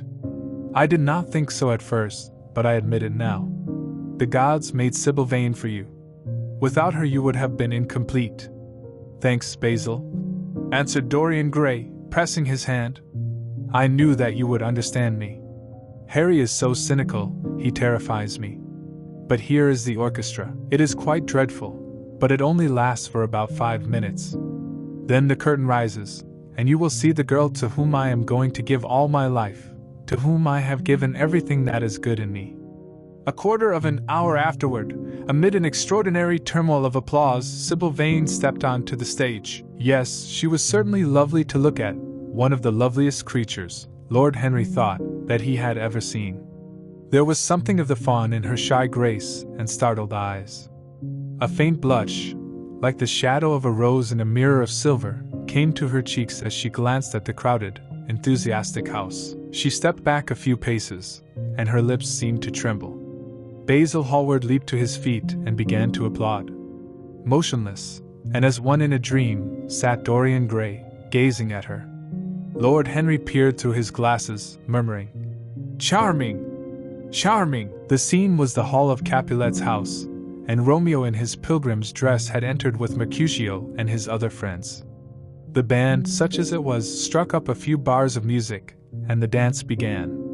Through the crowd of ungainly, shabbily dressed actors, Sybil Vane moved like a creature from a finer world. Her body swayed, while she danced, as a plant swayed in the water. The curves of her throat were the curves of a white lily. Her hands seemed to be made of cool ivory. Yet, she was curiously listless. She showed no sign of joy when her eyes rested on Romeo. The few words she had to speak, with the brief dialogue that follows, were spoken in a thoroughly artificial manner. The voice was exquisite, but from that point of view of tone it was absolutely false. It was wrong in color. It took away all the life from the verse. It made the passion unreal. Good pilgrim, you do wrong your hand too much, which mannerly devotion shows in this. For saints have hands that pilgrims' hands do touch, and palm to palm is holy palmer's kiss. Dorian Gray grew pale as he watched her. He was puzzled and anxious. Neither of his friends dared to say anything to him. She seemed to them to be absolutely incompetent. They were horribly disappointed. Yet they felt that the true test of any Juliet is in the balcony scene of the second act. They waited for that. If she failed there was nothing in her. She looked charming as she came out in the moonlight. That could not be denied, but the stodginess of her acting was unbearable, and grew worse as she went on. Her gestures became absurdly artificial. She overemphasized everything that she had to say. The beautiful passage was declaimed with the painful precision of a schoolgirl who has been taught to recite by some second-rate professor of elocution. When she leaned over the balcony and came to those wonderful lines, she spoke the words as though they conveyed no meaning to her. It was not nervousness. Indeed, so far from being nervous, she was absolutely self-contained. It was simply bad art. She was a complete failure. Although I joy in thee, I have no joy of this contract tonight. It is too rash, too unadvised, too sudden, too like the lightning, which doth cease to be ere one can say, it lightens. Sweet, good night. This bud of love by summer's ripening breath may prove a beauteous flower when next we meet. Thou knowest the mask of night is on my face, else would a maiden blush bepaint my cheek for that which thou hast heard me speak tonight. Even the common, uneducated audience of the pit and gallery lost their interest in the play. They got restless, and began to talk loudly and to whistle. The Jew manager, who was standing at the back of the dress circle, stamped and swore with rage. The only person unmoved was the girl herself. When the second act was over there came a storm of hisses, and Lord Henry got up from his chair and put on his coat. She is quite beautiful, Dorian, he said, but she can't act. Let us go. I am going to see the play through, answered the lad in a hard, bitter voice. I am awfully sorry that I have made you waste an evening, Harry. I apologize to you both. My dear Dorian, I should think Miss Fane was ill, interrupted Hallward. We will come some other night. I wish she was ill, he rejoined. But she seems to me to be simply callous and cold. She has entirely altered. Last night she was a great artist. This evening she is merely a commonplace, mediocre actress. Don't talk like that about anyone you love, Dorian. Love is a more wonderful thing than art. They are both simply forms of imitation, remarked Lord Henry. But do let us go. Dorian, you must not stay here any longer. It is not good for one's morals to see bad acting. Besides, I don't suppose you will want your wife to act. So what does it matter if she plays Juliet like a wooden doll? She is very lovely, and if she knows as little about life as she does about acting, she will be a delightful experience. There are only two kinds of people who are really fascinating: people who know absolutely everything, and people who know absolutely nothing. Good heavens, my dear boy, don't look so tragic. The secret of remaining young is never to have an emotion that is unbecoming. Come to the club with Basil and myself. We will smoke cigarettes and drink to the beauty of Sybil Vane. She is beautiful. What more can you want? Go away, Harry, cried the lad. I want to be alone. Basil, you must go. Ah, can't you see that my heart is breaking? The hot tears came to his eyes. His lips trembled, and rushing to the back of the box, he leaned up against the wall, hiding his face in his hands. Let us go, Basil, said Lord Henry, with a strange tenderness in his voice, and the two young men passed out together. A few moments afterward the footlights flared up, and the curtain rose on the third act. Dorian Gray went back to his seat. He looked pale, and proud, and indifferent. The play dragged on, and seemed interminable. Half of the audience went out, tramping in heavy boots and laughing. The whole thing was a fiasco. The last act was played to almost empty benches. The curtain went down on a titter, and some groans. As soon as it was over, Dorian Gray rushed behind the scenes into the green room. The girl was standing there alone, with a look of triumph on her face. Her eyes were lit with an exquisite fire.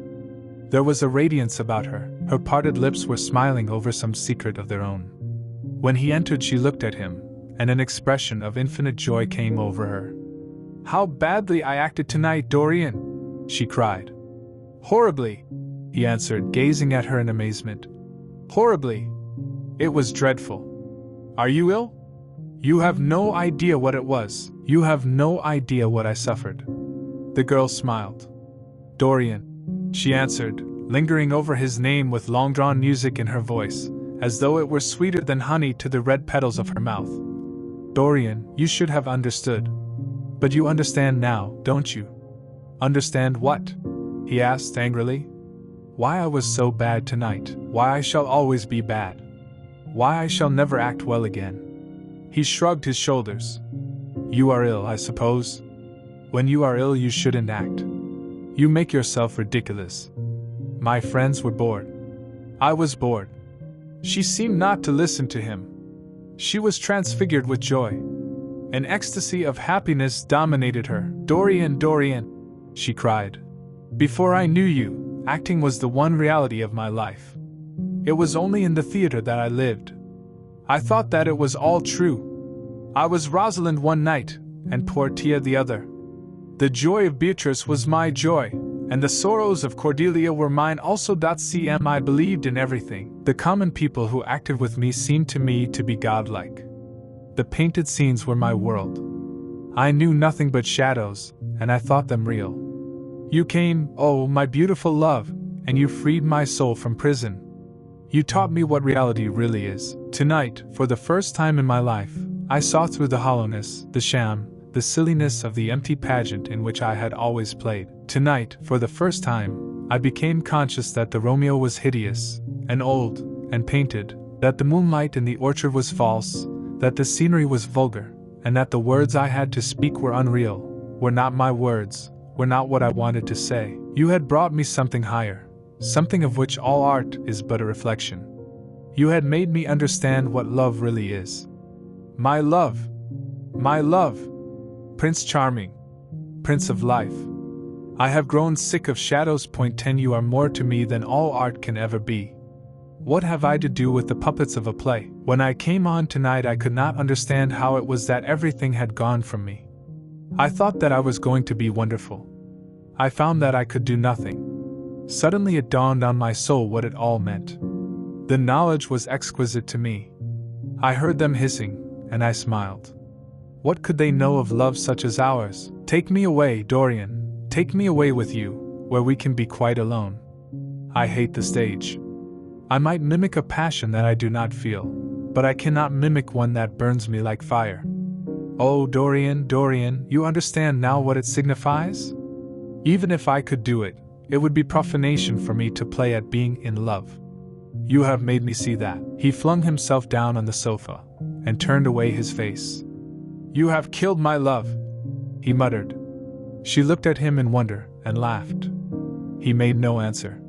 She came across to him, and with her little fingers stroked his hair. She knelt down and pressed his hands to her lips. He drew them away, and a shudder ran through him. Then he leaped up and went to the door. Yes, he cried. You have killed my love. You used to stir my imagination. Now you don't even stir my curiosity. You simply produce no effect. I loved you because you were marvelous, because you had genius and intellect, because you realized the dreams of great poets, and gave shape and substance to the shadows of art. You have thrown it all away. You are shallow and stupid. My God! How mad I was to love you! What a fool I have been! You are nothing to me now. I will never see you again. I will never think of you. I will never mention your name. You don't know what you were to me, once. Why, once? Oh, I can't bear to think of it. I wish I had never laid eyes upon you. You have spoiled the romance of my life. How little you can know of love if you say it mars your art. Without your art you are nothing. I would have made you famous, splendid, magnificent. The world would have worshipped you, and you would have borne my name. What are you now? A third-rate actress with a pretty face. The girl grew white and trembled. She clenched her hands together, and her voice seemed to catch in her throat. You are not serious, Dorian? She murmured. You are acting. Acting! I leave that to you. You do it so well, he answered bitterly. She rose from her knees, and with a piteous expression of pain in her face, came across the room to him. She put her hand upon his arm, and looked into his eyes. He thrust her back. Don't touch me, he cried. A low moan broke from her, and she flung herself at his feet, and lay there like a trampled flower. "Dorian, Dorian, don't leave me," she whispered. "I am so sorry I didn't act well. I was thinking of you all the time. But I will try, indeed I will try. It came so suddenly across me, my love for you. I think I should never have known it if you had not kissed me, if we had not kissed each other. Kiss me again, my love. Don't go away from me. I couldn't bear it. Oh, don't go away from me. My brother. No, never mind. He didn't mean it. He was in jest. But you, oh, can't you forgive me for tonight? I will work so hard, and try to improve. Don't be cruel to me, because I love you better than anything in the world. After all, it is only once that I have not pleased you. But you are quite right, Dorian. I should have shown myself more of an artist. It was foolish of me, and yet I couldn't help it. Oh, don't leave me, don't leave me! A fit of passionate sobbing choked her. She crouched on the floor like a wounded thing, and Dorian Gray, with his beautiful eyes, looked down at her, and his chiseled lips curled in exquisite disdain. There is always something ridiculous about the emotion of people whom one has ceased to love. Sybil Vane seemed to him to be absurdly melodramatic. Her tears and sobs annoyed him. "I am going," he said at last, in his calm, clear voice. "I don't wish to be unkind, but I can't see you again. You have disappointed me." She wept silently, and made no answer, but crept nearer. Her little hands stretched blindly out, and appeared to be seeking for him. He turned on his heel, and left the room. In a few moments he was out of the theater. Where he went to he hardly knew. He remembered wandering through dimly lit streets, past gaunt, black-shadowed archways and evil-looking houses. Women with hoarse voices and harsh laughter had called after him. Drunkards had reeled by cursing, and chattering to themselves like monstrous apes. He had seen grotesque children huddled upon doorsteps, and heard shrieks and oaths from gloomy courts. As the dawn was just breaking he found himself close to Covent Garden. Sea and the darkness lifted, and flushed with faint fires, the sky hollowed itself into a perfect pearl. Huge carts filled with nodding lilies rumbled slowly down the polished empty street. The air was heavy with the perfume of the flowers, and their beauty seemed to bring him an anodyne for his pain. He followed into the market, and watched the men unloading their wagons. A white-smocked carter offered him some cherries. He thanked him, wondered why he refused to accept any money for them, and began to eat them listlessly. They had been plucked at midnight, and the coldness of the moon had entered into them. A long line of boys carrying crates of striped tulips, and of yellow and red roses, defiled in front of him, threading their way through the huge jade-green piles of vegetables. Under the portico, with its grey sun-bleached pillars, loitered a troop of drag bare-headed girls, waiting for the auction to be over. Others crowded round the swinging doors of the coffee-house in the piazza. The heavy cart horses slipped and stamped upon the rough stones, shaking their bells and trappings. Some of the drivers were lying asleep on a pile of sacks. Iris-necked and pink-footed, the pigeons ran about picking up seeds. After a little while he hailed a hansom, and drove home. For a few moments he loitered upon the doorstep, looking round at the silent square, with its blank, close-shuttered windows and its staring blinds. The sky was pure opal now, and the roofs of the houses glistened like silver against it. From some chimney opposite a thin wreath of smoke was rising. It curled, a violet riband, through the nacre-coloredco air. In the huge gilt Venetian lantern, spoil of some Doge's CP barge, that hung from the ceiling of the great oak-paneled hall of entrance, lights were still burning from 3 flickering jets.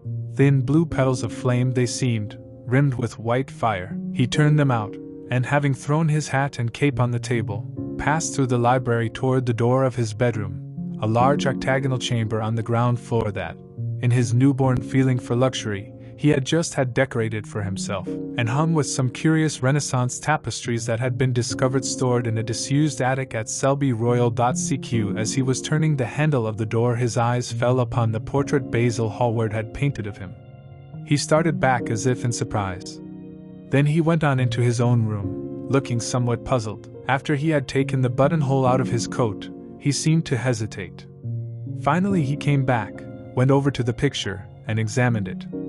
In the dim arrested light that struggled through the cream-colored silk blinds, the face appeared to him to be a little changed.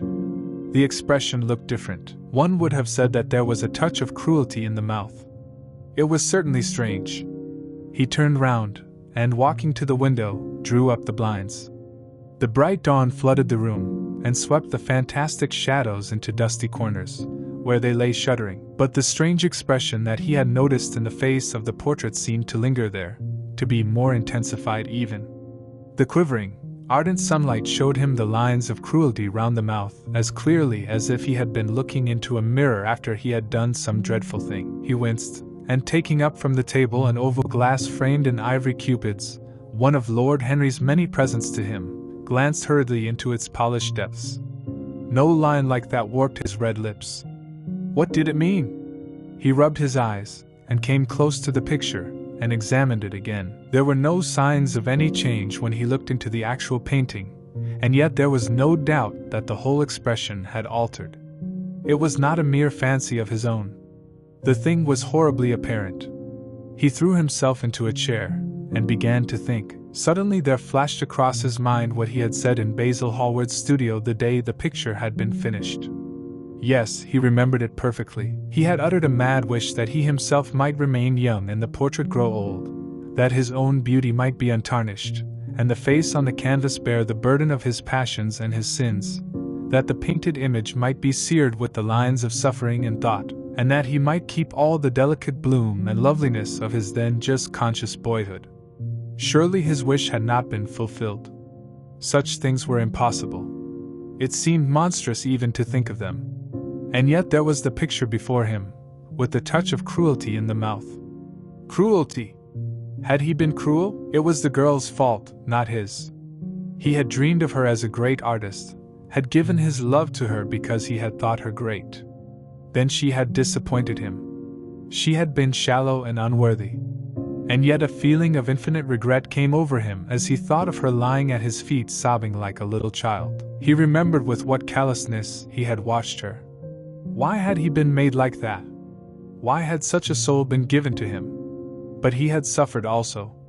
During the 3 terrible hours that the play had lasted, he had lived centuries of pain, eon upon eon of torture. His life was well worth hers. She had marred him for a moment, if he had wounded her for an age. Besides, women were better suited to bear sorrow than men. They lived on their emotions. They only thought of their emotions. When they took lovers, it was merely to have someone with whom they could have scenes. Lord Henry had told him that, and Lord Henry knew what women were. Why should he trouble about Sybil Vane?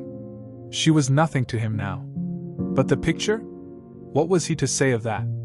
It held the secret of his life, and told his story. It had taught him to love his own beauty. Would it teach him to loathe his own soul? Would he ever look at it again? No. It was merely an illusion wrought on the troubled senses. The horrible night that he had passed had left phantoms behind it. Suddenly there had fallen upon his brain that tiny scarlet speck that makes men mad. The picture had not changed. It was folly to think so. Yet it was watching him, with its beautiful marred face and its cruel smile. Its bright hair gleamed in the early sunlight. Its blue eyes met his own. A sense of infinite pity, not for himself, but for the painted image of himself, came over him. It had altered already, and would alter more. Its gold would wither into gray. Its red and white roses would die. For every sin that he committed, a stain would fleck and wreck its fairness. But he would not sin. The picture, changed or unchanged, would be to him the visible emblem of conscience. He would resist temptation. He would not see Lord Henry any more, would not, at any rate, listen to those subtle, poisonous theories that in Basil Hallward's garden had first stirred within him the passion for impossible things. He would go back to Sybil Vane, make her amends, marry her, try to love her again. Yes, it was his duty to do so. She must have suffered more than he had. Poor child. He had been selfish and cruel to her. The fascination that she had exercised over him would return. They would be happy together. His life with her would be beautiful and pure. He got up from his chair, and drew a large screen right in front of the portrait, shuddering as he glanced at it. How horrible! He muttered to himself, and he walked across to the window and opened it. When he stepped out onto the grass, he drew a deep breath. The fresh morning air seemed to drive away all his somber passions. He thought only of Sybil. A faint echo of his love came back to him. He repeated her name over and over again. The birds that were singing in the dew-drenched garden seemed to be telling the flowers about her. Chapter 8. It was long past noon when he awoke. His valet had crept several times on tiptoe into the room to see if he was stirring, and had wondered what made his young master sleep so late. Finally his bell sounded, and Victor came in softly with a cup of tea and a pile of letters on a small tray of old Swarovski china, and drew back the olive satin curtains, with their shimmering blue lining, that hung in front of the 3 tall windows. "Monsieur has well slept this morning," he said, smiling. "What o'clock is it, Victor?" asked Dorian Gray, drowsily. 1 hour and a quarter, monsieur." How late it was! He sat up, and having sipped some tea, turned over his letters. One of them was from Lord Henry, and had been brought by hand that morning. He hesitated for a moment, and then put it aside. The others he opened listlessly. They contained the usual collection of cards, invitations to dinner, tickets for private views, programs of charity concerts, and the like, that are showered on fashionable young men every morning during the season. Cs. There was a rather heavy bill for a chased silver Louis Quinzec toilet set that he had not yet had the courage to send on to his guardians, who were extremely old-fashioned people and did not realize that we live in an age when unnecessary things are our only necessities. And there were several very courteously worded communications from German street moneylenders, offering to advance any sum of money at a moment's notice, and at the most reasonable rates of interest. After about 10 minutes he got up, and throwing on an elaborate dressing gown of silk-embroidered cashmere wool, passed into the onyx-paved bathroom. The cool water refreshed him after his long sleep. He seemed to have forgotten all that he had gone through. A dim sense of having taken part in some strange tragedy came to him once or twice, but there was the unreality of a dream about it. As soon as he was dressed, he went into the library and sat down to a light French breakfast that had been laid out for him on a small round table close to the open window. It was an exquisite day. The warm air seemed laden with spices. A bee flew in and buzzed around the blue dragon bowl that, filled with sulphur-yellow roses, stood before him. He felt perfectly happy. Suddenly his eye fell on the screen that he had placed in front of the portrait, and he started. "Too cold for monsieur?" asked his valet, putting an omelette on the table. "I shut the window." Dorian shook his head. "I am not cold," he murmured. Was it all true? Had the portrait really changed? Or had it been simply his own imagination that had made him see a look of evil where there had been a look of joy? Surely a painted canvas could not alter? The thing was absurd. It would serve as a tale to tell Basil some day. It would make him smile. And yet how vivid was his recollection of the whole thing. First in the dim twilight, and then in the bright dawn, he had seen the touch of cruelty round the warped lips. He almost dreaded his valet leaving the room. He knew that when he was alone he would have to examine the portrait. He was afraid of certainty. When the coffee and cigarettes had been brought and the man turned to go, he felt a wild desire to tell him to remain. As the door was closing behind him, he called him back. The man stood waiting for his orders. Dorian looked at him for a moment. "I am not at home to anyone, Victor," he said with a sigh. The man bowed and retired. Then he rose from the table, lit a cigarette, and flung himself down on a luxuriously cushioned couch that stood facing the screen. The screen was an old one of gilt Spanish leather, stamped and wrought with a rather florid Louis XIV pattern. He scanned it curiously, wondering if ever before it had concealed the secret of a man's life. Should he move it aside, after all? Why not let it stay there? What was the use of knowing? If the thing was true, it was terrible. If it was not true, why trouble about it? But what if, by some fate or deadlier chance, eyes other than his spied behind, and saw the horrible change? What should he do if Basil Hallward came and asked to look at his own picture? Basil would be sure to do that. No, the thing had to be examined, and at once. Anything would be better than this dreadful state of doubt. He got up and locked both doors. At least he would be alone when he looked upon the mask of his shame. Then he drew the screen aside, and saw himself face to face. It was perfectly true. The portrait had altered, as he often remembered afterward, and always with no small wonder, he found himself at first gazing at the portrait with a feeling of almost scientific interest. That such a change should have taken place was incredible to him. And yet it was a fact. Was there some subtle affinity between the chemical atoms that shaped themselves into form and color on the canvas, and the soul that was within him? Could it be that what that soul thought they realized, that what it dreamed they made true?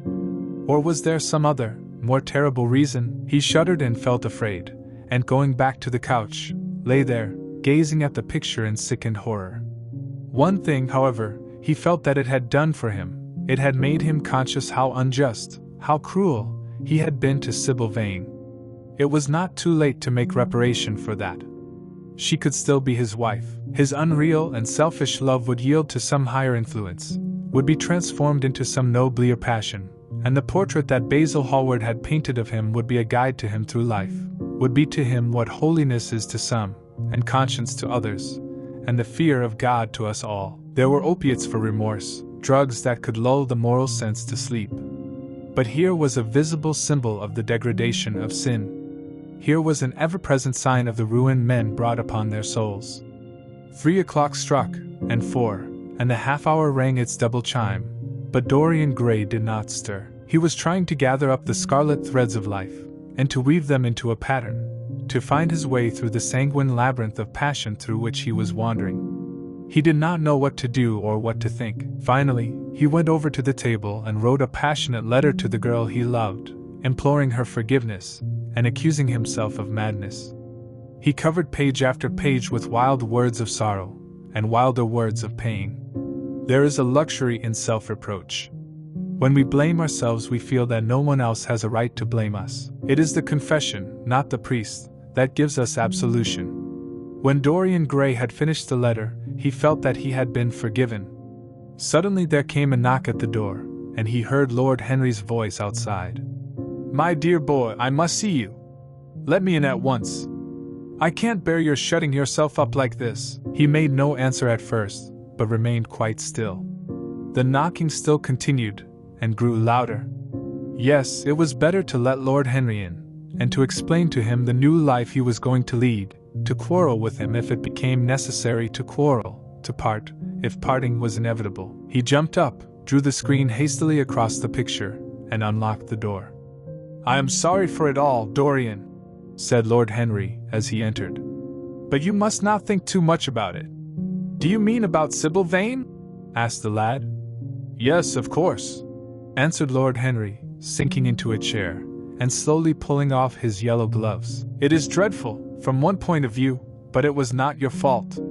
Tell me, did you go behind and see her after the play was over?" "Yes." "I felt sure you had. Did you make a scene with her?" "I was brutal, Harry, perfectly brutal. But it is all right now. I am not sorry for anything that has happened. It has taught me to know myself better." "Ah, Dorian, I am so glad you take it in that way. I was afraid I would find you plunged in remorse, and tearing that nice curly hair of yours." "I have got through all that," said Dorian, shaking his head and smiling. "I am perfectly happy now. I know what conscience is, to begin with. It is not what you told me it was, it is the divinest thing in us. Don't sneer at it, Harry, any more, at least, not before me. I want to be good. I can't bear the idea of my soul being hideous. A very charming artistic basis for ethics, Dorian. I congratulate you on it. But how are you going to begin?" "By marrying Sybil Vane." "Marrying Sybil Vane?" cried Lord Henry, standing up and looking at him in perplexed amazement. "But my dear Dorian—" "Yes, Harry, I know what you are going to say. Something dreadful about marriage. Don't say it. Don't ever say things of that kind to me again. 2 days ago I asked Sybil to marry me. I am not going to break my word to her. She is to be my wife." "Your wife? Dorian! Didn't you get my letter? I wrote to you this morning, and sent the note down by my own man." "Your letter? Oh, yes, I remember. I have not read it yet, Harry. I was afraid there might be something in it that I wouldn't like. You cut life to pieces with your epigrams. You know nothing, then?" "What do you mean?" Lord Henry walked across the room, and, sitting down by Dorian Gray, took both his hands in his own and held them tightly. "Dorian," he said, "my letter, don't be frightened, was to tell you that Sybil Vane is dead." A cry of pain broke from the lad's lips, and he leaped to his feet, tearing his hands away from Lord Henry's grasp. "Dead? Sybil dead? It is not true. It is a horrible lie. How dare you say it?" "It is quite true, Dorian," said Lord Henry gravely. "It is in all the morning papers. I wrote down to you to ask you not to see anyone till I came. There will have to be an inquest, of course, and you must not be mixed up in it. Things like that make a man fashionable in Paris. But in London people are so prejudiced. Here, one should never make one's debut with a scandal. One should reserve that to give an interest to one's old age. I suppose they don't know your name at the theater. If they don't, it is all right. Did anyone see you going round to her room? That is an important point." Dorian did not answer for a few moments. He was dazed with horror. Finally he stammered, in a stifled voice, "Harry, did you say an inquest? What did you mean by that? Did Sybil—" "Oh, Harry, I can't bear it. But be quick. Tell me everything at once." "I have no doubt it was not an accident, Dorian, though it must be put in that way to the public. It seems that as she was leaving the theater with her mother, about 12:30 or so, she said she had forgotten something upstairs. They waited some time for her, but she did not come down again. They ultimately found her lying dead on the floor of her dressing room. She had swallowed something by mistake, some dreadful thing they use at theaters. I don't know what it was, but it had either prussic acid or white lead in it. I should fancy it was prussic acid, and she seems to have died instantaneously." Harry, it is terrible," cried the lad. "Yes, it is very tragic, of course, but you must not get yourself mixed up in it. I see by the standard that she was 17. I should have thought she was almost younger than that. She looked such a child, and seemed to know so little about acting. Dorian, you mustn't let this thing get on your nerves. You must come and dine with me, and afterward we will look in at the opera. It is a pact night, and everybody will be there. You can come to my sister's box. She has got some smart women with her. So I have murdered Sybil Vane," said Dorian Gray half to himself. "Murdered her as surely as if I had cut her little throat with a knife. Yet the roses are not less lovely for all that. The birds sing just as happily in my garden. And tonight I am to dine with you, and then go on to the opera, and sup somewhere, I suppose, afterward. How extraordinarily dramatic life is. If I had read all this in a book, Harry, I think I would have wept over it. Somehow, now that it has happened actually, and to me, it seems far too wonderful for tears. Here is the first passionate love letter I have ever written in my life. Strange, that my first passionate love letter should have been addressed to a dead girl.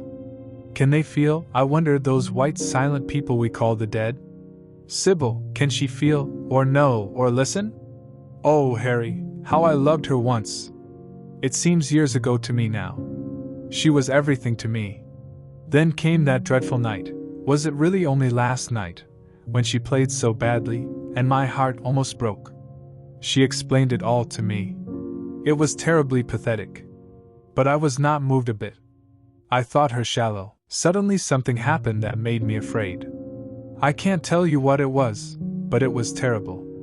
I said I would go back to her. I felt I had done wrong. And now she is dead. My God! My God! Harry, what shall I do? You don't know the danger I am in, and there is nothing to keep me straight. She would have done that for me. She had no right to kill herself. It was selfish of her. My dear Dorian, answered Lord Henry, taking a cigarette from his case, and producing a gold latinum matchbox. The only way a woman can ever reform a man is by boring him so completely that he loses all possible interest in life. If you had married this girl, you would have been wretched. Of course, you would have treated her kindly. One can always be kind to people about whom one cares nothing. But she would have soon found out that you were absolutely indifferent to her. And when a woman finds that out about her husband, she either becomes dreadfully dowdy, or wears very smart bonnets that some other woman's husband has to pay for. I say nothing about the social mistake, which would have been abject, which, of course, I would not have allowed, but I assure you that in any case the whole thing would have been an absolute failure. I suppose it would, muttered the lad, walking up and down the room, and looking horribly pale. But I thought it was my duty. It is not my fault that this terrible tragedy has prevented my doing what was right. I remember your saying once that there is a fatality about good resolutions, that they are always made too late. Mine certainly were. Good resolutions are useless attempts to interfere with scientific laws. Their origin is pure vanity, their result is absolutely nil. They give us, now and then, some of those luxurious sterile emotions that have a certain charm for the weak. That is all that can be said for them. They are simply checks that men draw on a bank where they have no account. Harry, cried Dorian Gray, coming over and sitting down beside him. Why is it that I cannot feel this tragedy as much as I want to? I don't think I am heartless. Do you? You have done too many foolish things during the last fortnight to be entitled to give yourself that name, Dorian, answered Lord Henry, with his sweet, melancholy smile. The lad frowned. I don't like that explanation, Harry, he rejoined. But I am glad you don't think I am heartless. I am nothing of the kind. I know I am not. And yet I must admit that this thing that has happened does not affect me as it should. It seems to me to be simply like a wonderful ending to a wonderful play. It has all the terrible beauty of a Greek tragedy, a tragedy in which I took a great part, but by which I have not been wounded. It is an interesting question, said Lord Henry, who found an exquisite pleasure in playing on the lad's unconscious egotism. An extremely interesting question. I fancy that the true explanation is this. It often happens that the real tragedies of life occur in such an inartistic manner that they hurt us by their crude violence, their absolute incoherence, their absurd want of meaning, their entire lack of style. They affect us just as vulgarity affects us. They give us an impression of sheer brute force, and we revolt against that. Sometimes, however, a tragedy that possesses artistic elements of beauty crosses our lives. If these elements of beauty are real, the whole thing simply appeals to our sense of dramatic effect. Suddenly we find that we are no longer the actors, but the spectators of the play, or rather, we are both. We watch ourselves, and the mere wonder of the spectacle enthralls us. In the present case, what is it that has really happened? Someone has killed herself for love of you. I wish that I had ever had such an experience. It would have made me in love with love for the rest of my life. The people who have adored me, there have not been very many, but there have been some, have always insisted on living on, long after I had ceased to care for them, or they to care for me. They have become stout and tedious, and when I meet them they go in at once for reminiscences. That awful memory of woman. What a fearful thing it is, and what an utter intellectual stagnation it reveals. One should absorb the color of life, but one should never remember its details. Details are always vulgar. I must sow poppyesks in my garden, sighed Dorian.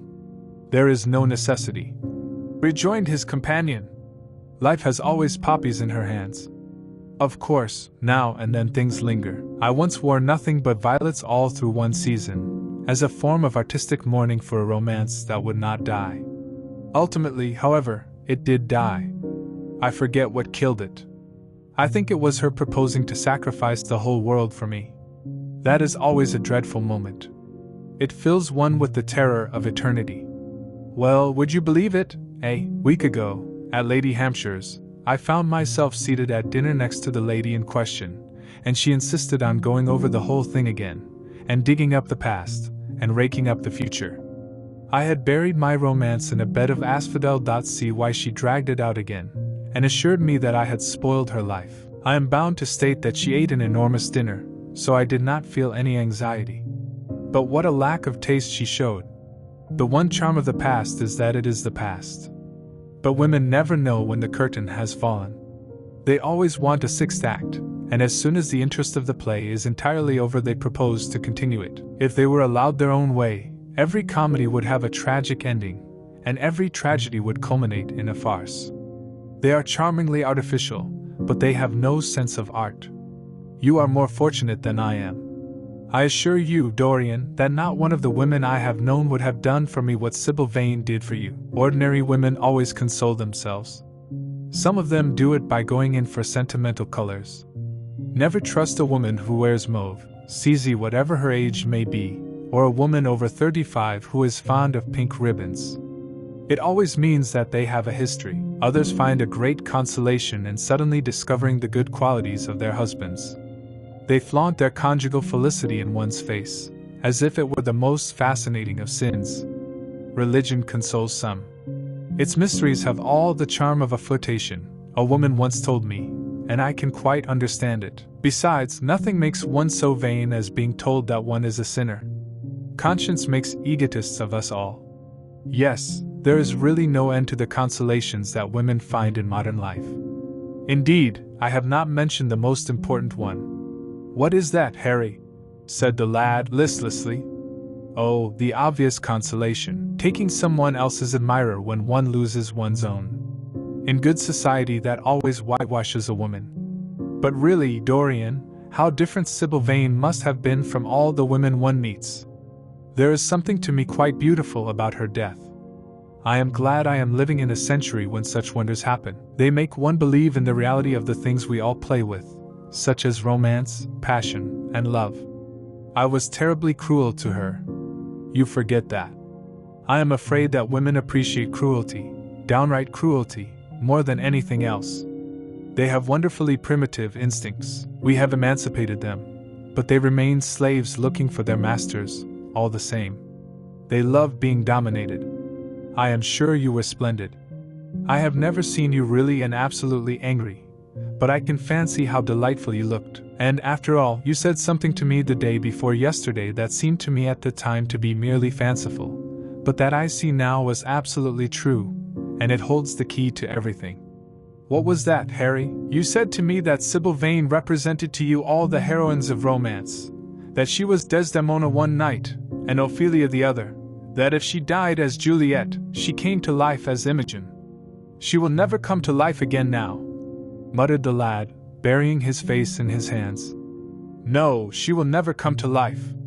She has played her last part, but you must think of that lonely death in the tawdry dressing room simply as a strange lurid fragment from some Jacobean tragedy, as a wonderful scene from Webster, or Ford, or Cyril Turner.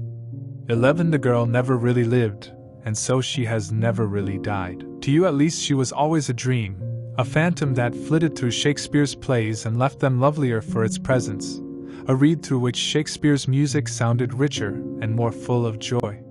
The moment she touched actual life, she marred it, and it marred her, and so she passed away. Mourn for Ophelia, if you like. Put ashes on your head because Cordelia was strangled. Cry out against heaven because the daughter of Brabantioda died. But don't waste your tears over Sybil Vane. She was less real than they are. There was a silence. The evening darkened in the room. Noiselessly, and with silver feet, the shadows crept in from the garden, the colors faded wearily out of things. After some time Dorian Gray looked up. You have explained me to myself, Harry, he murmured, with something of a sigh of relief. I felt all that you have said, but somehow I was afraid of it, and I could not express it to myself. How well you know me! But we will not talk again of what has happened. It has been a marvelous experience. That is all. I wonder if life has still in store for me anything as marvelous. Life has everything in store for you, Dorian. There is nothing that you, with your extraordinary good looks, will not be able to do. But suppose, Harry, I became haggard, and old, and wrinkled? What then? Ah, then, said Lord Henry, rising to go. Then, my dear Dorian, you would have to fight for your victories. As it is, they are brought to you. No, you must keep your good looks. We live in an age that reads too much to be wise, and that thinks too much to be beautiful. We cannot spare you, and now you had better dress, and drive down to the club. We are rather late, as it is. I think I shall join you at the opera, Harry. I feel too tired to eat anything. What is the number of your sister's box? 27, I believe. It is on the grand tier. You will see her name on the door. But I am sorry you won't come and dine. I don't feel up to it, said Dorian, listlessly. but I am awfully obliged to you for all that you have said to me. You are certainly my best friend. No one has ever understood me as you have. We are only at the beginning of our friendship, Dorian," answered Lord Henry, shaking him by the hand. "Goodbye. I shall see you before 9:30, I hope. Remember, Patty is singing." As he closed the door behind him, Dorian Gray touched the bell, and in a few minutes Victor appeared with the lamps and drew the blinds down. He waited impatiently for him to go. The man seemed to take an interminable time over everything. As soon as he had left, he rushed to the screen and drew it back. No, there was no further change in the picture. It had received the news of Sybil Vane's death before he had known of it himself. It was conscious of the events of life as they occurred. The vicious cruelty that marred the fine lines of the mouth had, no doubt, appeared at the very moment that the girl had drunk the poison, whatever it was. Or was it indifferent to results? Did it merely take cognizance of what passed within the soul? He wondered, and hoped that someday he would see the change taking place before his very eyes, shuddering as he hoped it. Poor Sybil! What a romance it had all been! She had often mimicked death on the stage. Then death himself had touched her, and taken her with him. How had she played that dreadful last scene? Had she cursed him as she died? No, she had died for love of him, and love would always be a sacrament to him now. She had atoned for everything by the sacrifice she had made of her life.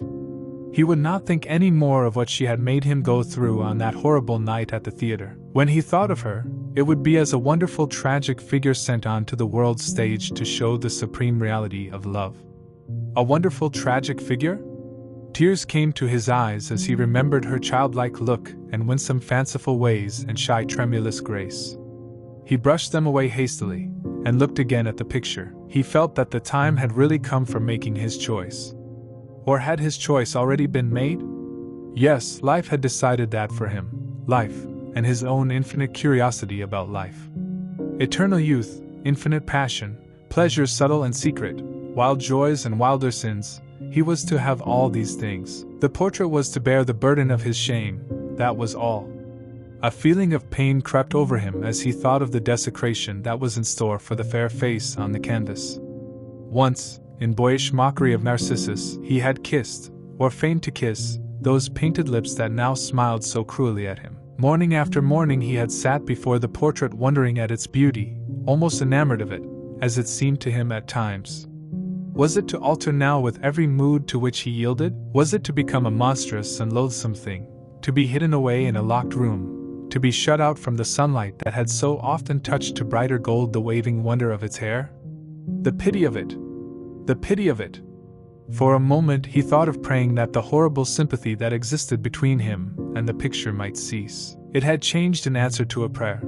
Perhaps in answer to a prayer it might remain unchanged. And yet who that knew anything about life would surrender the chance of remaining always young, however fantastic that chance might be, or with what fateful consequences it might be fraught? Besides, was it really under his control? Had it indeed been prayer that had produced the substitution? Might there not be some curious scientific reason for it all? If thought could exercise its influence upon a living organism, might not thought exercise an influence upon dead and inorganic things? Nay, without thought or conscious desire, might not things external to ourselves vibrate in unison with our moods and passions, atom calling to atom, in secret love or strange affinity? But the reason was of no importance. He would never again tempt by a prayer any terrible power. If the picture was to alter, it was to alter. That was all. Why inquire too closely into it? For there would be a real pleasure in watching it. He would be able to follow his mind into its secret places. This portrait would be to him the most magical of mirrors. As it had revealed to him his own body, so it would reveal to him his own soul. And when winter came upon it, he would still be standing where spring trembles on the verge of summer. When the blood crept from its face, and left behind a pallid mask of chalk with leaden eyes, he would keep the glamour of boyhood. Not one blossom of his loveliness would ever fade, not one pulse of his life would ever weaken. Like the gods of the Greeks, he would be strong, and fleet, and joyous. What did it matter what happened to the colored image on the canvas? He would be safe. That was everything. He drew the screen back into its former place in front of the picture, smiling as he did so, and passed into his bedroom, where his valet was already waiting for him. An hour later he was at the opera, and Lord Henry was leaning over his chair. Chapter 9. As he was sitting at breakfast next morning, Basil Hallward was shown into the room. "I am so glad I have found you, Dorian," he said gravely. "I called last night, and they told me you were at the opera. Of course, I knew that was impossible, but I wish you had left word where you had really gone to. I passed a dreadful evening, half afraid that one tragedy might be followed by another. I think you might have telegraphed for me when you heard of it first. I read of it quite by chance in a late edition of the Globe that I picked up at the club. I came here at once, and was miserable at not finding you. I can't tell you how heartbroken I am about the whole thing. I know what you must suffer. But where were you? Did you go down and see the girl's mother?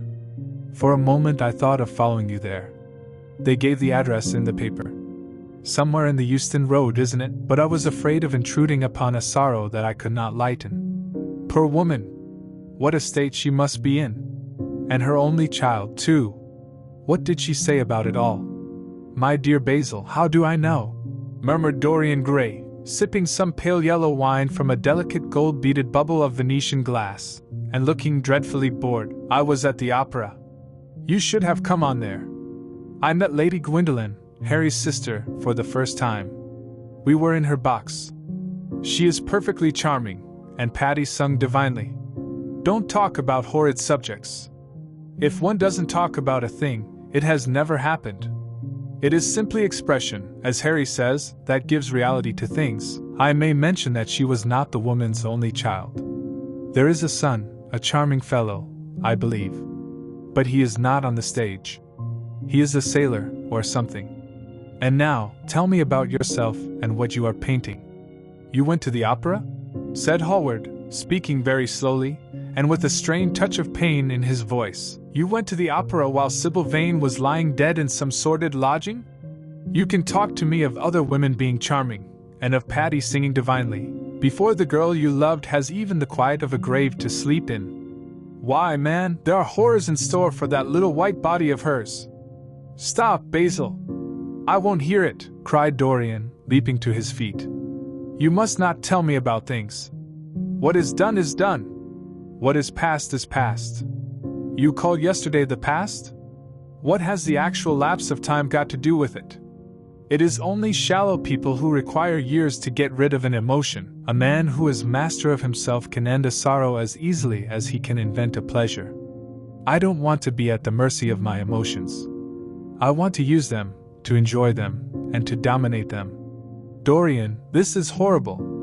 Something has changed you completely. You look exactly the same wonderful boy who, day after day, used to come down to my studio to sit for his picture. But you were simple, natural, and affectionate then. You were the most unspoiled creature in the whole world. Now, I don't know what has come over you. You talk as if you had no heart, no pity in you. It is all Harry's influence, I see that." The lad flushed up, and going to the window looked for a few moments on the green, flickering, sun-lashed garden. "I owe a great deal to Harry, Basil," he said at last. "More than I owe to you. You only taught me to be vain. Well, I am punished for that, Dorian, or shall be some day." "I don't know what you mean, Basil," he exclaimed, turning round. "I don't know what you want. What do you want?" "I want the Dorian Gray I used to paint," said the artist sadly. "Basil," said the lad, going over to him, and putting his hand on his shoulder. "You have come too late. Yesterday, when I heard that Sybil Vane had killed herself. Good heavens! Is there no doubt about that?" cried Hallward, looking up at him with an expression of horror. "My dear Basil, surely you don't think it was a vulgar accident? Of course she killed herself." The elder man buried his face in his hands. "How fearful," he muttered, and a shudder ran through him. "No," said Dorian Gray. "There is nothing fearful about it. It is one of the great romantic tragedies of the age. As a rule, people who act lead the most commonplace lives. They are good husbands, or faithful wives, or something tedious. You know what I mean, middle-class virtue, and all that kind of thing. How different Sybil was. She lived her finest tragedy. She was always a heroine. The last night she played, the night you saw her, she acted badly because she had known the reality of love. When she knew its unreality, she died, as Juliet might have died. She passed again into the sphere of art. There is something of the martyr about her. Her death has all the pathetic uselessness of martyrdom, all its wasted beauty. But as I was saying, you must not think I have not suffered. If you had come in yesterday at a particular moment, about 5:30, perhaps, or 5:45, you would have found me in tears. Even Harry, who was here, who brought me the news, in fact, had no idea what I was going through. I suffered immensely. Then it passed away. I cannot repeat an emotion. No one can, except sentimentalists, and you are awfully unjust, Basil. You come down here to console me. That is charming of you. You find me consoled, and you are furious. How like a sympathetic person. You remind me of a story Harry told me about a certain philanthropist who spent 20 years of his life in trying to get some grievance redressed, or some unjust law altered. I forget exactly what it was. Finally he succeeded, and nothing could exceed his disappointment. He had absolutely nothing to do, almost died of ennui, and became a confirmed misanthrope. And besides, my dear old Basil, if you really want to console me, teach me rather to forget what has happened, or to see it from a proper artistic point of view. Was it not Gautier who used to write about La Consolation d'Arts? 12 I remember picking up a little vellum-covered book in your studio one day and chancing on that delightful phrase. Well, I am not like that young man you told me of when we were down at Marlow together, the young man who used to say that yellow satin could console one for all the miseries of life. I love beautiful things that one can touch and handle. Old brocades, green bronzes, lacquerwork, carved ivories, exquisite surroundings, luxury, pomp, there is much to be got from all these. But the artistic temperament that they create, or at any rate reveal, is still more to me. To become the spectator of one's own life, as Harry says, is to escape the suffering of life. I know you are surprised at my talking to you like this. You have not realized how I have developed. I was a schoolboy when you knew me. I am a man now. I have new passions, new thoughts, new ideas. I am different, but you must not like me less. I am changed, but you must always be my friend. Of course, I am very fond of Harry, but I know you are better than he is. You are not stronger, you are too much afraid of life, but you are better. And how happy we used to be together. Don't leave me, Basil, and don't quarrel with me. I am what I am. There is nothing more to be said. The painter felt strangely moved. The lad was infinitely dear to him, and his personality had been the great turning point in his art. He could not bear the idea of reproaching him any more. After all, his indifference was probably merely a mood that would pass away.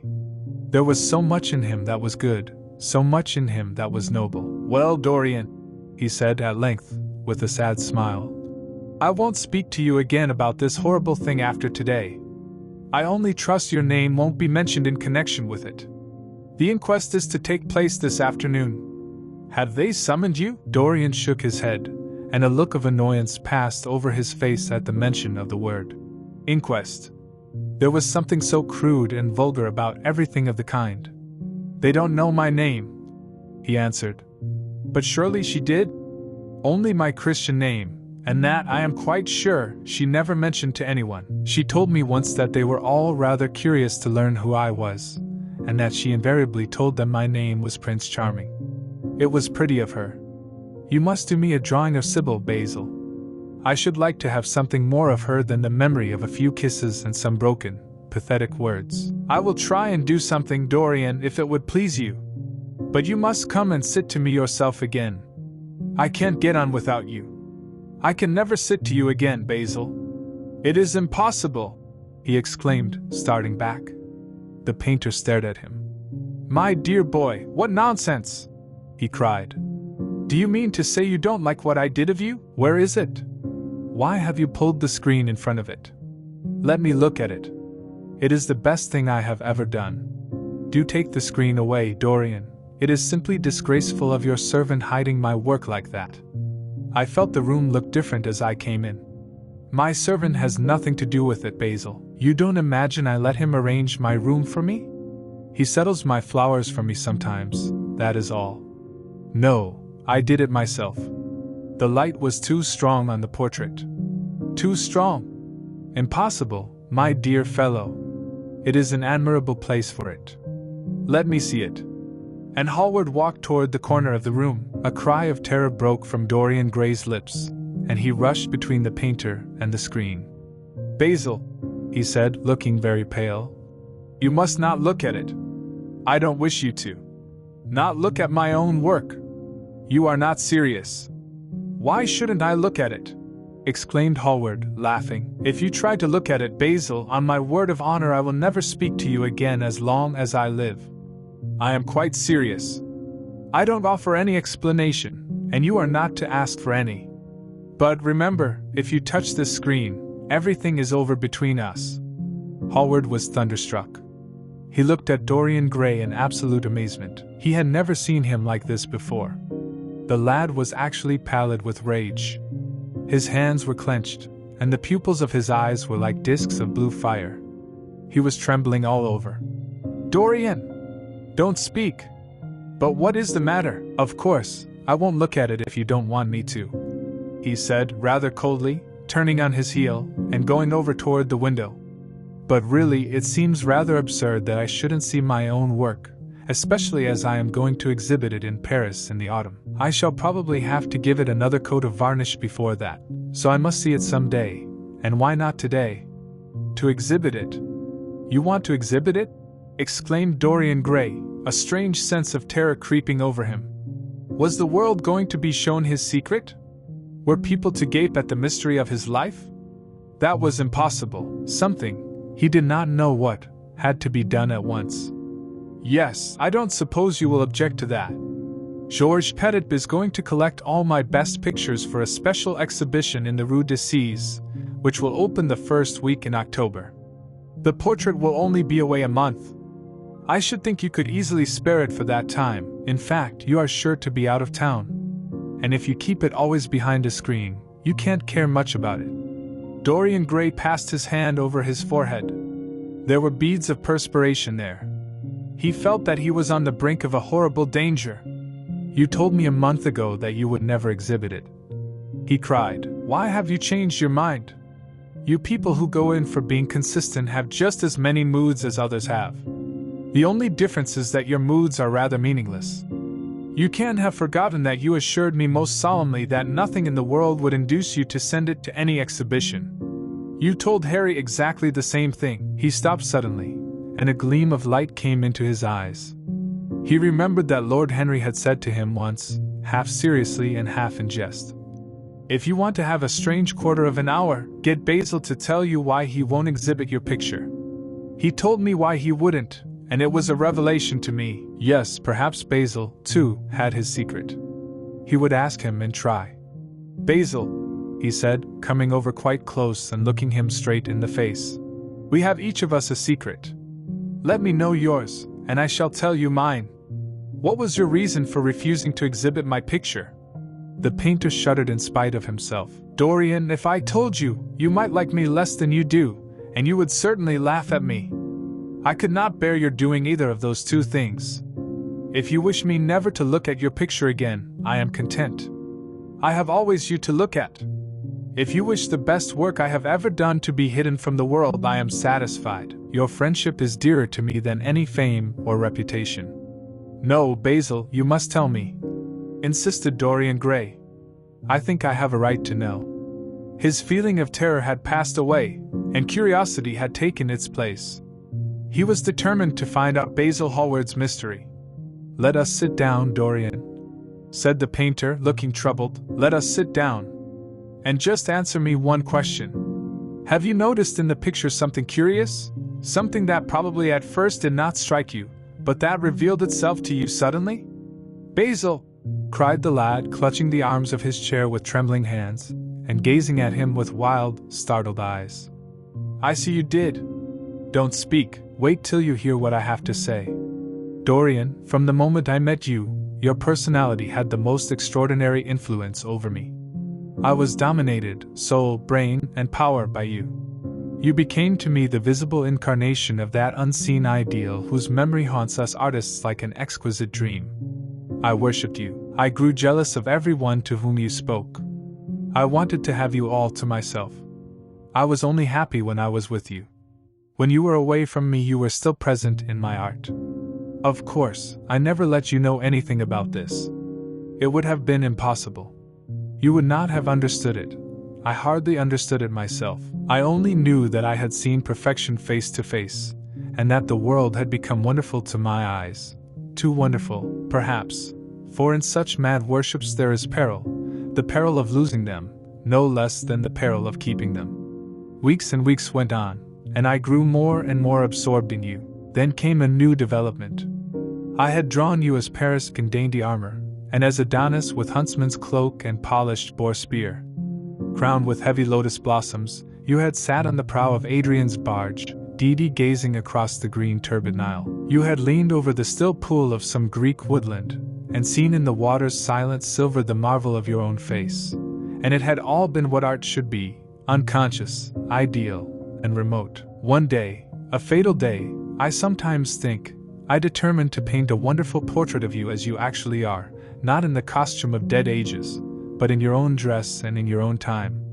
Whether it was the realism of the method, or the mere wonder of your own personality, thus directly presented to me without mist or veil, I cannot tell. But I know that as I worked at it, every flake and film of color seemed to me to reveal my secret. I grew afraid that others would know of my idolatry.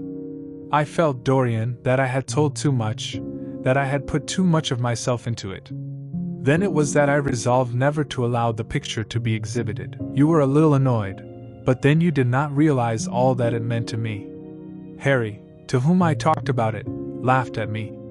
But I did not mind that. When the picture was finished, and I sat alone with it, I felt that I was right. Well, after a few days the thing left my studio, and as soon as I had got rid of the intolerable fascination of its presence, it seemed to me that I had been foolish in imagining that I had seen anything in it, more than that you were extremely good-looking and that I could paint. Even now I cannot help feeling that it is a mistake to think that the passion one feels in creation is ever really shown in the work one creates.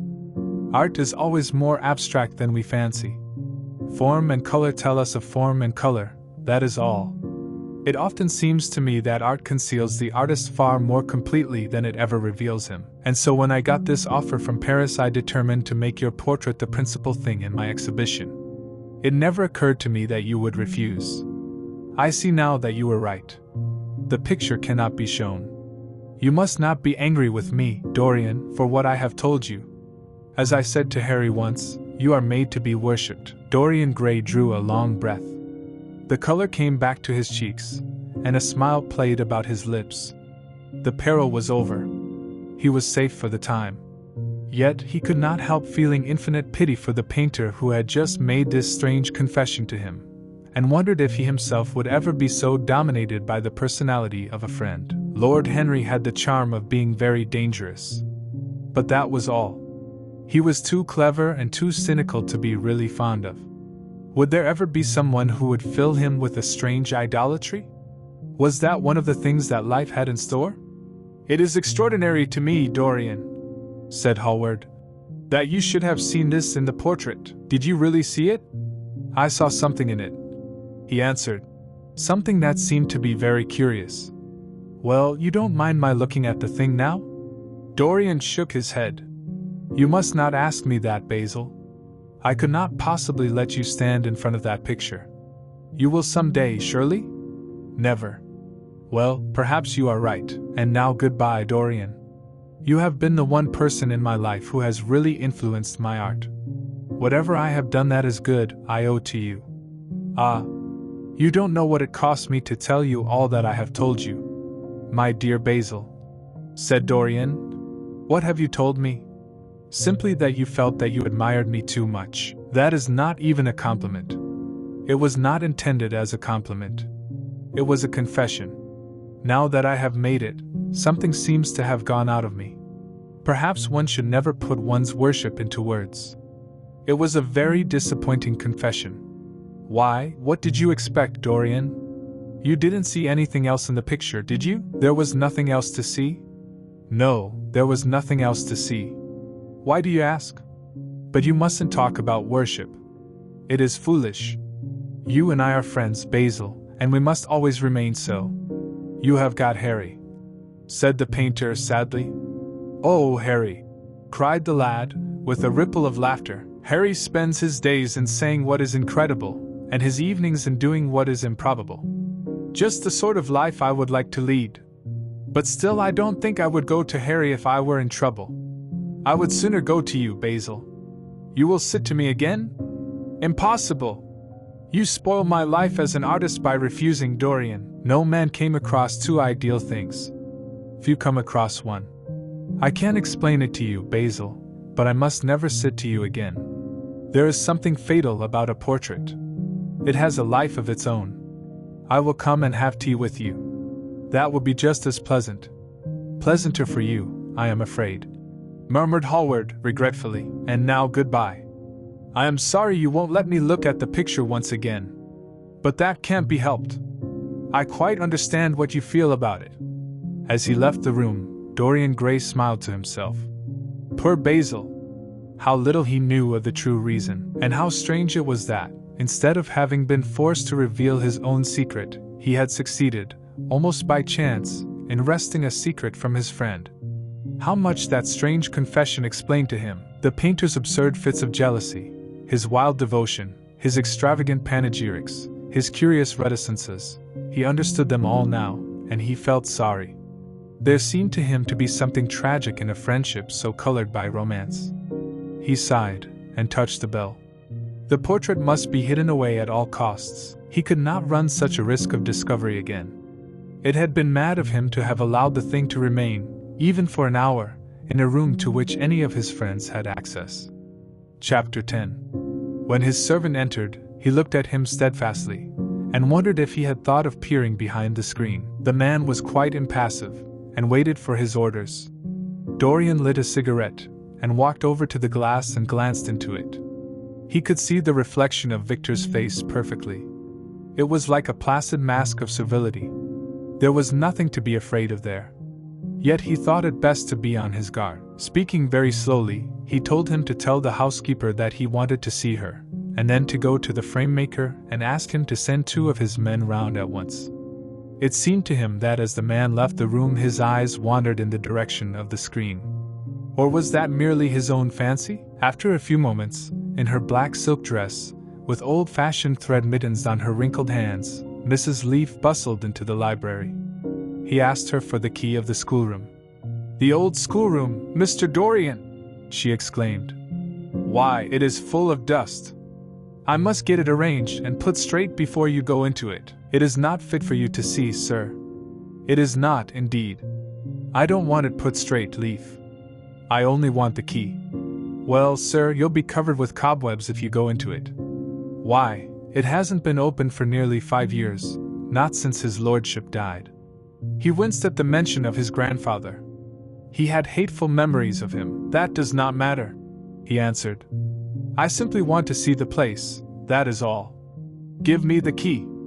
"And here is the key, sir," said the old lady, going over the contents of her bunch with tremulously uncertain hands. "Here is the key. I'll have it off the bunch in a moment. But you don't think of living up there, sir, and you so comfortable here?" "No, no," he cried petulantly. "Thank you, Leaf. That will do." She lingered for a few moments, and was garrulous over some detail of the household. He sighed, and told her to manage things as she thought best. She left the room, wreathed in smiles. As the door closed, Dorian put the key in his pocket, and looked round the room. His eye fell on a large purple satin coverlet heavily embroidered with gold, a splendid piece of late 17th century Venetian work that his grandfather had found in a convent near Bologna. Yes, that would serve to wrap the dreadful thing in. It had, perhaps, served often as a pall for the dead. Now it was to hide something that had a corruption of its own, worse than the corruption of death itself, something that would breed horrors and yet would never die. What the worm was to the corpse, his sins would be to the painted image on the canvas. They would mar its beauty, and eat away its grace. They would defile it, and make it shameful. and yet the thing would still live on. It would be always alive.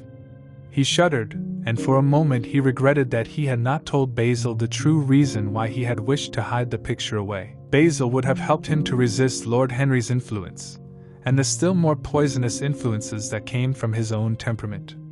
The love that he bore him, for it was really love, had nothing in it that was not noble and intellectual. It was not that mere physical admiration of beauty that is born of the senses, and that dies when the senses tire. Df. It was such love as Michelangelo had known, and Montaigne, D.G. and Winckelmann, D.H. and Shakespeare himself. Yes, Basil could have saved him. But it was too late now. The past could always be annihilated. Regret, denial, or forgetfulness could do that. But the future was inevitable. There were passions in him that would find their terrible outlet, dreams that would make the shadow of their evil real. He took up from the couch the great purple and gold texture that covered it, and holding it in his hands, passed behind the screen. Was the face on the canvas viler than before? It seemed to him that it was unchanged, and yet his loathing of it was intensified. Gold hair, blue eyes, and rose-red lips, they all were there. It was simply the expression that had altered. That was horrible in its cruelty. Compared to what he saw in it of censure or rebuke, how shallow Basil's reproaches about Sybil Vane had been, how shallow, and of what little account. His own soul was looking out at him from the canvas and calling him to judgment. A look of pain came across him, and he flung the rich pall over the picture. As he did so, a knock came to the door. He passed out as his servant entered. "The persons are here, monsieur." He felt that the man must be got rid of at once. He must not be allowed to know where the picture was being taken to. There was something sly about him, and he had thoughtful, treacherous eyes. Sitting down at the writing table, he scribbled a note to Lord Henry, asking him to send him round something to read, and reminding him that they were to meet at 8:15 that evening. "Wait for an answer," he said, handing it to him, "and show the men in here." In 2 or 3 minutes there was another knock, and Mr. Hubbard himself, the celebrated frame-maker of South Audley Street, came in with a somewhat rough-looking young assistant. Mr. Hubbard was a florid, red-whiskered little man, whose admiration for art was considerably tempered by the inveterate impecuniosity of most of the artists who dwelt with him.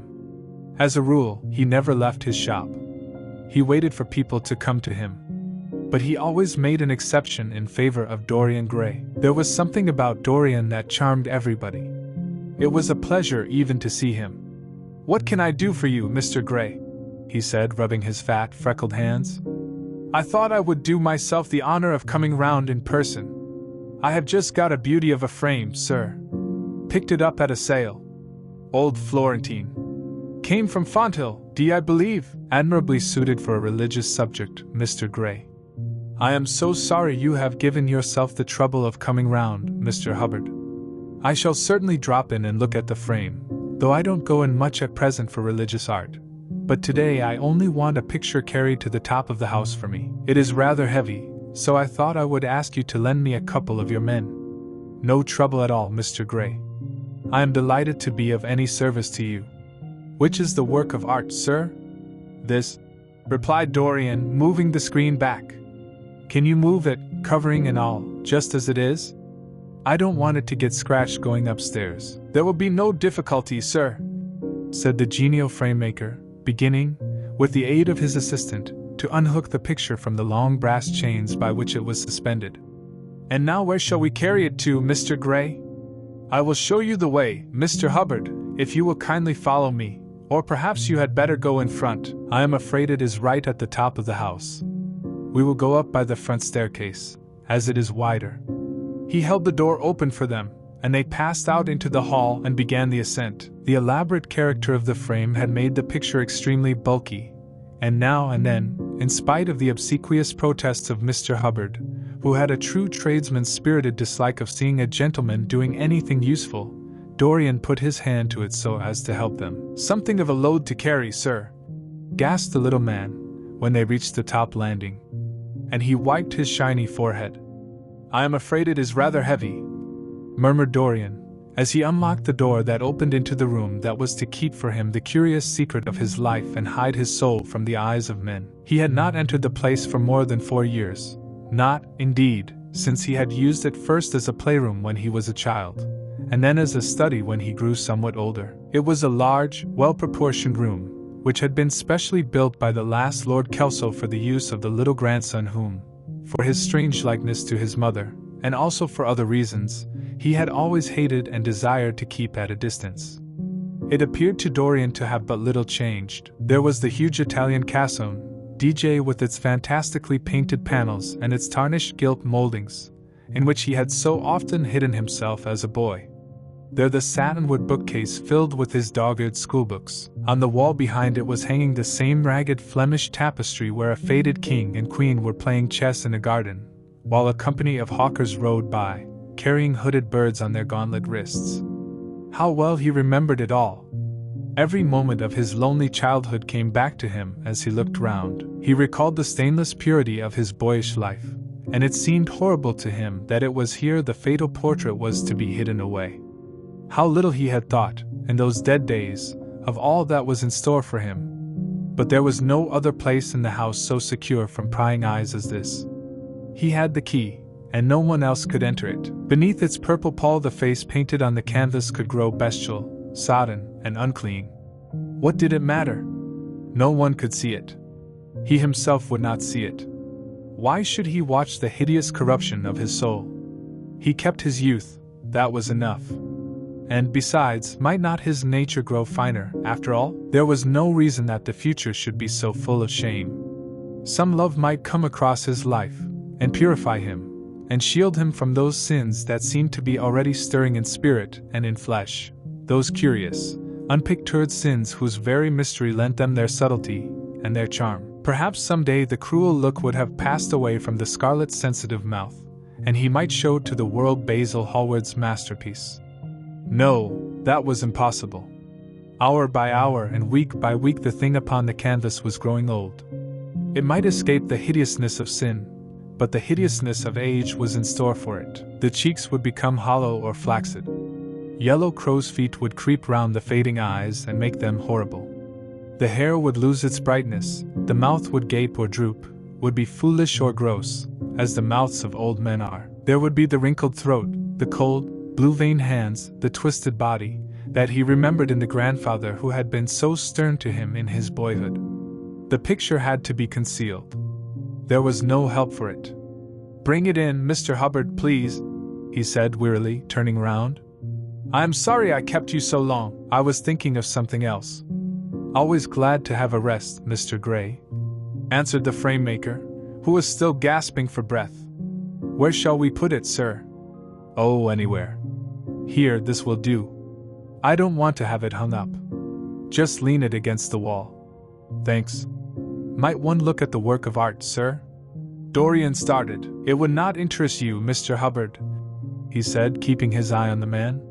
He felt ready to leap upon him and fling him to the ground if he dared lift the gorgeous hanging that concealed the secret of his life.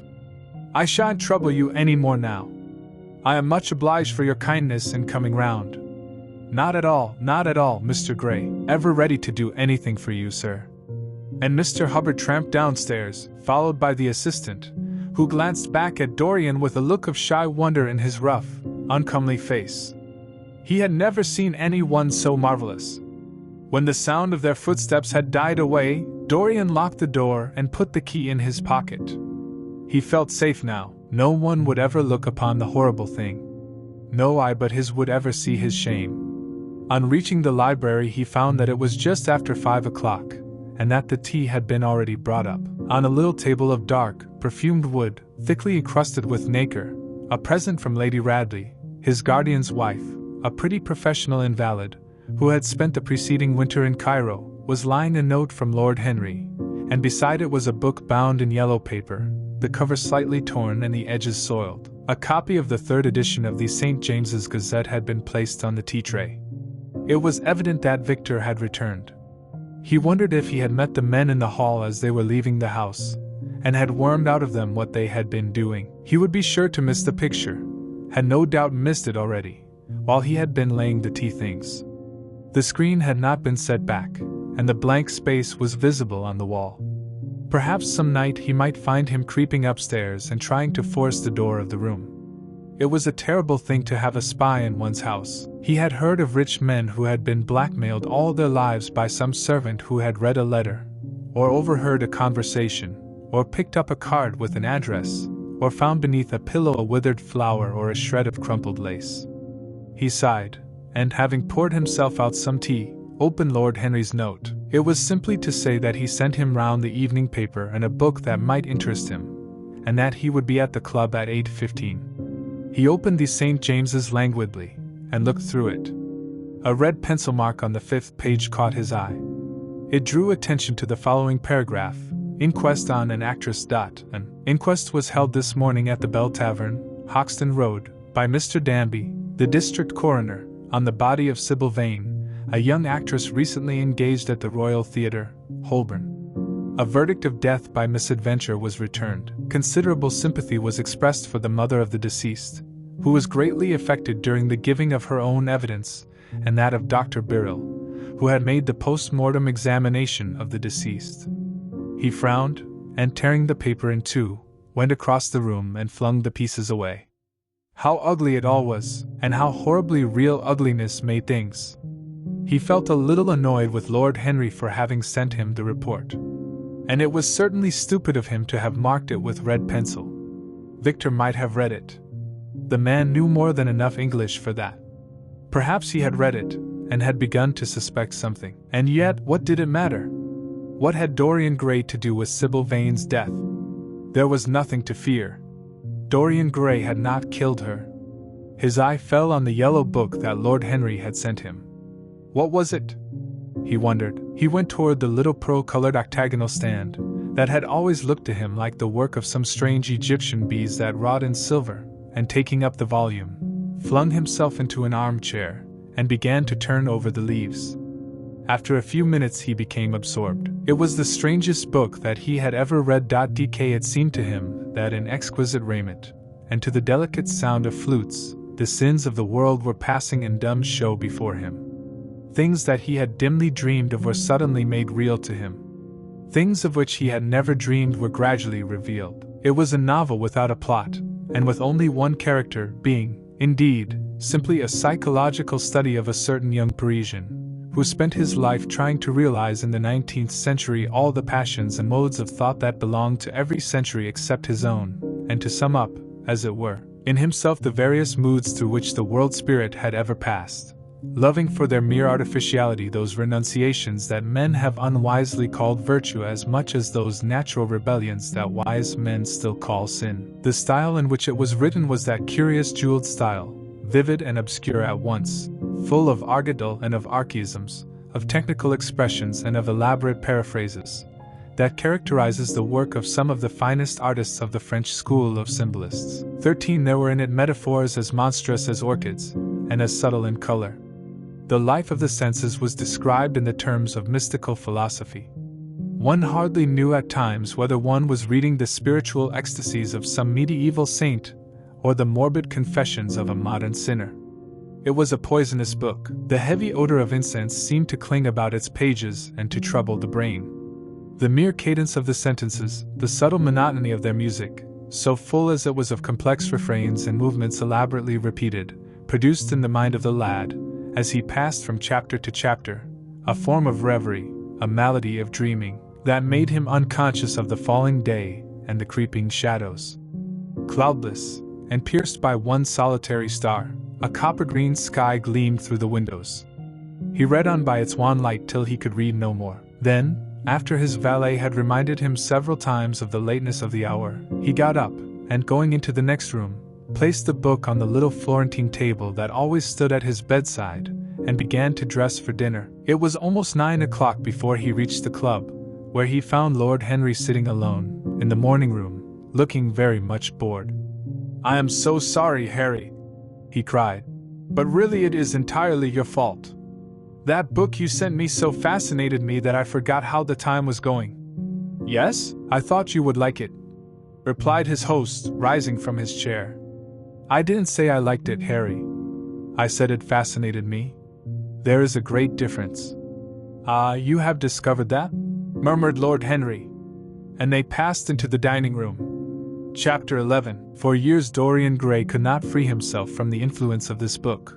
Or perhaps it would be more accurate to say that he never sought to free himself from it. He procured from Paris no less than 9 large paper copies of the first edition, and had them bound in different colors, so that they might suit his various moods and the changing fancies of a nature over which he seemed, at times, to have almost entirely lost control. The hero, the wonderful young Parisian, in whom the romantic and the scientific temperament were so strangely blended, became to him a kind of prefiguring type of himself. And, indeed, the whole book seemed to him to contain the story of his life, written before he had lived it. In one point he was more fortunate than the novel's fantastic hero. He never knew, never, indeed, had any cause to know, that somewhat grotesque dread of mirrors, and polished metal surfaces, and still water, which came upon the young Parisian so early in his life, and was occasioned by the sudden decay of a beauty that had once, apparently, been so remarkable. It was with an almost cruel joy, and perhaps in nearly every joy, as certainly in every pleasure, cruelty has its place, that he used to read the latter part of the book, with its really tragic, if somewhat overemphasized, account of the sorrow and despair of one who had himself lost what in others, and in the world, he had most dearly valued. For the wonderful beauty that had so fascinated Basil Hallward, and many others besides him, seemed never to leave him. Even those who had heard the most evil things against him, and from time to time strange rumors about his mode of life crept through London and became the chatter of the clubs, could not believe anything to his dishonor when they saw him. He had always the look of one who had kept himself unspotted from the world. Men who talked grossly became silent when Dorian Gray entered the room. There was something in the purity of his face that rebuked them. His mere presence seemed to recall to them the memory of the innocence that they had tarnished. They wondered how one so charming and graceful as he was could have escaped the stain of an age that was at once sordid and sensual. Often, on returning home from one of those mysterious and prolonged absences that gave rise to such strange conjecture among those who were his friends, or thought that they were so, he himself would creep upstairs to the locked room, open the door with the key that never left him now, and stand, with a mirror, in front of the portrait that Basil Hallward had painted of him, looking now at the evil and aging face on the canvas, and now at the fair young face that laughed back at him from the polished glass. The very sharpness of the contrast used to quicken his sense of pleasure. He grew more and more enamored of his own beauty, more and more interested in the corruption of his own soul. He would examine with minute care, and sometimes with a monstrous and terrible delight, the hideous lines that seared the wrinkling forehead or crawled around the heavy, sensual mouth, wondering sometimes which were the more horrible, the signs of sin or the signs of age. He would place his white hands beside the coarse, bloated hands of the picture, and smile. He mocked the misshapen body and the failing limbs. There were moments, indeed, at night, when, lying sleepless in his own delicately scented chamber, or in the sordid room of the little ill-famed tavern near the docks, which, under an assumed name, and in disguise, it was his habit to frequent, he would think of the ruin he had brought upon his soul, with a pity that was all the more poignant because it was purely selfish. But moments such as these were rare. That curiosity about life which Lord Henry had first stirred in him, as they sat together in the garden of their friend, seemed to increase with gratification. The more he knew, the more he desired to know. He had mad hungers that grew more ravenous as he fed them. Yet he was not really reckless, at any rate, in his relations to society. Once or twice every month during the winter, and on each Wednesday evening while the season lasted, he would throw open to the world his beautiful house, and have the most celebrated musicians of the day to charm his guests with the wonders of their art. His little dinners, in the settling of which Lord Henry always assisted him, were noted as much for the careful selection and placing of those invited as for the exquisite taste shown in the decoration of the table, with its subtle symphonic arrangements of exotic flowers, and embroidered cloths, and antique plate of gold and silver. Indeed, there were many, especially among the very young men, who saw, or fancied that they saw, in Dorian Gray the true realization of a type of which they had often dreamed in Eton or Oxford days, a type that was to combine something of the real culture of the scholar with all the grace and distinction and perfect manner of a citizen of the world. To them he seemed to be of the company whom Dante describes as having sought to make themselves perfect by the worship of beauty. 14 like Gautier, he was one for whom the visible world existed. 15 and certainly, to him life itself was the first, the greatest, of the arts, and for it all the other arts seemed to be but a preparation, fashion, by which what is really fantastic becomes for a moment universal, and dandyism, which, in its own way, is an attempt to assert the absolute modernity of beauty, had, of course, their fascination for him. His mode of dressing, and the particular styles that from time to time he affected, had their marked influence on the young exquisites of the Mayfair balls and Pall Mall Club windows, who copied him in everything that he did, and tried to reproduce the accidental charm of his graceful, though to him only half-serious fopperies. For while he was but too ready to accept the position that was almost immediately offered to him on his coming of age, and found, indeed, a subtle pleasure in the thought that he might really become to the London of his own day what to imperial Neronian Rome the author of the Satyricon, DN once had been, yet, in his inmost heart he desired to be something more than a mere arbiter elegantiarum, due to be consulted on the wearing of a jewel, or the knotting of a necktie, or the conduct of a cane. He sought to elaborate some new scheme of life that would have its reasoned philosophy and its ordered principles, and find in the spiritualizing of the senses its highest realization. The worship of the senses has often, and with much justice, been decried, men feeling a natural instinctive terror about passions and sensations that seem stronger than themselves, and that they are conscious of sharing with the less highly organized forms of existence. But it appeared to Dorian Gray that the true nature of the senses had never been understood, and that they had remained savage and animal merely because the world had sought to starve them into submission or to kill them by pain, instead of aiming at making them elements of a new spirituality, of which a fine instinct for beauty was to be the dominant characteristic. As he looked back upon man moving through history, he was haunted by a feeling of loss. So much had been surrendered, and to such little purpose. There had been mad, willful rejections, monstrous forms of self-torture and self-denial, whose origin was fear, and whose result was a degradation infinitely more terrible than that fancied degradation from which, in their ignorance, they had sought to escape. Nature, in her wonderful irony, driving out the anchorite to feed with the wild animals of the desert, and giving to the hermit the beasts of the field as his companions. Yes, there was to be, as Lord Henry had prophesied, a new hedonism that was to recreate life, and to save it from that harsh, uncomely Puritanism that is having, in our own day, its curious revival. It was to have its service of the intellect, certainly, yet it was never to accept any theory or system that would involve the sacrifice of any mode of passionate experience. Its aim, indeed, was to be experience itself, and not the fruits of experience, sweet or bitter as they might be. Dp of the asceticism that deadens the senses, as of the vulgar profligacy that dulls them, it was to know nothing.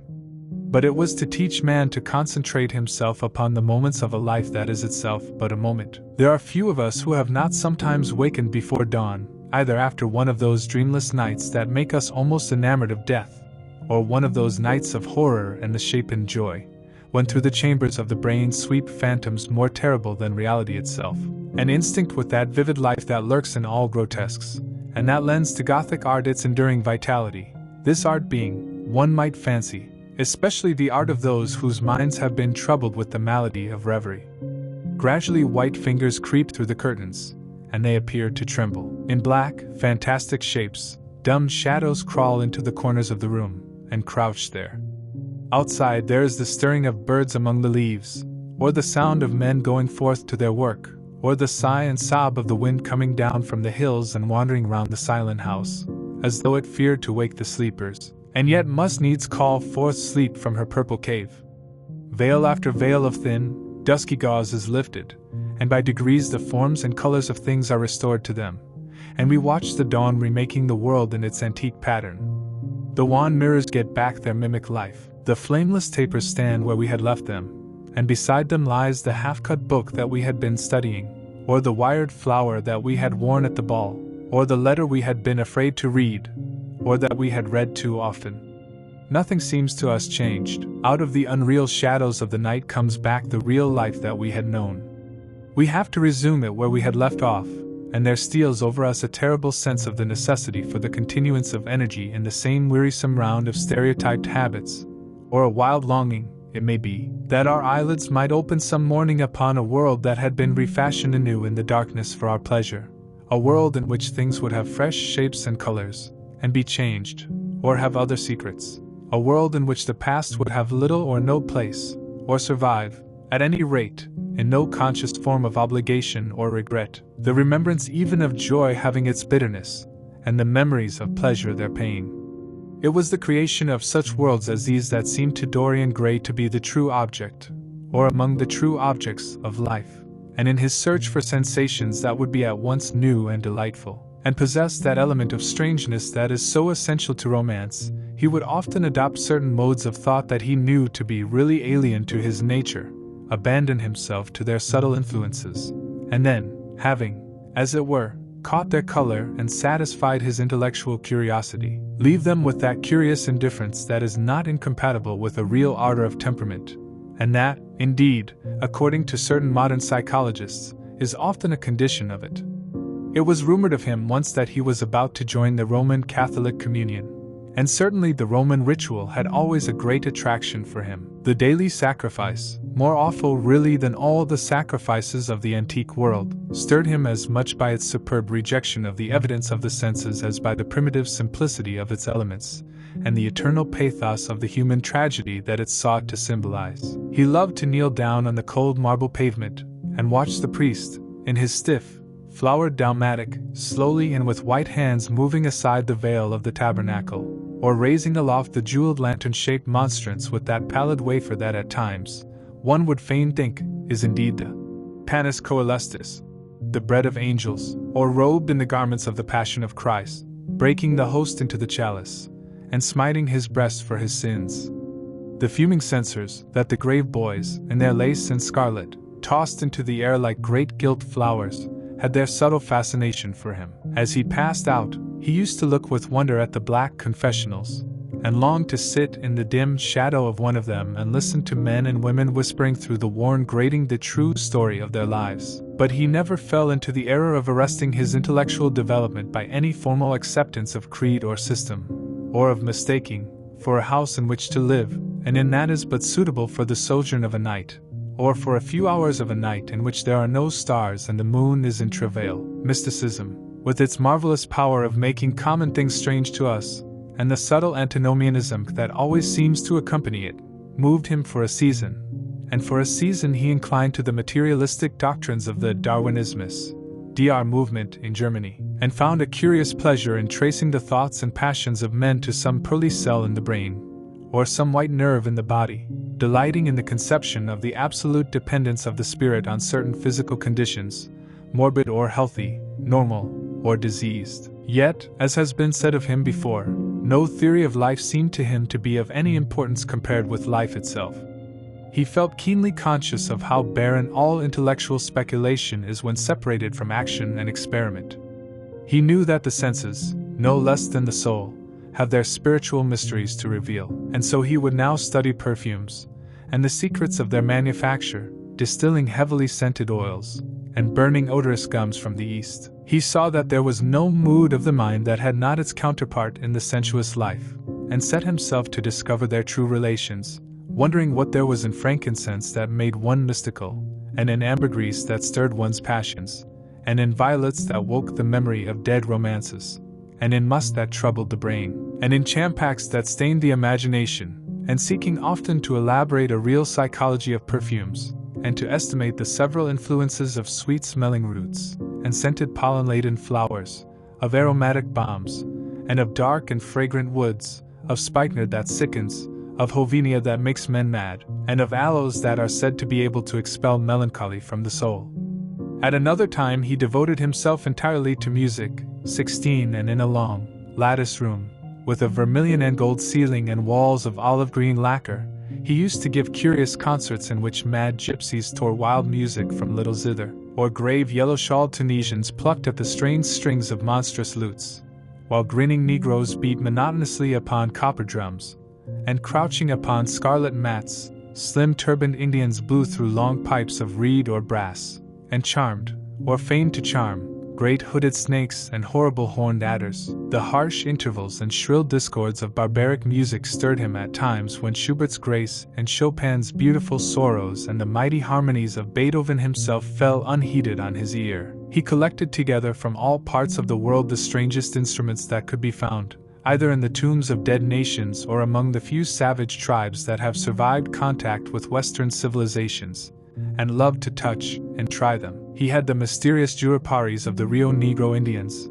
that women are not allowed to look at, and that even youths may not see till they have been subjected to fasting and scourging, and the earthen jars of the Peruvians that have the shrill cries of birds, and flutes of human bones such as Alfonso de Ovalle heard in Chile, and the sonorous green jaspers that are found near Cuzco and give forth a note of singular sweetness. He had painted gourds filled with pebbles that rattled when they were shaken, the long clarin of the Mexicans, into which the performer does not blow, but through which he inhales the air, the harsh turr of the Amazon tribes, that is sounded by the sentinels who sit all day long in high trees, and can be heard, it is said, at a distance of 3 leagues, the teponazli, that has 2 vibrating tongues of wood, and is beaten with sticks that are smeared with an elastic gum obtained from the milky juice of plants, the yatl bells of the Aztecs, that are hung in clusters like grapes, and a huge cylindrical drum, covered with the skins of great serpents, like the one that Bernal Diaz saw when he went with Cortez into the Mexican temple, and of whose doleful sound he has left us so vivid a description. The fantastic character of these instruments fascinated him, and he felt a curious delight in the thought that art, like nature, has her monsters, things of bestial shape and with hideous voices. Yet after some time, he wearied of them, and would sit in his box at the opera, either alone or with Lord Henry, listening in rapt pleasure to Tannhauser, and seeing in the prelude to that great work of art a presentation of the tragedy of his own soul. 17 On one occasion he took up the study of jewels, and appeared at a costume ball as an de Joyeuse, Admiral of France, in a dress covered with 560 pearls. 18 This taste enthralled him for years, and indeed, may be said never to have left him. He would often spend a whole day settling and resettling in their cases the various stones that he had collected, such as the olive-green chrysoberyl that turns red by lamplight, the cymophane with its wire-like line of silver, the pistachio-colored peridot, rose-pink and wine-yellow topazes, carbuncles of fiery scarlet with tremulous four-rayed stars, flame-red cinnamon stones, orange and violet spinels, and amethysts with their alternate layers of ruby and sapphire. He loved the red gold of the sunstone, and the moonstone's pearly whiteness, and the broken rainbow of the milky opal. He procured from Amsterdam 3 emeralds of extraordinary size and richness of color, and had a turquoise de la Vieille Roquita that was the envy of all the connoisseurs. He discovered wonderful stories, also, about jewels. In Alfonso's Clericalis Disciplina, a serpent was mentioned with eyes of real jacinth, and in the romantic history of Alexander, the conqueror of Amathia was said to have found in the Vale of Jordan snakes, with collars of real emeralds growing on their backs. There was a gem in the brain of the dragon, Philostratus told us, and, by the exhibition of golden letters and a scarlet robe, the monster could be thrown into a magical sleep, and slain. According to the great alchemist, Pierre de Boniface, the diamond rendered a man invisible, and the agate of India made him eloquent. The cornelian appeased anger, and the hyacinth provoked sleep, and the amethyst drove away the fumes of wine. The garnet cast out demons, and the hydropicus deprived the moon of her color. The selenite waxed and waned with the moon, and the meloceus, that discovers thieves, could be affected only by the blood of kids. Leonardus Camillus had seen a white stone taken from the brain of a newly killed toad that was a certain antidote against poison. The bezoar, DV that was found in the heart of the Arabian deer, was a charm that could cure the plague. In the nests of Arabian birds was the aspilates, that, according to Democritus, kept the wearer from any danger by fire. 19 The king of Sealandu rode through his city with a large ruby in his hand, at the ceremony of his coronation. The gates of the palace of John the priest were made of sardius, with the horn of the horned snake inwrought, so that no man might bring poison within. Over the gable were 2 golden apples in which were 2 carbuncles, so that the gold might shine by day and the carbuncles by night. In Lodge's strange romance, A Marguerite of America, it was stated that in the chamber of the queen one could behold all the chaste ladies of the world, enchased out of silver, looking through fair mirrors of chrysolites, carbuncles, sapphires, and green emeralds. Marco Polo had seen the inhabitants of Zipangu place rose-colored pearls in the mouths of the dead. A sea monster had been enamored of the pearl that the diver brought to King Perozes, and had slain the thief, and mourned for 7 moons over its loss. When the Huns lured the king into the great pit, he flung it away. Procopius tells the story, nor was it ever found again, though the Emperor Anastasius offered 500 weight of gold pieces for it. The King of Malabar had shown to a certain Venetian a rosary of 304 pearls, one for every god that he worshipped. 20 When the Duke de Valentinois, son of Alexander VI, visited Louis XII of France, his horse was loaded with gold leaves, according to Brantome, and his cap had double rows of rubies that threw out a great light. Charles of England had ridden in stirrups hung with 421 diamonds. Richard II had a coat, valued at 30,000 marks, which was covered with balas rubies. Hall described Henry VIII on his way to the Tower previous to his coronation as wearing a jacket of raised gold, the placard embroidered with diamonds and other rich stones, and a great baldric about his neck of large balasses. The favorites of James I wore earrings of emerald set in gold filigrane. Edward II gave to Piers Gaveston a suit of red gold armor studded with jacinths, a collar of gold roses set with turquoise stones, and a skull-cap parseam dy with pearls.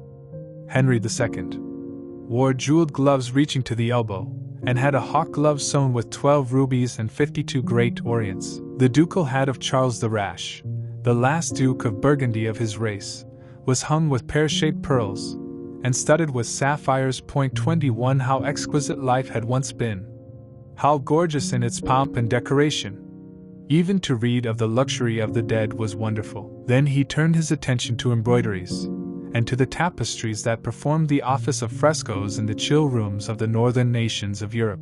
As he investigated the subject, and he always had an extraordinary faculty of becoming absolutely absorbed for the moment in whatever he took up, he was almost saddened by the reflection of the ruin that time brought on beautiful and wonderful things. He, at any rate, had escaped that. Summer followed summer, and the yellow jonquils bloomed and died many times, and nights of horror repeated the story of their shame, but he was unchanged. No winter marred his face or stained his flower-like bloom. How different it was with material things! Where had they passed to? Where was the great crocus-colored robe, on which the gods fought against the giants, that had been worked by brown girls for the pleasure of Athena? Daisy where? The huge velarium that Nerea had stretched across the Colosseum at Rome, that Titan sail of purple on which was represented the starry sky and Apollo driving a chariot drawn by white gilt-reined steeds. He longed to see the curious table napkins wrought for the priest of the sun, on which were displayed all the dainties and viands that could be wanted for a feast. The mortuary cloth of King Chilperic, with its 300 golden bees.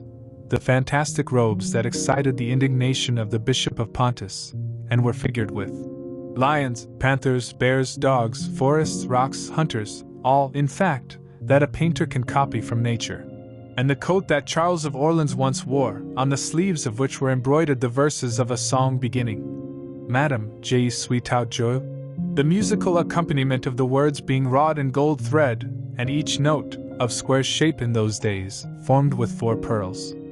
He read of the room that was prepared at the palace at Reims for the use of Queen Joan of Burgundy, and was decorated with 1,321 parrots, made in broidery, and blazoned with the king's arms, and 561 butterflies, whose wings were similarly ornamented with the arms of the queen, the whole worked in gold. Catherine de Medicis had a mourning bed made for her of black velvet powdered with crescents and suns. Its curtains were of damask, with leafy wreaths and garlands, figured upon a gold and silver ground, and fringed along the edges with broideries of pearls, and it stood in a room hung with rows of the queen's devices in cut black velvet upon cloth of silver.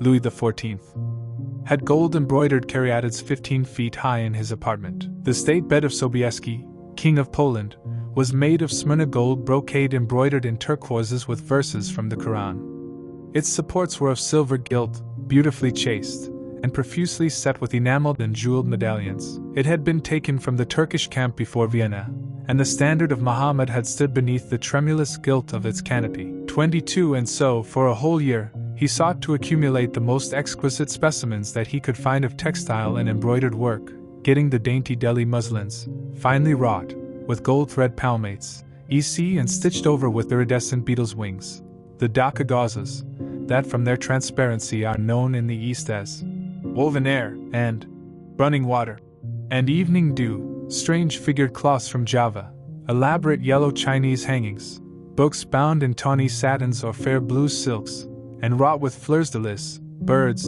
and images, veils of laces worked in Hungary point, Sicilian brocades, and stiff Spanish velvets, Georgian work with its gilt coins, and Japanese fukasashi with their green-toned golds and their marvelously plumaged birds.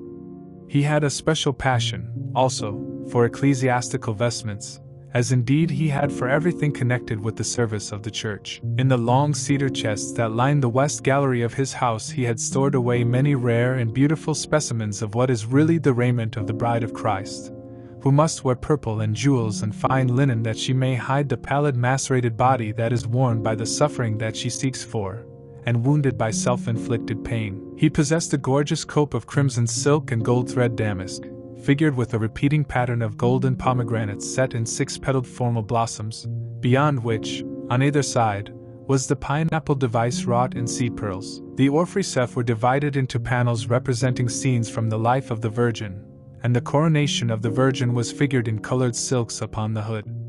This was Italian work of the 15th century. Another cope was of green velvet, embroidered with heart-shaped groups of acanthus leaves, from which spread long-stemmed white blossoms, the details of which were picked out with silver thread and colored crystals.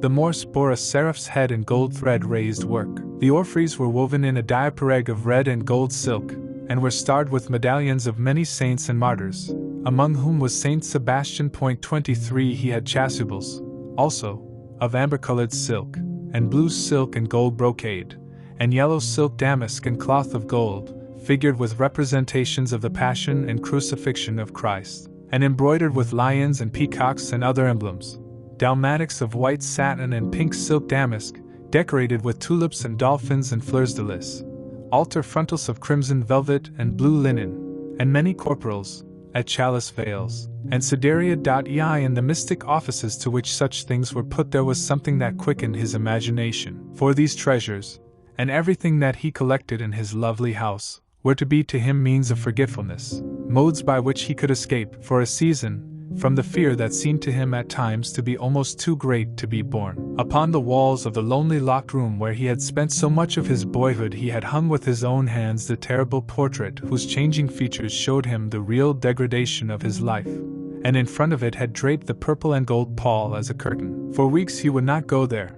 would forget the hideous painted thing, and get back his light heart, his wonderful joyousness, his passionate absorption in mere existence. Then, suddenly, some night he would creep out of the house, go down to dreadful places near Blue Gate Fields, and stay there, day after day, until he was driven away. On his return he would sit in front of the picture, sometimes loathing it and himself, but filled, at other times, with that pride of individualism that is half the fascination of sin, and smiling, with secret pleasure, at the misshapen shadow that had to bear the burden that should have been his own. After a few years he could not endure to be long out of England, and gave up the villa that he had shared at Trevillage with Lord Henry, as well as the little white-walled house at Algersec where they had more than once spent the winter. He hated to be separated from the picture that was such a part of his life, and was also afraid that during his absence someone might gain access to the room, in spite of the elaborate bars that he had caused to be placed upon the door. He was quite conscious that this would tell them nothing. It was true that the portrait still preserved, under all the foulness and ugliness of the face, its marked likeness to himself. But what could they learn from that? He would laugh at anyone who tried to taunt him. He had not painted it. What was it to him how vile and full of shame it looked? Even if he told them, would they believe it? Yet he was afraid. Sometimes when he was down at his great house in Nottinghamshire, entertaining the fashionable young men of his own rank who were his chief companions, and astounding the county by the wanton luxury and gorgeous splendor of his mode of life, he would suddenly leave his guests and rush back to town to see that the door had not been tampered with, and that the picture was still there. What if it should be stolen? The mere thought made him cold with horror. Surely the world would know his secret then. Perhaps the world already suspected it, for, while he fascinated many, there were not a few who distrusted him. He was very nearly blackballed at a West End club of which his birth and social position fully entitled him to become a member, and it was said that on one occasion, when he was brought by a friend into the smoking room of the Churchill, the Duke of Berwick and another gentleman got up in a marked manner and went out. Curious stories became current about him after he had passed his 25th year. It was rumored that he had been seen brawling with foreign sailors in a low den in the distant parts of Whitechapel, and that he consorted with thieves and coiners and knew the mysteries of their trade. His extraordinary absences became notorious, and when he used to reappear again in society, men would whisper to each other in corners, or pass him with a sneer, or look at him with cold, searching eyes, as though they were determined to discover his secret. Of such insolences and attempted slights he, of course, took no notice, and in the opinion of most people his frank, debonair manner, his charming, boyish smile, and the infinite grace of that wonderful youth that seemed never to leave him, were in themselves a sufficient answer to the calumnies, for so they termed them, that were circulated about him.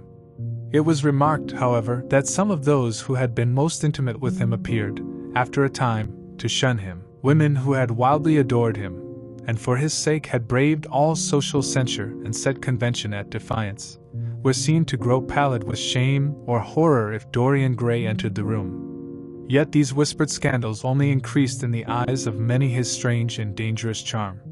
His great wealth was a certain element of security. Society, civilized society at least, is never very ready to believe anything to the detriment of those who are both rich and fascinating. It feels instinctively that manners are of more importance than morals, and in its opinion, the highest respectability is of much less value than the possession of a good chef. And after all, it is a very poor consolation to be told that the man who has given one a bad dinner, or poor wine, is irreproachable in his private life. Even the cardinal virtues cannot atone for half-cold entrees, as Lord Henry remarked once, in a discussion on the subject, and there is possibly a good deal to be said for his views, for the canons of good society are, or should be, the same as the canons of art. Form is absolutely essential to it. It should have the dignity of a ceremony, as well as its unreality, and should combine the insincere character of a romantic play with the wit and beauty that makes such plays delightful to us. Is insincerity such a terrible thing? I think not. It is merely a method by which we can multiply our personalities. Such, at any rate, was Dorian Gray's opinion. He used to wonder at the shallow psychology of those who conceive the ego in man as a thing simple, permanent, reliable, and of one essence. To him, man was a being with myriad lives and myriad sensations, a complex multiform creature that bore within itself strange legacies of thought and passion, and whose very flesh was tainted with the monstrous maladies of the dead. He loved to stroll through the gaunt, cold picture gallery of his country house and look at the various portraits of those whose blood flowed in his veins. Here was Philip Herbert, described by Francis Osborne in his Memoirs on the Reigns of Queen Elizabeth and King James, as one who was caressed by the court for his handsome face, which kept him not long company. Was it young Herbert's life that he sometimes led? Had some strange poisonous germ crept from body to body till it had reached his own?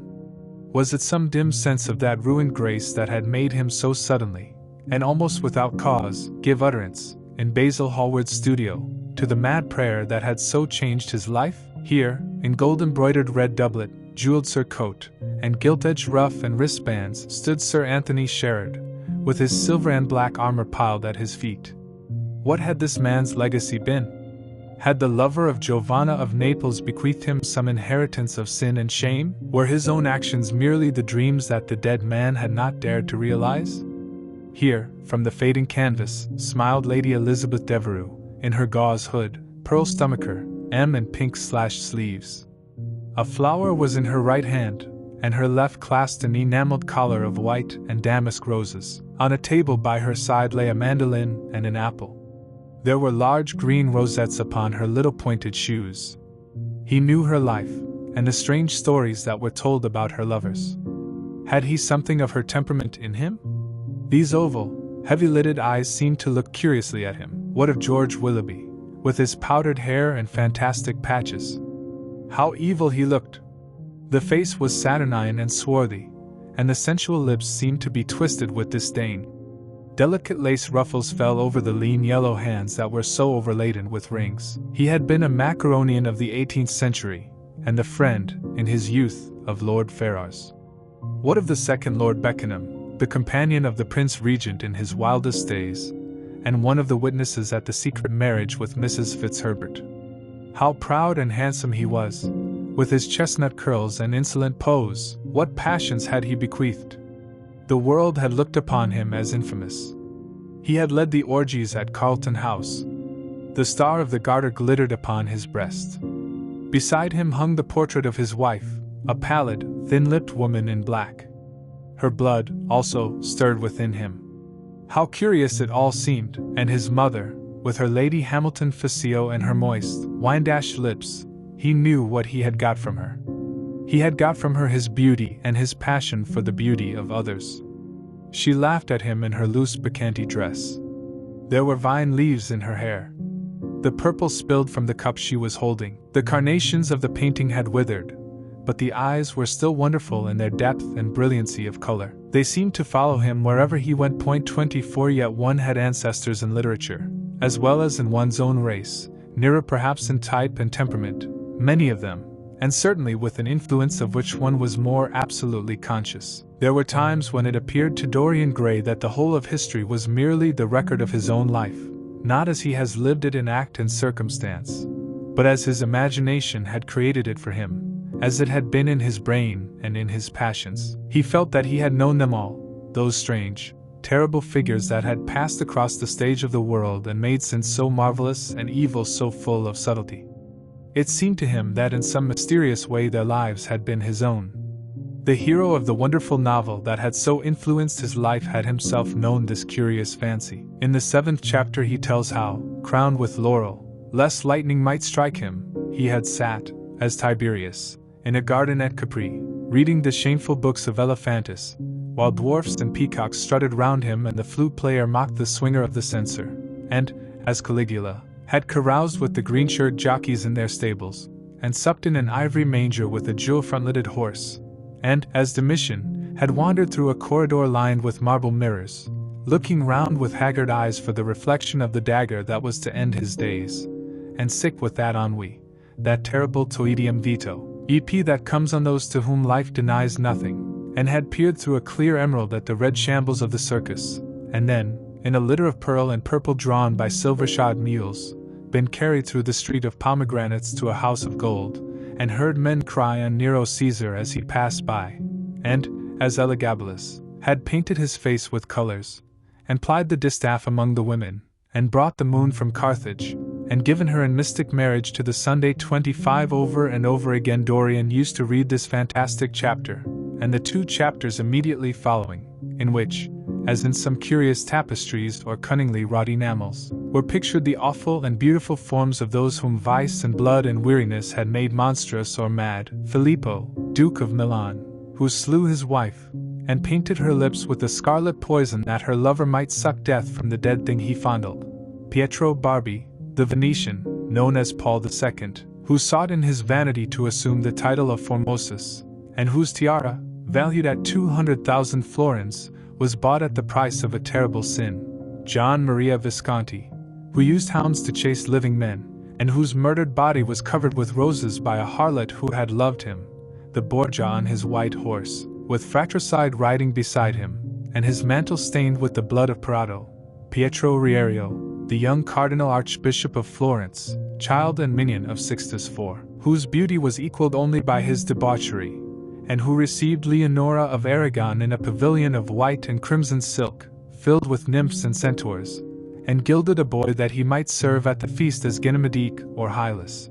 Rezelin, whose melancholy could be cured only by the spectacle of death, and who had a passion for red blood, as other men have for red wine, the son of the fiend, as was reported, and one who had cheated his father at dice when gambling with him for his own soul, Giambattista Cibo, who in mockery took the name of Innocent, and into whose torpid veins the blood of 3 lads was infused by a Jewish doctor, Sigismondo Malatesta, the lover of Isata, and the lord of Rimini, whose effigy was burned at Rome as the enemy of God and man, who strangled Polissena with a napkin, and gave poison to Ginevra d'Este in a cup of emerald, and in honor of a shameful passion built a pagan church for Christian worship, Charles VI, who had so wildly adored his brother's wife that a leper had warned him of the insanity that was coming on him, and who, when his brain had thickened and grown strange, could only be soothed by Saracen cards painted with the images of love and death and madness, and in his trim jerkin and jeweled cap and acanthus-like curls, Griffinetto Baglioni,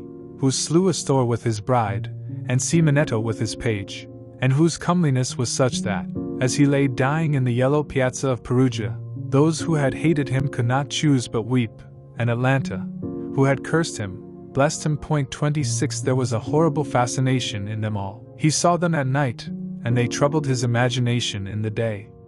The Renaissance knew of strange manners of poisoning by a helmet and a lighted torch, by an embroidered glove and a jeweled fan, by a gilded pomander and by an amber chain. Dorian Gray had been poisoned by a book. There were moments when he looked on evil simply as a mode through which he could realize his conception of the beautiful.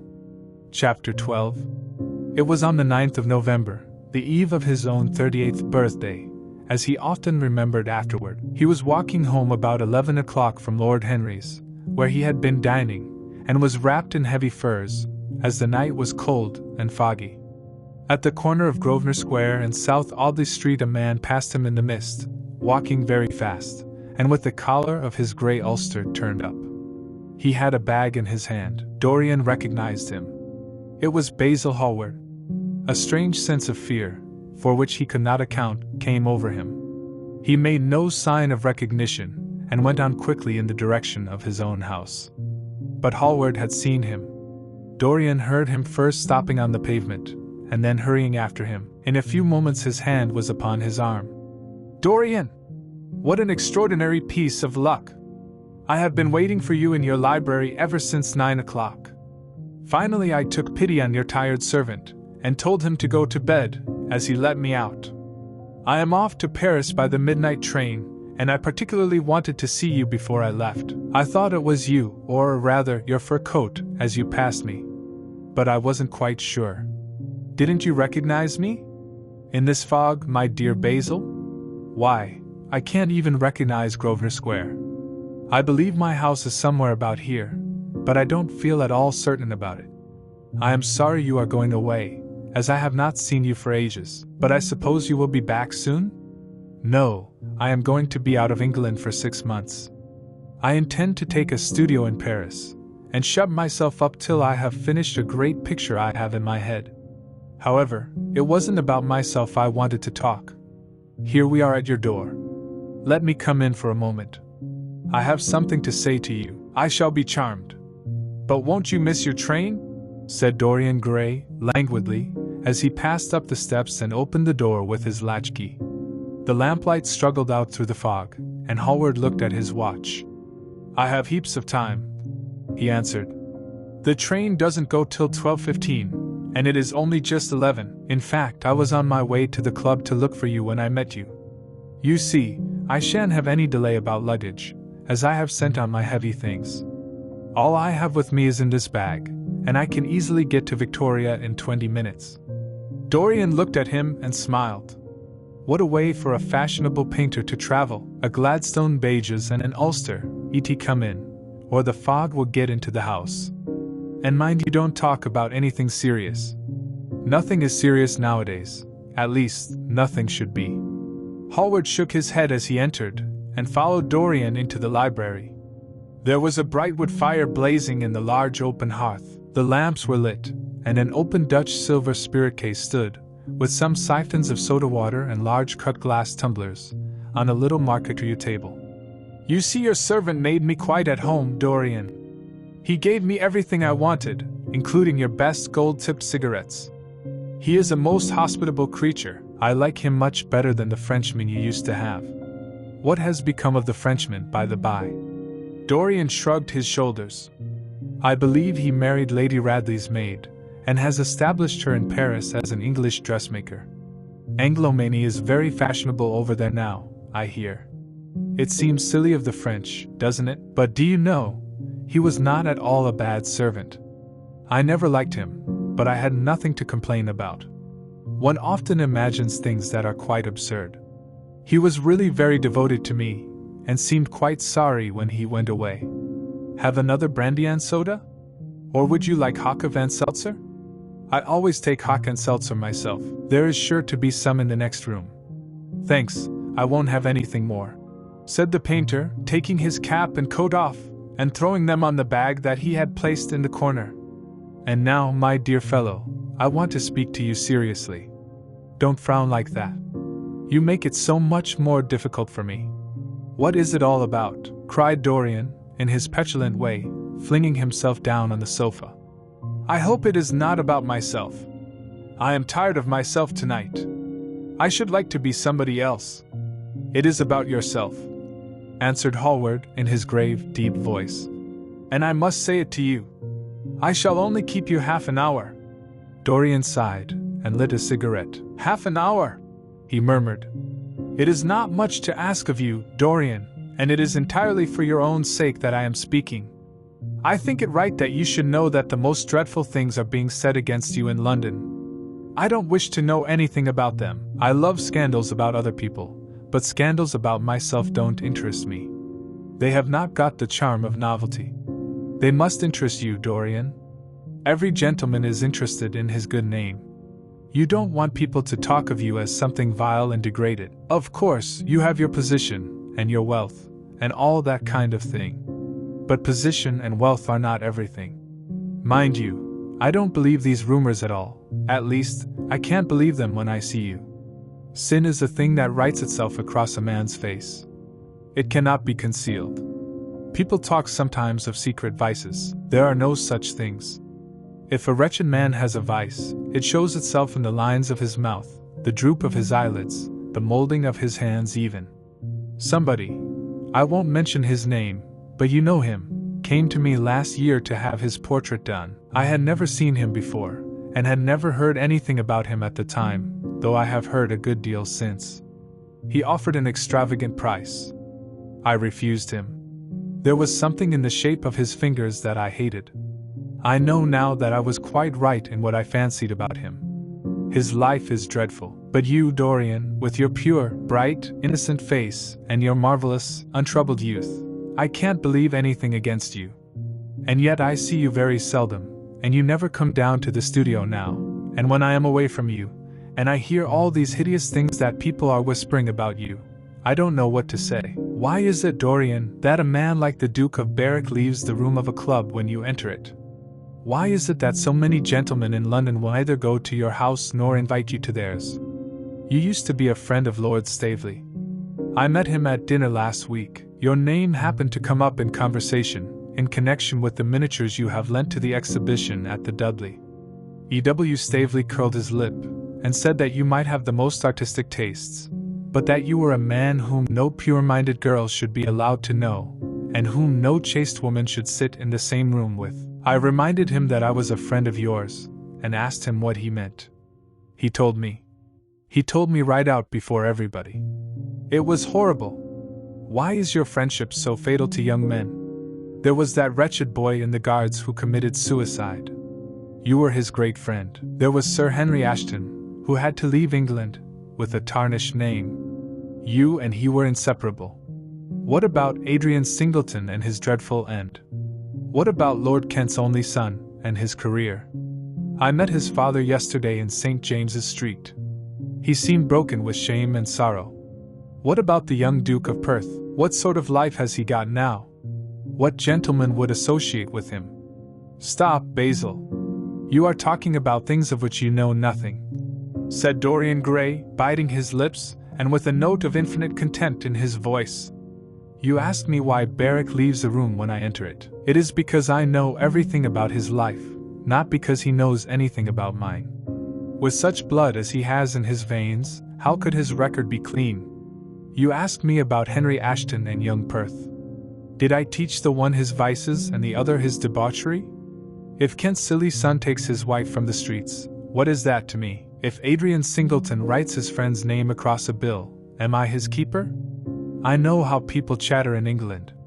The middle classes air their moral prejudices over their gross dinner tables, and whisper about what they call the profligacies of their betters in order to try and pretend that they are in smart society, and on intimate terms with the people they slander. In this country it is enough for a man to have distinction and brains for every common tongue to wag against him. And what sort of lives do these people, who pose as being moral, lead themselves? My dear fellow, you forget that we are in the native land of the hypocrite. Dorian, cried Hallward. That is not the question. England is bad enough, I know, and English society is all wrong. That is the reason why I want you to be fine. You have not been fine. One has a right to judge of a man by the effect he has over his friends. Yours seem to lose all sense of honor, of goodness, of purity. You have filled them with a madness for pleasure. They have gone down into the depths. You led them there.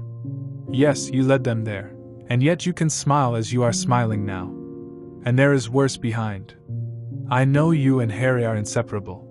Surely for that reason, if for none other, you should not have made his sister's name a byword. Take care, Basil. You go too far. I must speak, and you must listen. You shall listen. When you met Lady Gwendolen, not a breath of scandal had ever touched her. Is there a single decent woman in London now who would drive with her in the park? Why, even her children are not allowed to live with her. Then there are other stories. Stories that you have been seen creeping at dawn out of dreadful houses and slinking in disguise into the foulest dens in London. Are they true? Can they be true? When I first heard them I laughed. I hear them now, and they make me shudder. What about your country house, and the life that is led there? Dorian, you don't know what is said about you. I won't tell you that I don't want to preach to you. I remember Harry saying once that every man who turned himself into an amateur curate for the moment always began by saying that, and then proceeded to break his word. I do want to preach to you. I want you to lead such a life as will make the world respect you. I want you to have a clean name and a fair record. I want you to get rid of the dreadful people you associate with. Don't shrug your shoulders like that. Don't be so indifferent.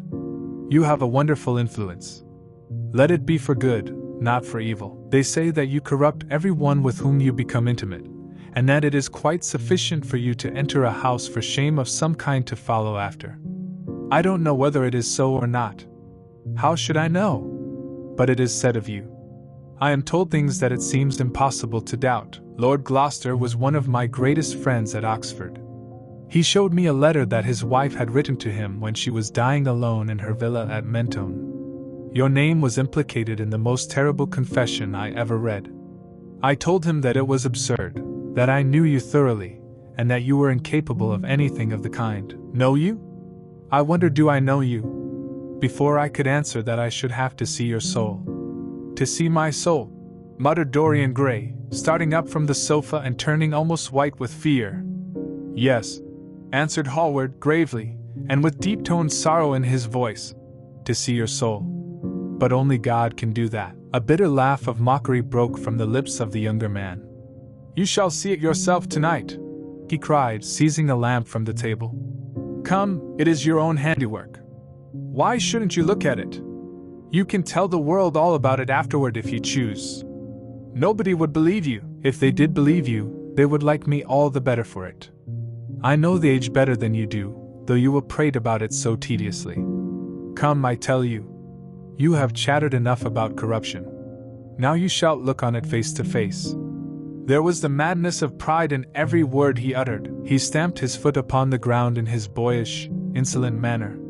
He felt a terrible joy at the thought that someone else was to share his secret, and that the man who had painted the portrait that was the origin of all his shame was to be burdened for the rest of his life with the hideous memory of what he had done. Yes, he continued, coming closer to him, and looking steadfastly into his stern eyes.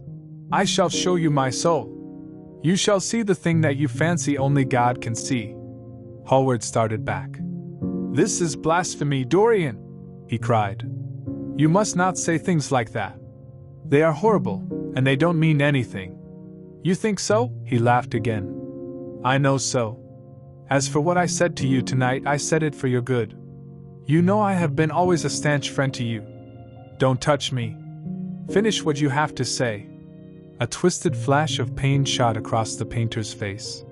He paused for a moment, and a wild feeling of pity came over him. After all, what right had he to pry into the life of Dorian Gray? If he had done a tithe of what was rumored about him, how much he must have suffered.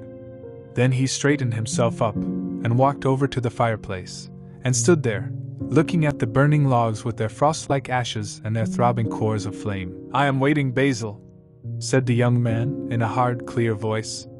He turned round. "What I have to say is this," he cried. "You must give me some answer to these horrible charges that are made against you. If you tell me that they are absolutely untrue from beginning to end, I shall believe you. Deny them, Dorian, deny them. Can't you see what I am going through? My God!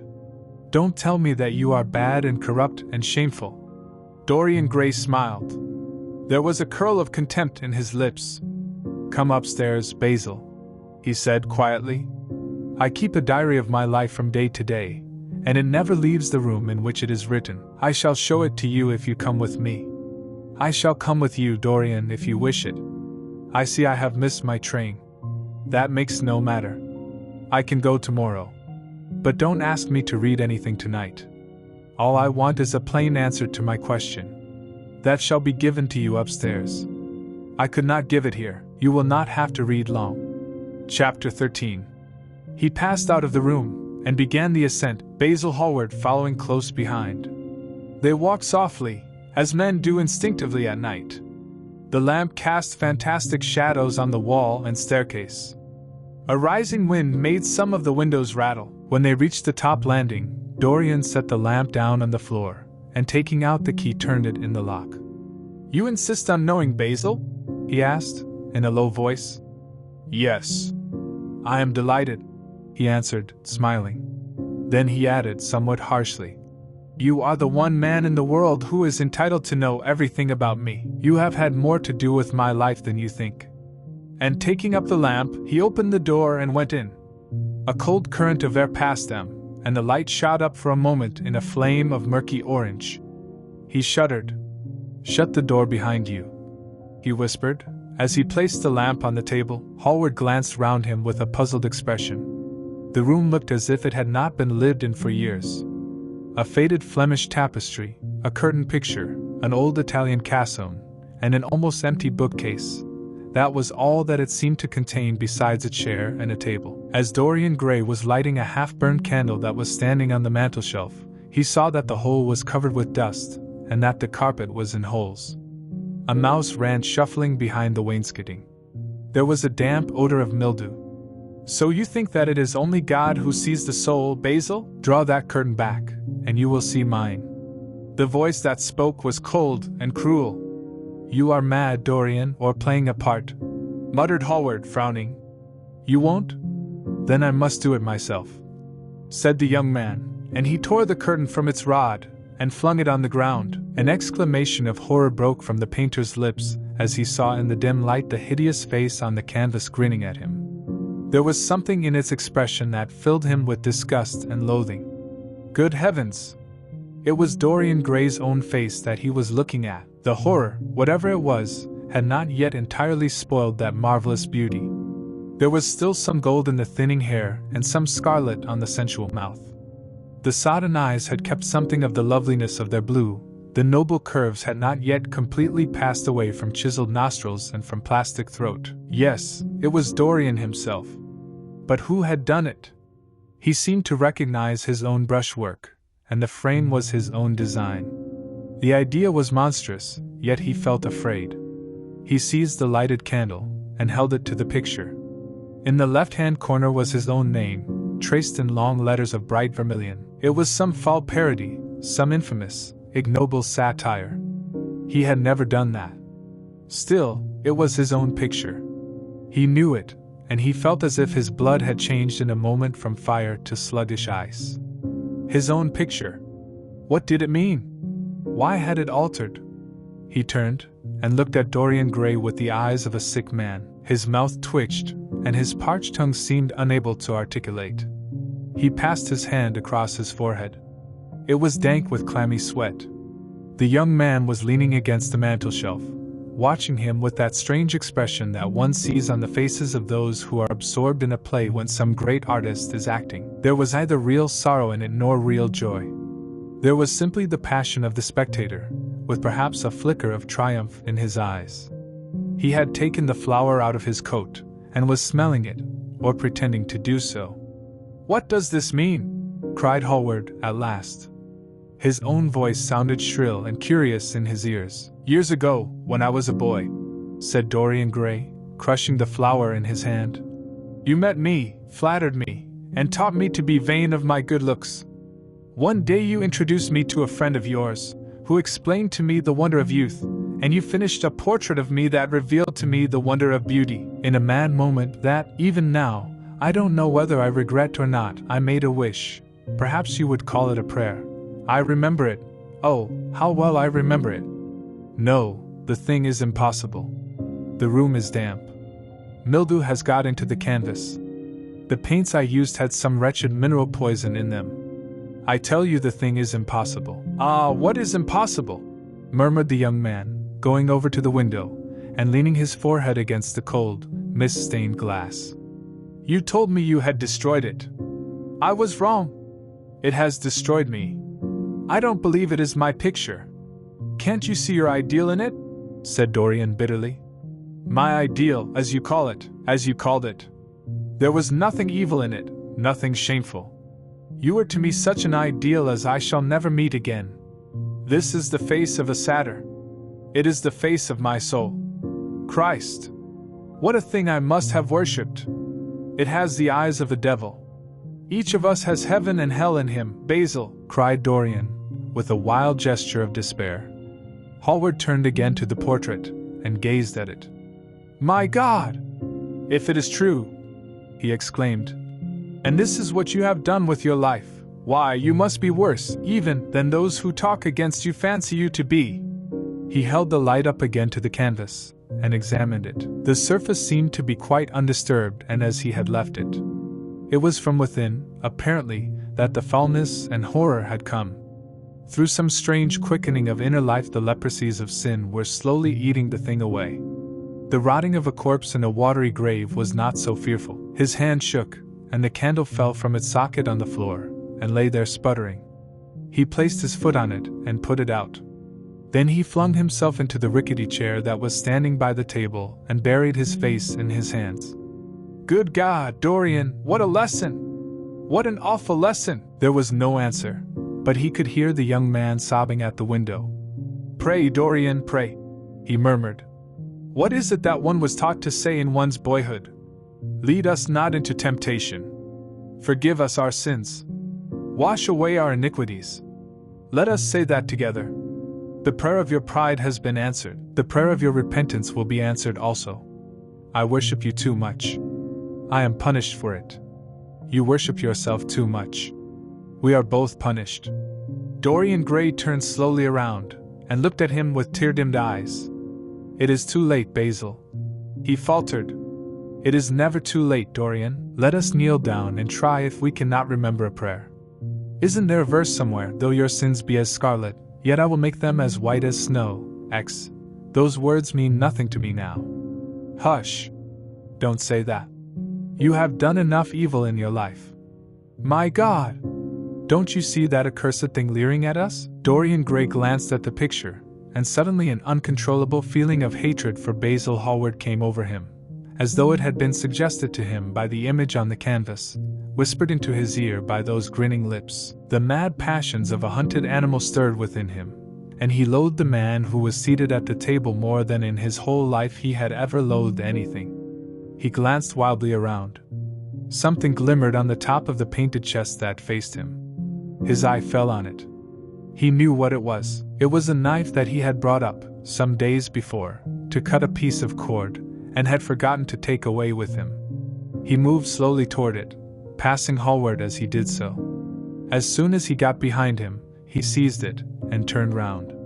Hallward stirred in his chair as if he was going to rise. He rushed at him, and dug the knife into the great vein that is behind the ear, crushing the man's head down on the table, and stabbing again and again. There was a stifled groan and the horrible sound of someone choking with blood. 3 times the outstretched arms shot up convulsively, waving grotesque, stiff-fingered hands in the air. He stabbed him twice more, but the man did not move. Something began to trickle on the floor. He waited for a moment, still pressing the head down. Then he threw the knife on the table and listened.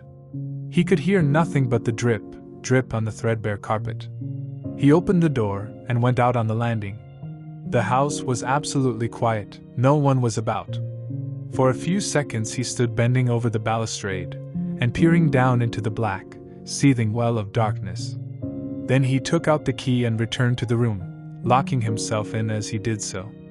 The thing was still seated in the chair, straining over the table with bowed head and humped back and long, fantastic arms. Had it not been for the red, jagged tear in the neck and the clotted black pool that was slowly widening on the table, one would have said that the man was simply asleep. How quickly it had all been done! He felt strangely calm, and walking over to the window, opened it, and stepped out on the balcony. The wind had blown the fog away, and the sky was like a monstrous peacock's tail, starred with myriads of golden eyes.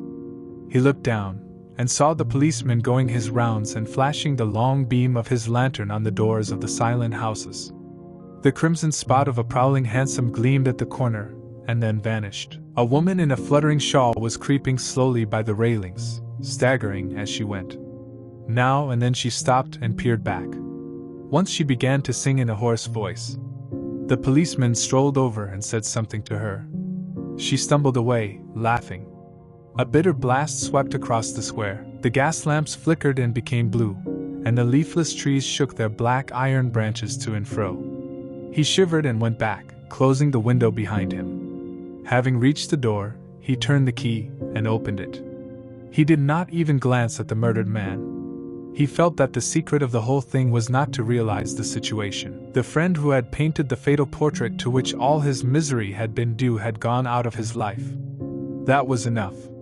Then he remembered the lamp.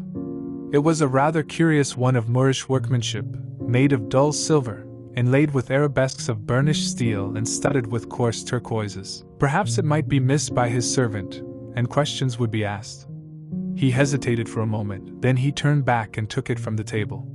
He could not help seeing the dead thing. How still it was! How horribly white the long hands looked! It was like a dreadful wax image. Having locked the door behind him, he crept quietly downstairs. The woodwork creaked, and seemed to cry out as if in pain. He stopped several times and waited.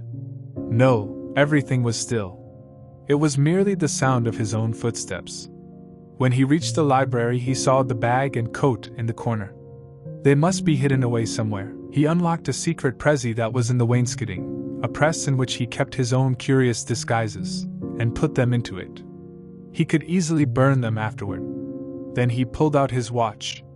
It was 20 minutes to 2. He sat down and began to think.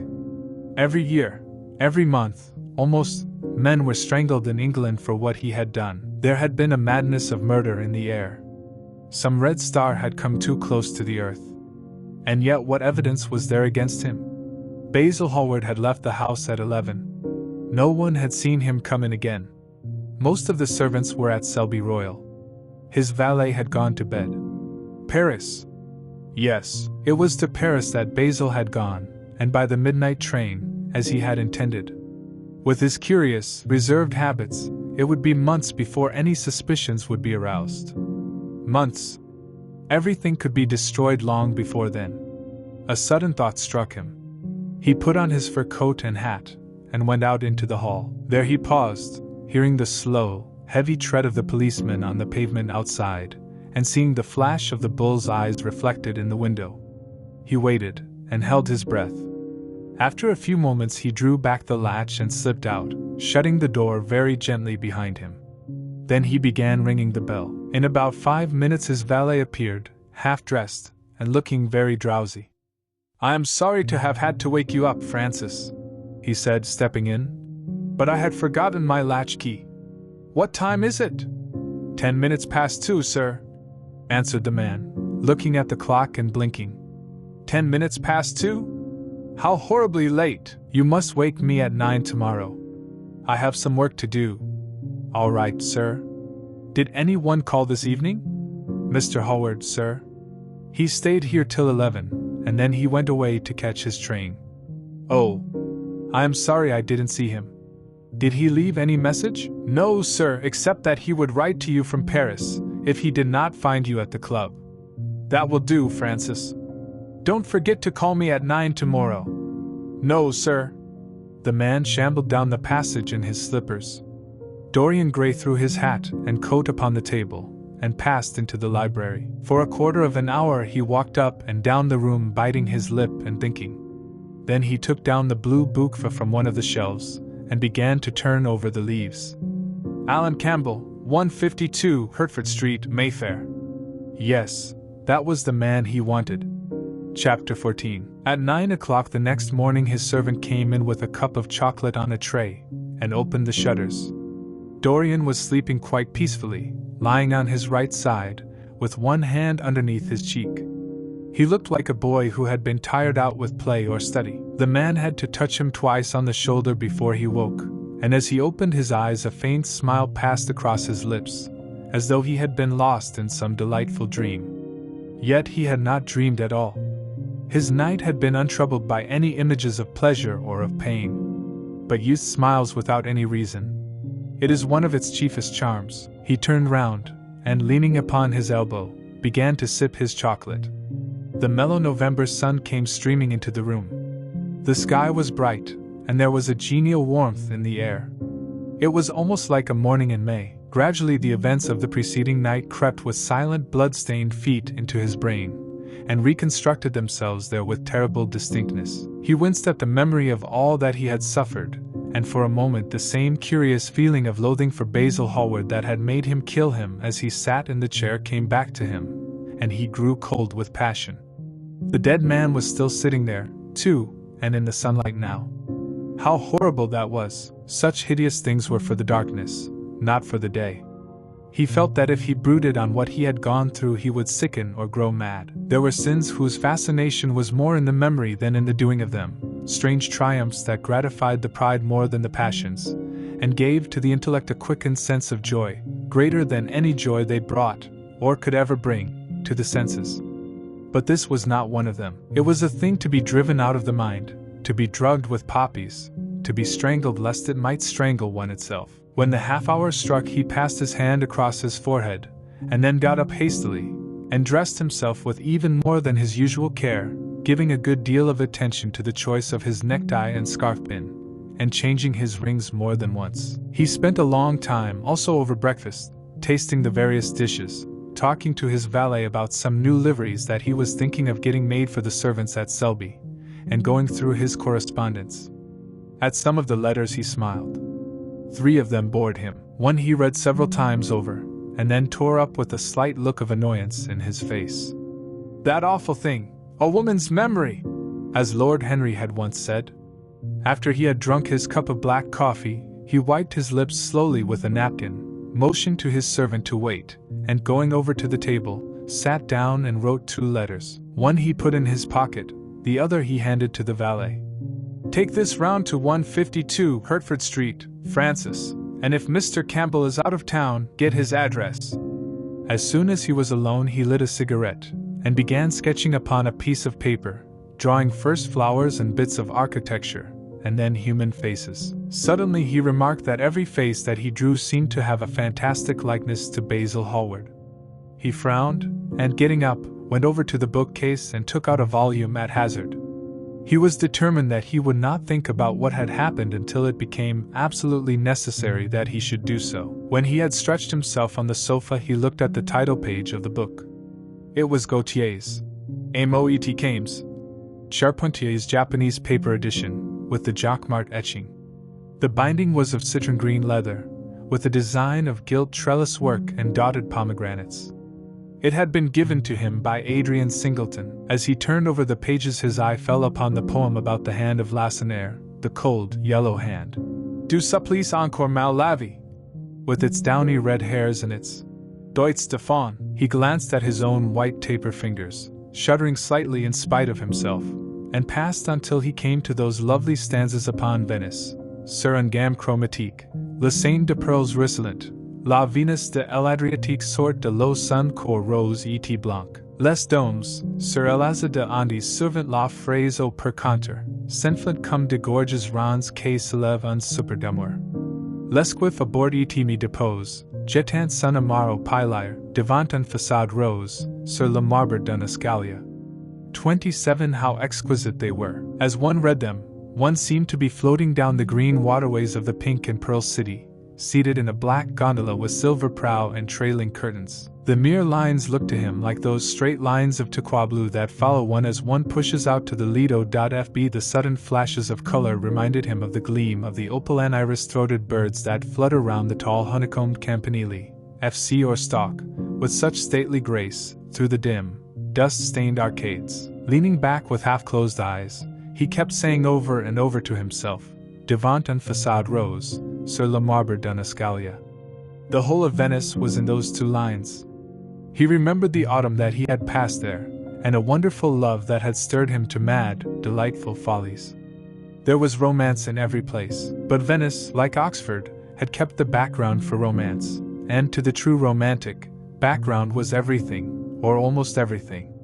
Basil had been with him part of the time, and had gone wild over Tintoret.fd. Poor Basil. What a horrible way for a man to die! He sighed, and took up the volume again, and tried to forget. He read of the swallows that fly in and out of the little cafe at Smyrna, where the Hadjis sit counting their amber beads, and the turbaned merchants smoke their long tasseled pipes and talk gravely to each other. He read of the obelisk in the Place de la Concorde that weeps tears of granite in its lonely sunless exile, and longs to be back by the hot lotus-covered Nile, where there are sphinxes, and rose-red ibises, and white vultures with gilded claws, and crocodiles, with small beryl eyes, that crawl over the green steaming mud. He began to brood over those verses which, drawing music from kiss-stained marble, tell of that curious statue that Gautier compares to a contralto voice, the monstre charmant, that couches in the porphyry room of the Louvre. 28. But after a time the book fell from his hand. He grew nervous, and a horrible fit of terror came over him. What if Alan Campbell should be out of England? Days would elapse before he could come back. Perhaps he might refuse to come. What could he do then? Every moment was of vital importance. They had been great friends once, 5 years before, almost inseparable, indeed. Then the intimacy had come suddenly to an end. When they met in society now, it was only Dorian Gray who smiled. Alan Campbell never did. He was an extremely clever young man, though he had no real appreciation of the visible arts, and whatever little sense of the beauty of poetry he possessed he had gained entirely from Dorian. His dominant intellectual passion was for science. At Cambridge he had spent a great deal of his time working in the laboratory, and had taken a good class in the natural science tripos of his year. Indeed, he was still devoted to the study of chemistry, and had a laboratory of his own, in which he used to shut himself up all day long, greatly to the annoyance of his mother, who had set her heart on his standing for Parliament, and had a vague idea that a chemist was a person who made up prescriptions. He was an excellent musician, however, as well, and played both the violin and the piano better than most amateurs. In fact, it was music that had first brought him and Dorian Gray together. Music and that indefinable attraction that Dorian seemed to be able to exercise whenever he wished, and indeed exercised often without being conscious of it. They had met at Lady Berkshire's the night that Rubinstein played there, and after that used to be always seen together at the opera, and wherever good music was going on. For 18 months their intimacy lasted. Campbell was always either at Selby Royal or in Grosvenor Square. To him, as to many others, Dorian Gray was the type of everything that is wonderful and fascinating in life. Whether or not a quarrel had taken place between them no one ever knew. But suddenly people remarked that they scarcely spoke when they met, and that Campbell seemed always to go away early from any party at which Dorian Gray was present. He had changed, too, was strangely melancholy at times, appeared almost to dislike hearing music, and would never himself play, giving as his excuse, when he was called upon, that he was so absorbed in science that he had no time left in which to practice. And this was certainly true. Every day he seemed to become more interested in biology, and his name appeared once or twice in some of the scientific reviews in connection with certain curious experiments. This was the man Dorian Gray was waiting for. Every second he kept glancing at the clock. As the minutes went by, he became horribly agitated. At last he got up and began to pace up and down the room, looking like a beautiful caged thing. He took long, stealthy strides. His hands were curiously cold. The suspense became unbearable. Time seemed to him to be crawling with feet of lead, while he by monstrous winds was being swept toward the jagged edge of some black cleft or precipice. He knew what was waiting for him there, saw it, indeed, and shuddering, crushed with dank hands his burning lids, as though he would have robbed the very brain of sight and driven the eyeballs back into their cave. It was useless. The brain had its own food on which it battened, and the imagination, made grotesque by terror, twisted and distorted as a living thing by pain, danced like some foul puppet on a stand, and grinned through moving masks. Then, suddenly, time stopped for him. Yes, that blind, slow-breathing thing crawled no more, and horrible thoughts, time being dead, raced nimbly on in front, and dragged a hideous future from its grave, and showed it to him. He stared at it. Its very horror made him stone. At last the door opened, and his servant entered. He turned glazed eyes upon him. "Mr. Campbell, sir," said the man. A sigh of relief broke from his parched lips, and the color came back to his cheeks. "Ask him to come in at once, Francis." He felt that he was himself again. His mood of cowardice had passed away. The man bowed and retired. In a few moments Alan Campbell walked in, looking very stern and rather pale, his pallor being intensified by his coal-black hair and dark eyebrows. "Alan, this is kind of you. I thank you for coming. I had intended never to enter your house again, Gray. But you said it was a matter of life and death." His voice was hard and cold. He spoke with slow deliberation. There was a look of contempt in the steady, searching gaze that he turned on Dorian. He kept his hands in the pockets of his astrakhanfy coat, and seemed not to have noticed the gesture with which he had been greeted. "Yes, it is a matter of life and death, Alan, and to more than one person. Sit down." Campbell took a chair by the table, and Dorian sat opposite to him. The two men's eyes met. In Dorian's there was infinite pity. He knew that what he was going to do was dreadful. After a strained moment of silence, he leaned across and said very quietly, but watching the effect of each word upon the face of him he had sent for, "Alan, in a locked room at the top of this house, a room to which nobody but myself has access, a dead man is seated at a table. He has been dead 10 hours now. Don't stir, and don't look at me like that. Who the man is, why he died, how he died, are matters that do not concern you. What you have to do is this: stop, Gray.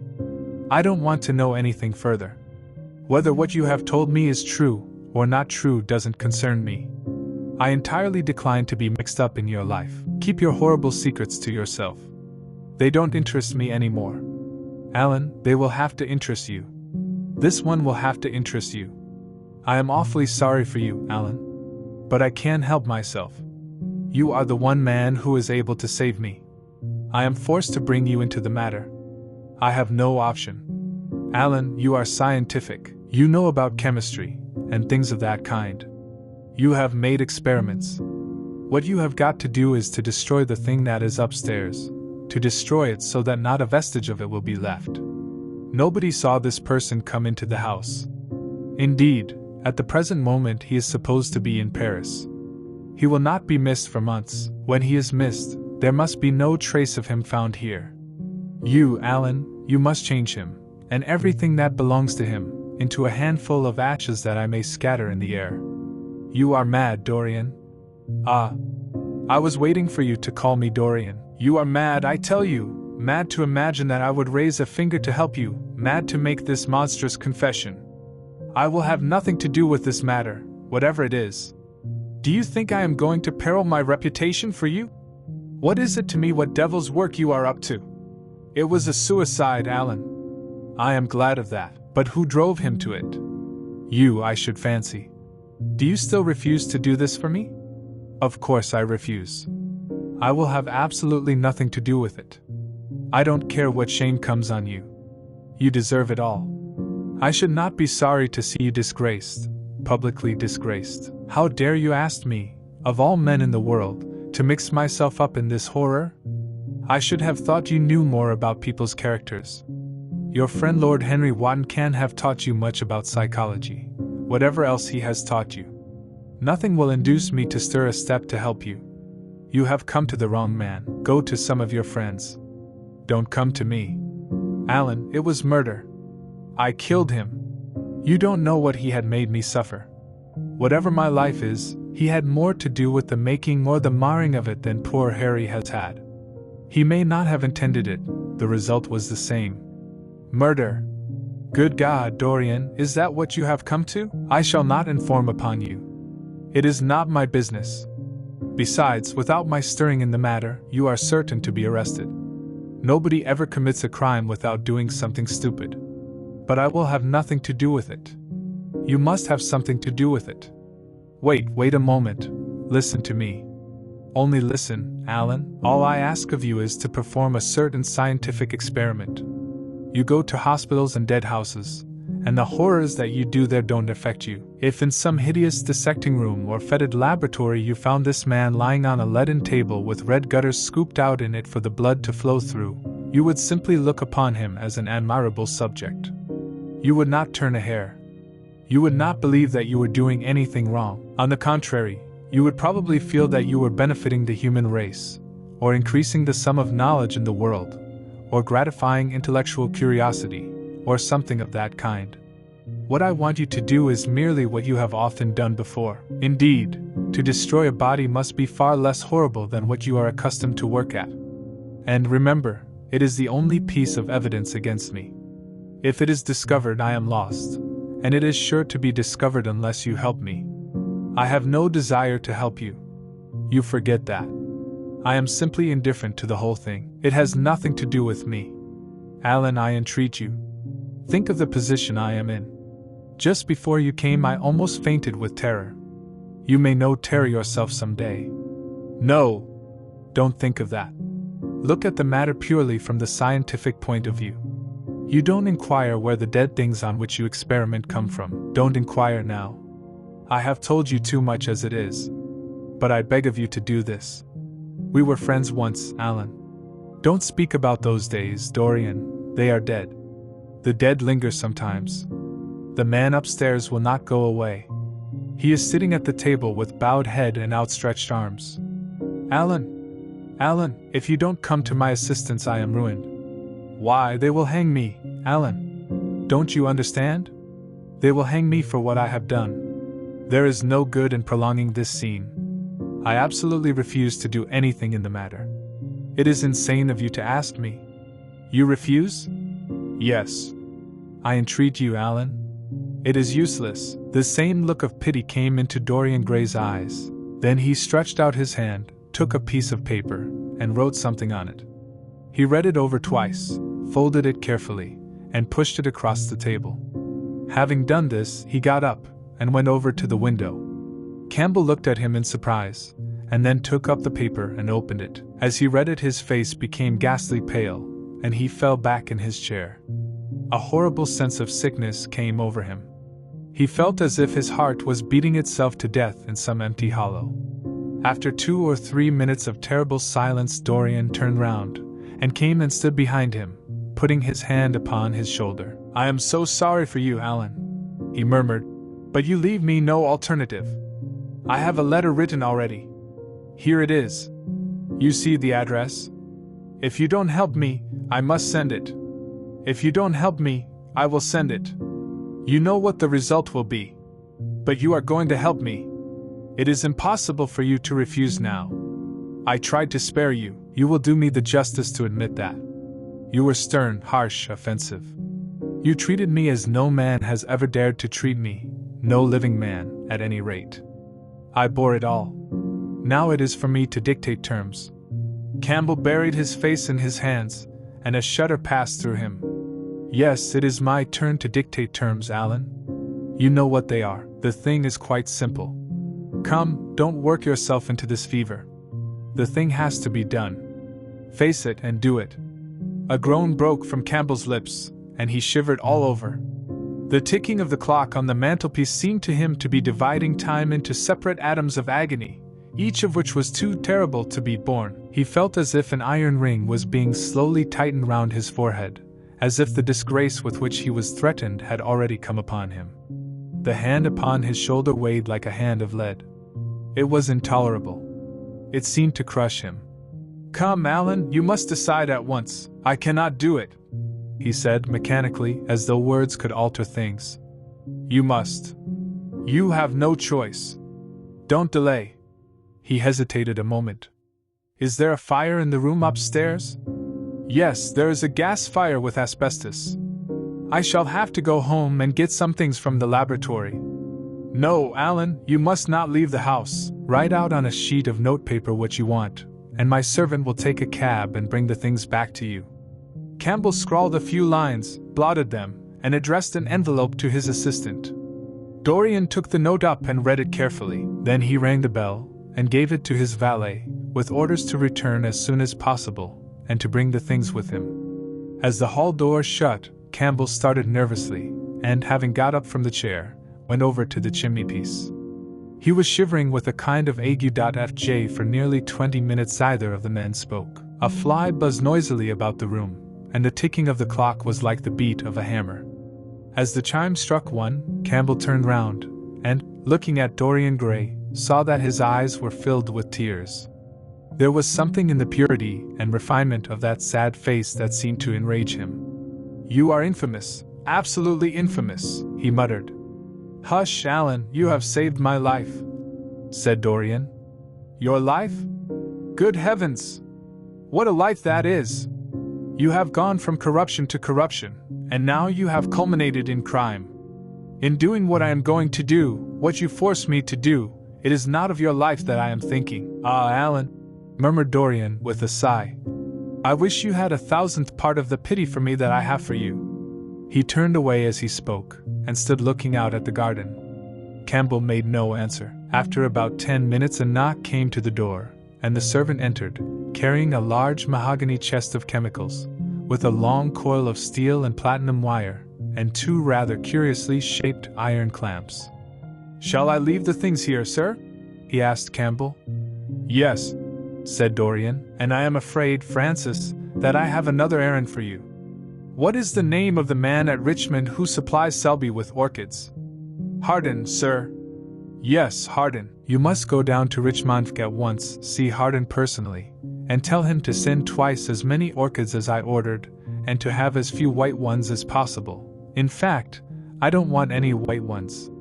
It is a lovely day, Francis, and Richmond is a very pretty place, otherwise I wouldn't bother you about it."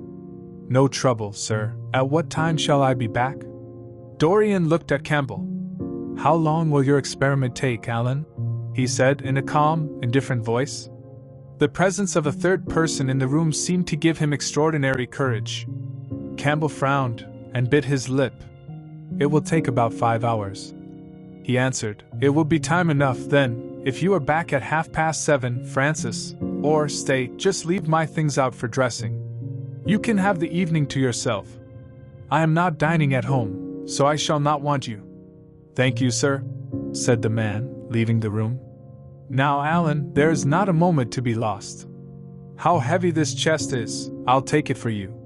You bring the other things." He spoke rapidly, and in an authoritative manner. Campbell felt dominated by him. They left the room together. When they reached the top landing, Dorian took out the key and turned it in the lock. Then he stopped, and a troubled look came into his eyes. He shuddered. "I don't think I can go in, Alan," he murmured. "It is nothing to me." "I don't require you," said Campbell coldly. Dorian half opened the door. As he did so, he saw the face of his portrait leering in the sunlight. On the floor in front of it the torn curtain was lying. He remembered that the night before he had forgotten, for the first time in his life, to hide the fatal canvas, and was about to rush forward, when he drew back with a shudder. What was that loathsome red dew that gleamed, wet and glistening, on one of the hands, as though the canvas had sweated blood? How horrible it was, more horrible, it seemed to him for the moment, than the silent thing that he knew was stretched across the table, the thing whose grotesque, misshapen shadow on the spotted carpet showed him that it had not stirred, but was still there, as he had left it. He heaved a deep breath, opened the door a little wider, and with half-closed eyes and averted head, walked quickly in, determined that he would not look even once upon the dead man. Then, stooping down, and taking up the gold and purple hanging, he flung it right over the picture. There he stopped, feeling afraid to turn round, and his eyes fixed themselves on the intricacies of the pattern before him.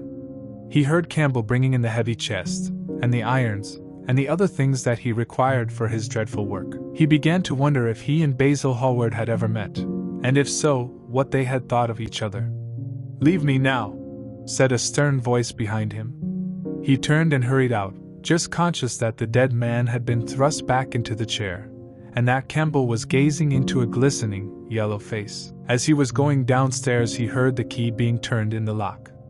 It was long after 7 when Campbell came back into the library. He was pale, but absolutely calm. "I have done what you asked me to do," he muttered. "And now, goodbye. Let us never see each other again.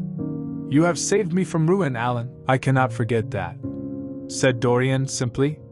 As soon as Campbell had left, he went upstairs. There was a horrible smell of nitric acid in the room, but the thing that had been sitting at the table was gone. Chapter 15. That evening, at 8:30, exquisitely dressed, and wearing a large buttonhole of Parma violets, F.M. Dorian Gray was ushered into Lady Narborough's drawing-room by bowing servants. His forehead was throbbing with maddened nerves, and he felt wildly excited, but his manner as he bent over his hostess's hand was as easy and graceful as ever. Perhaps one never seems so much at one's ease as when one has to play a part. Certainly no one looking at Dorian Gray that night could have believed that he had passed through a tragedy as horrible as any tragedy of our age. Those finely shaped fingers could never have clutched a knife for sin, nor those smiling lips have cried out on God and goodness. He himself could not help wondering at the calm of his demeanor, and for a moment felt keenly the terrible pleasure of a double life. It was a small party, got up rather in a hurry by Lady Narborough, who was a very clever woman, with what Lord Henry used to describe as the remains of really remarkable ugliness. She had proved an excellent wife to one of our most tedious ambassadors, and having buried her husband properly in a marble mausoleum, which she had herself designed, and married off her daughters to some rich, rather elderly men, she devoted herself now to the pleasures of French fiction, French cookery, and French esprit, when she could get it. Dorian was one of her especial favorites, and she always told him she was extremely glad she had not met him in early life. "I know, my dear, one should have fallen madly in love with you," she used to say, "and thrown my bonnet right over the mills for your sake.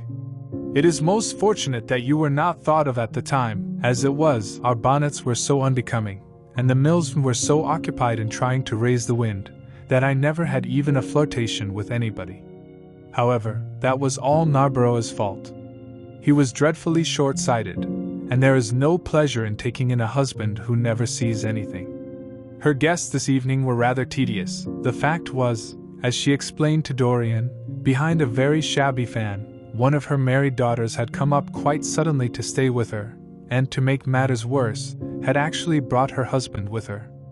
"I think it is most unkind of her, my dear," she whispered. "Of course I go and stay with them every summer after I come from Hamburg, but then an old woman like me must have fresh air sometimes, and besides I really wake them up.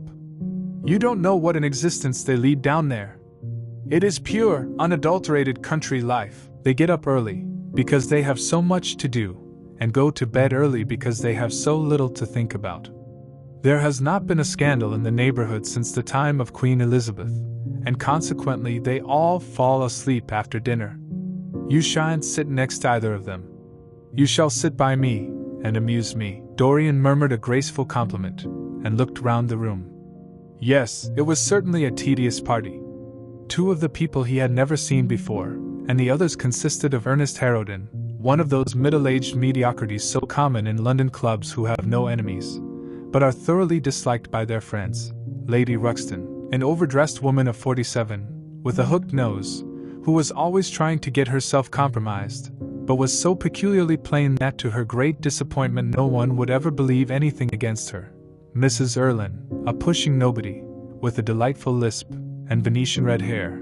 Lady Alice Chapman, his hostess's daughter, a dowdy dull girl, with one of those characteristic British faces that, once seen, are never remembered, and her husband, a red-cheeked, white-whiskered creature who, like so many of his class, was under the impression that inordinate joviality can atone for an entire lack of ideas. He was rather sorry he had come, till Lady Narborough, looking at the great ormuluft gilt clock that sprawled in gaudy curves on the mauve-draped mantelshelf, exclaimed, "How horrid of Henry Wotton to be so late!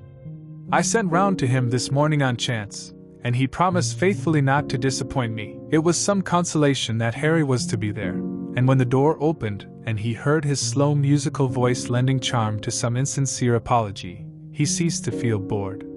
But at dinner he could not eat anything.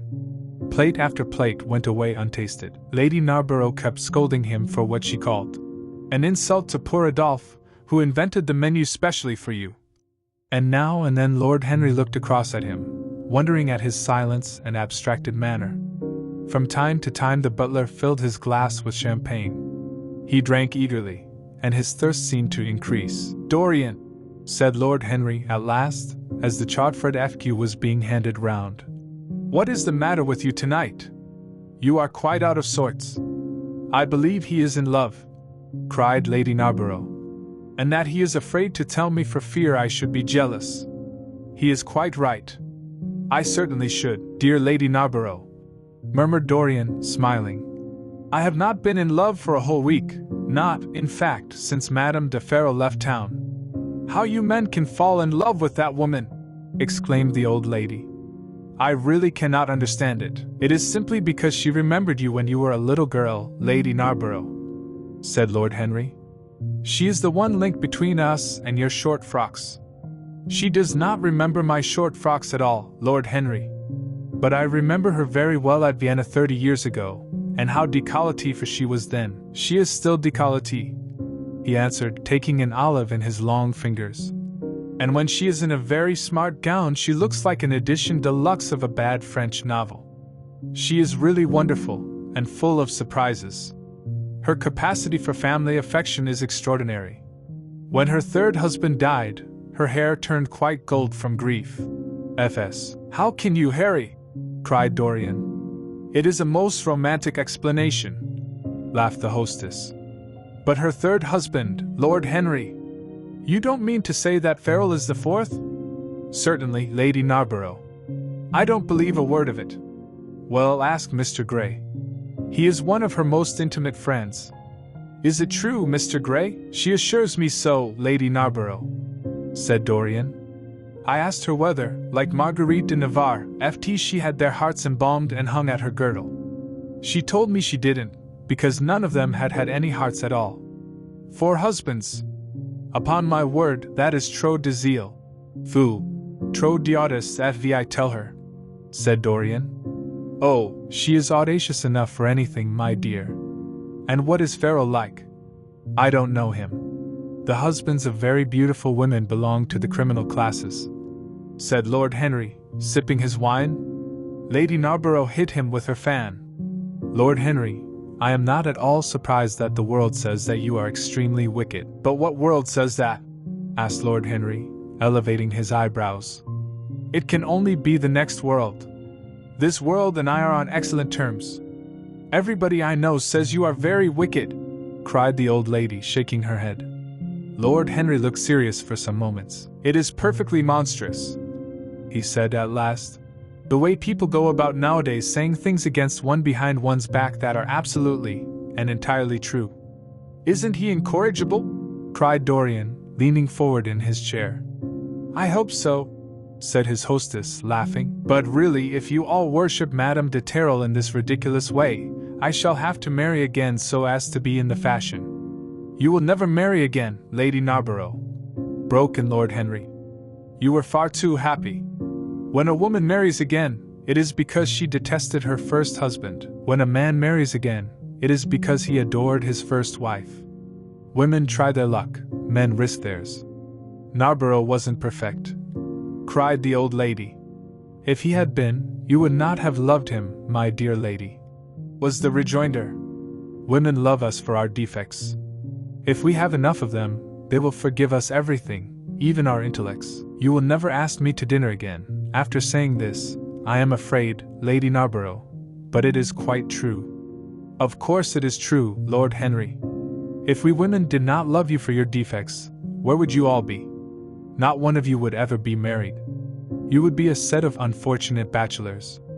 Not, however, that would alter you much. Nowadays all the married men live like bachelors, and all the bachelors like married men. Fin de siècle, murmured Lord Henry. Fin du globe.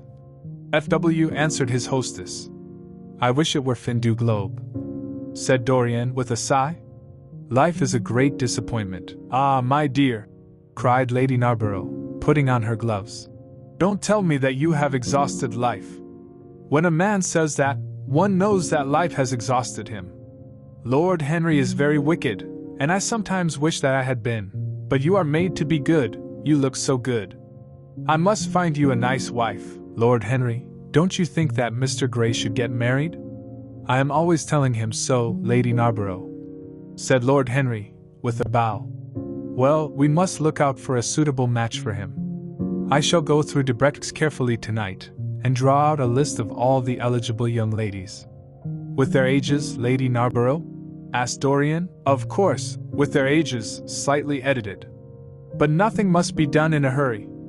I want it to be what the Morning Post calls a suitable alliance, and I want you both to be happy. What nonsense people talk about happy marriages, exclaimed Lord Henry.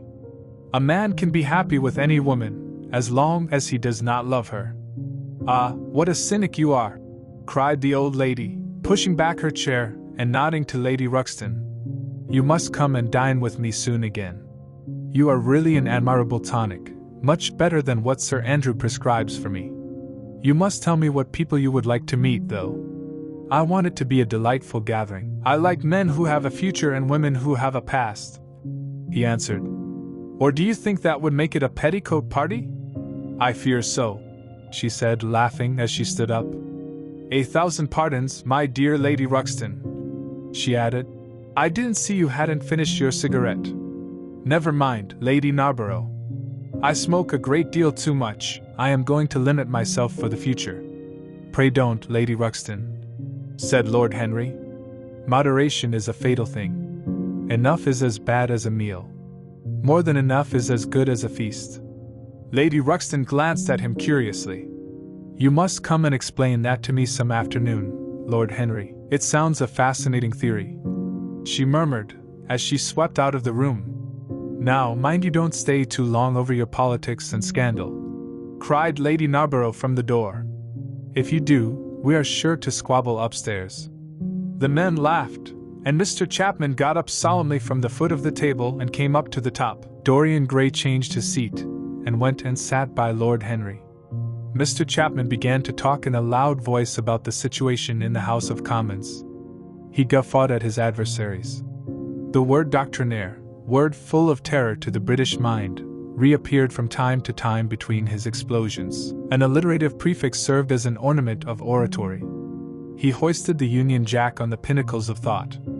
The inherited stupidity of the race, sound English common sense, he jovially termed it, was shown to be the proper bulwark of society. A smile curved Lord Henry's lips, and he turned round and looked at Dorian. Are you better, my dear fellow?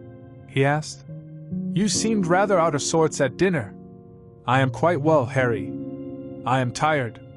That is all. You were charming last night. The little Duchess is quite devoted to you. She tells me she is going down to Selby. She has promised to come on the 20th. Is Monmouth to be there too? Oh, yes, Harry. He bores me dreadfully, almost as much as he bores her. She is very clever, too clever for a woman. She lacks the indefinable charm of weakness.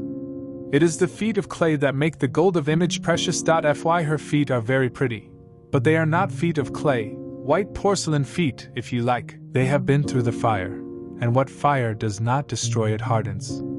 She has had experiences. How long has she been married? Asked Dorian. An eternity, she tells me. I believe, according to the peerage, it is 10 years, but 10 years with Monmouth must have been like eternity, with time thrown in. Who else is coming? Oh, the Willoughbys, Lord Rugby and his wife, our hostess, Geoffrey Clouston, the usual set. I have asked Lord Grotrian. I like him, said Lord Henry. A great many people don't, but I find him charming. He atones for being occasionally somewhat overdressed by being always absolutely over-educated. He is a very modern type. I don't know if he will be able to come, Harry. He may have to go to Monte Carlo with his father. What a nuisance people's people are. Try and make him come. By the way, Dorian, you ran off very early last night. You left before 11. What did you do afterward? Did you go straight home? Dorian glanced at him hurriedly and frowned. No, Harry, he said at last. I did not get home till nearly 3. Did you go to the club? Yes, he answered. Then he bit his lip. No, I don't mean that. I didn't go to the club. I walked about. I forget what I did. How inquisitive you are, Harry! You always want to know what one has been doing. I always want to forget what I have been doing. I came in at 2:30, if you wish to know the exact time. I had left my latchkey at home, and my servant had to let me in. If you want any corroborative evidence on the subject, you can ask him. Lord Henry shrugged his shoulders. My dear fellow, as if I cared. Let us go up to the drawing room. No, Cherry, FC, thank you, Mr. Chapman. Something has happened to you, Dorian. Tell me what it is. You are not yourself tonight. Don't mind me, Harry. I am irritable and out of temper.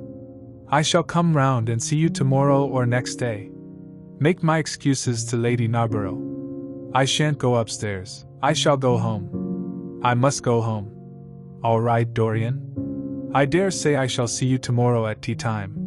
The Duchess is coming. I will try to be there, Harry, he said, leaving the room. As Dorian Gray drove back to his own house, he was conscious that the sense of terror he thought he had strangled had come back to him. Lord Henry's casual questioning had made him lose his nerve for the moment, and he wanted his nerve still. Things that were dangerous had to be destroyed. He winced.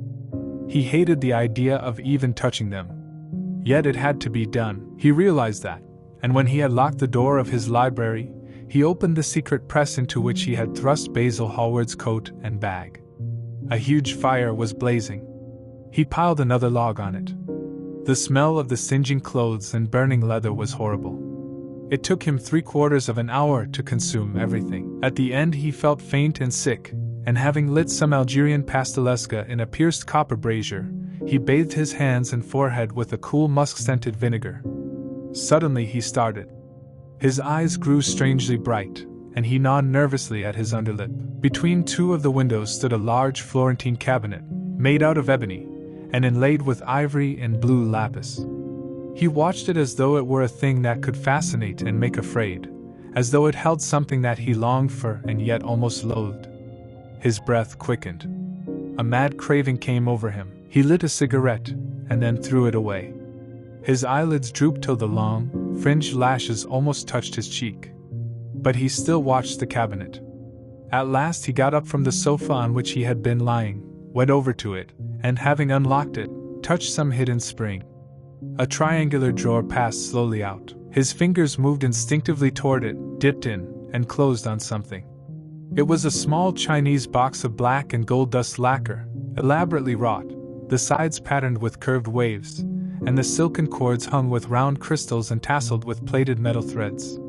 He opened it. Inside was a green paste, GB waxy in luster, the odor curiously heavy and persistent. He hesitated for some moments, with a strangely immobile smile upon his face. Then, shivering, though the atmosphere of the room was terribly hot, he drew himself up and glanced at the clock. It was 20 minutes to 12. He put the box back, shutting the cabinet doors as he did so, and went into his bedroom. As midnight was striking bronze blows upon the dusky air, Dorian Gray, dressed commonly, and with a muffler wrapped around his throat, crept quietly out of his house. In Bond Street he found a hansom with a good horse. He hailed it, and in a low voice gave the driver an address. The man shook his head. "It is too far for me," he muttered. "Here is a sovereign for you," said Dorian. "You will have another if you drive fast." "All right, sir," answered the man. "You will be there in an hour." And after his fare gotten, he turned his horse round and drove rapidly toward the river. Chapter 16. A cold rain began to fall, and the blurred street lamps looked ghastly in the dripping mist. The public houses were just closing, and dim men and women were clustering in broken groups round their doors. From some of the bars came the sound of horrible laughter. In others, drunkards brawled and screamed. Lying back in the hansom, with his hat pulled over his forehead, Dorian Gray watched with listless eyes the sordid shame of the great city. And now and then he repeated to himself the words that Lord Henry had said to him on the first day they had met. To cure the soul by means of the senses, and the senses by means of the soul. Yes, that was the secret. He had often tried it, and would try it again now. There were opium dens, where one could buy oblivion, dens of horror, where the memory of old sins could be destroyed by the madness of sins that were new. The moon hung low in the sky, like a yellow skull. From time to time a huge misshapen cloud stretched a long arm across and hid it. The gas lamps grew fewer, and the streets more narrow and gloomy. Once the man lost his way, and had to drive back half a mile. A steam rose from the horse as it splashed up the puddles. The side windows of the hansom were clogged with a gray flannel mist. To cure the soul by means of the senses, and the senses by means of the soul, how the words rang in his ears. His soul, certainly, was sick to death. Was it true that the senses could cure it? Innocent blood had been spilt. What could atone for that? Ah, for that there was no atonement. But though forgiveness was impossible, forgetfulness was possible still, and he was determined to forget, to stamp the thing out, to crush it as one would crush the adder that had stung one. Indeed, what right had Basil to have spoken to him as he had done? Who had made him a judge over others? He had said things that were dreadful, horrible, not to be endured. On and on plodded the hansom, going slower, it seemed to him, at each step. He thrust up the trap, GC, and called to the man to drive faster. The hideous hunger for opium began to gnaw at him. His throat burned, and his delicate hands twitched nervously together. He struck at the horse madly with his stick. The driver laughed, and whipped up. He laughed in answer, and the man was silent. The way seemed interminable, and the streets like the black web of some sprawling spider. The monotony became unbearable, and, as the mist thickened, he felt afraid. Then they passed by lonely brick fields. The fog was lighter here, and he could see the strange, bottle-shaped kilns, with their orange fan-like tongues of fire. A dog barked as they went by, and far away in the darkness some wandering seagull screamed.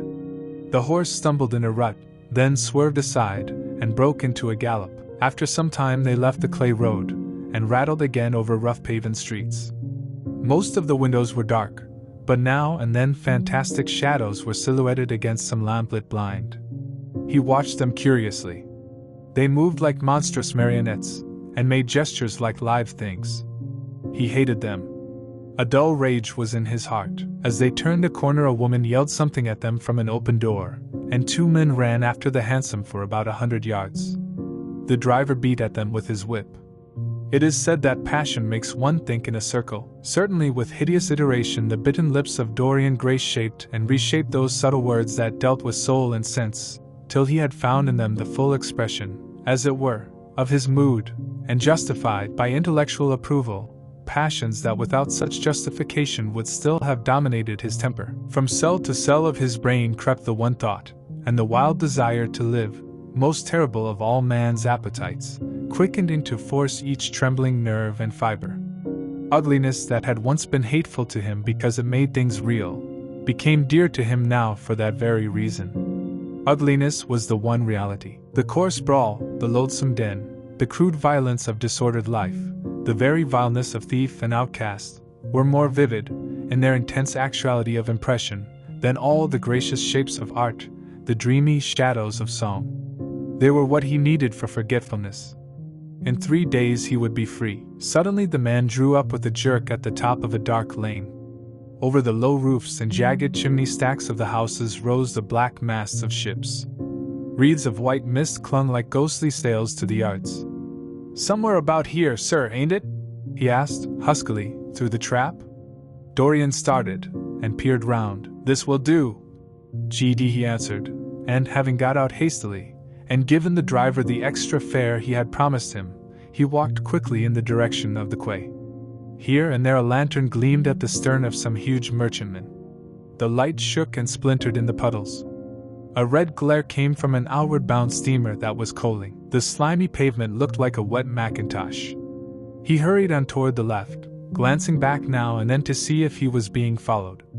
In about 7 or 8 minutes he reached a small, shabby house that was wedged in between two gaunt factories. In one of the top windows stood a lamp. He stopped and gave a peculiar knock. After a little time he heard steps in the passage and the chain being unhooked. The door opened quietly, and he went in without saying a word to the squat, misshapen figure that flattened itself into the shadow as he passed. At the end of the hall hung a tattered green curtain that swayed and shook in the gusty wind which had followed him in from the street. He dragged it aside and entered a long, low room, which looked as if it had once been a third-rate dancing saloon. Shrill flaring gas jets, dulled and distorted in the fly-blown mirrors that faced them, were ranged round the walls. Greasy reflectors of ribbed tin backed them, making quivering discs of light. The floor was covered with ochre-colored sawdust, trampled here and there into mud, and stained with dark rings of spilt liquor. Some Malays were crouching by a little charcoal stove playing with bone counters, and showing their white teeth as they chattered. In one corner, with his head buried in his arms, a sailor sprawled over a table, and by the tautily painted bar that ran across one complete side, stood two haggard women mocking an old man who was brushing the sleeves of his coat with an expression of disgust. "He thinks he's got red ants on him," laughed one of them, as Dorian passed by. The man looked at her in terror, and began to whimper. At the end of the room there was a little staircase, leading to a darkened chamber. As Dorian hurried up its 3 rickety steps, the heavy odor of opium met him. He heaved a deep breath, and his nostrils quivered with pleasure. When he entered, a young man with smooth yellow hair, who was bending over a lamp lighting a long, thin pipe, looked up at him, and nodded in a hesitating manner. "You here, Adrian?" muttered Dorian. "Where else should I be?" he answered, listlessly. "None of the chaps will speak to me now. I thought you had left England. Darlington is not going to do anything. My brother paid the bill at last. George doesn't speak to me either. I don't care," he added with a sigh. "As long as one has this stuff, one doesn't want friends. I think I have had too many friends." Dorian winced, and looked round at the grotesque things that lay in such fantastic postures on the ragged mattresses. The twisted limbs, the gaping mouths, the staring, lusterless eyes, fascinated him. He knew in what strange heavens they were suffering, and what dull hells were teaching them the secret of some new joy. They were better off than he was. He was prisoned in thought. Memory, like a horrible malady, was eating his soul away. From time to time he seemed to see the eyes of Basil Hallward looking at him. Yet he felt he could not stay. The presence of Adrian Singleton troubled him. He wanted to be where no one would know who he was. He wanted to escape from himself. "I am going on to the other place," he said after a pause. "On the wharf?" "Yes. That mad cat is sure to be there. They won't have her in this place now." Dorian shrugged his shoulders. "I am sick of women who love one. Women who hate one are much more interesting. Besides, the stuff is better, much the same. I like it better. Come and have something to drink." "I must have something." "I don't want anything," murmured the young man. "Never mind." Adrian Singleton rose up wearily, and followed Dorian to the bar. A half-caste, in a ragged turban and a shabby ulster, grinned a hideous greeting as he thrust a bottle of brandy and 2 tumblers in front of them. The women sidled up and began to chatter. Dorian turned his back on them, and said something in a low voice to Adrian Singleton. A crooked smile, like a Malay crease, writhed across the face of one of the women. "We are very proud tonight," she sneered. "For God's sake, don't talk to me," cried Dorian, stamping his foot on the ground. "What do you want? Money? Here it is. Don't ever talk to me again." 2 red sparks flashed for a moment in the woman's sodden eyes, then flickered out, and left them dull and glazed. She tossed her head, and raked the coins off the counter with greedy fingers. Her companion watched her enviously. "It's no use," sighed Adrian Singleton. "I don't care to go back." "What does it matter? I am quite happy here. You will write to me if you want anything, won't you?" said Dorian after a pause. "Perhaps." "Good night then." "Good night," answered the young man, passing up the steps and wiping his parched mouth with a handkerchief. Dorian walked to the door with a look of pain in his face. As he drew the curtain aside, a hideous laugh broke from the painted lips of the woman who had taken his money. "There goes the devil's bargain," she hiccuped in a hoarse voice. "Curse you," he answered. "Don't call me that." She snapped her fingers. "Prince Charming is what you like to be called, ain't it?" she yelled after him. The drowsy sailor leaped to his feet as she spoke, and looked wildly round. The sound of the shutting of the hall door fell on his ear. He rushed out, as if in pursuit. Dorian Gray hurried along the quay through the drizzling rain. His meeting with Adrian Singleton had strangely moved him, and he wondered if the ruin of the young life was really to be laid at his door, as Basil Hallward had said to him with such infamy of insult. He bit his lip, and for a few seconds his eyes grew sad. Yet, after all, what did it matter to him? One's days were too brief to take the burden of another's errors on one's shoulders. Each man lived his own life, and paid his own price for living it. The only pity was one had to pay so often for a single fault. One had to pay over and over again, indeed. In her dealings with man, destiny never closed her accounts. There are moments, psychologists tell us, when the passion for sin, or for what the world calls sin, so dominates a nature that every fiber of the body, as every cell of the brain, seems to be instinct with fearful impulses. Men and women at such moments lose the freedom of their will.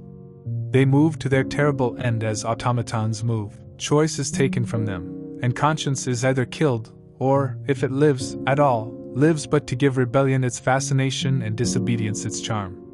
For all sins, as theologians weary not of reminding us, are sins of disobedience. When that high spirit, that morning star of evil, fell from heaven, it was as a rebel that he fell. Callous, concentrated on evil, with stained mind, and soul hungry for rebellion, Dorian Gray hastened on, quickening his step as he went. But as he darted aside into a dim archway that had served him often as a short cut to the ill-famed place where he was going, he felt himself suddenly seized from behind, and before he had time to defend himself he was thrust back against the wall, with a brutal hand round his throat. He struggled madly for life, and by a terrible effort wrenched the tightening fingers away. In a second he heard the click of a revolver, and saw the gleam of a polished barrel pointing straight at his head, and the dusky form of a short, thick-set man facing him. "What do you want?" he gasped. "Keep quiet," said the man. "If you stir, I shoot you." "You are mad." "What have I done to you?" "You wrecked the life of Sybil Vane," was the answer. "And Sybil Vane was my sister. She killed herself. I know it. Her death is at your door. I swore I would kill you in return. For years I have sought you. I had no clue, no trace. The two people who could have described you were dead. I knew nothing of you but the pet name she used to call you. I heard it tonight by chance. Make your peace with God, for tonight you are going to die." Dorian Gray grew sick with fear. "I never knew her," he stammered. "I never heard of her." "You are mad. You had better confess your sin, for as sure as I am James Vane you are going to die."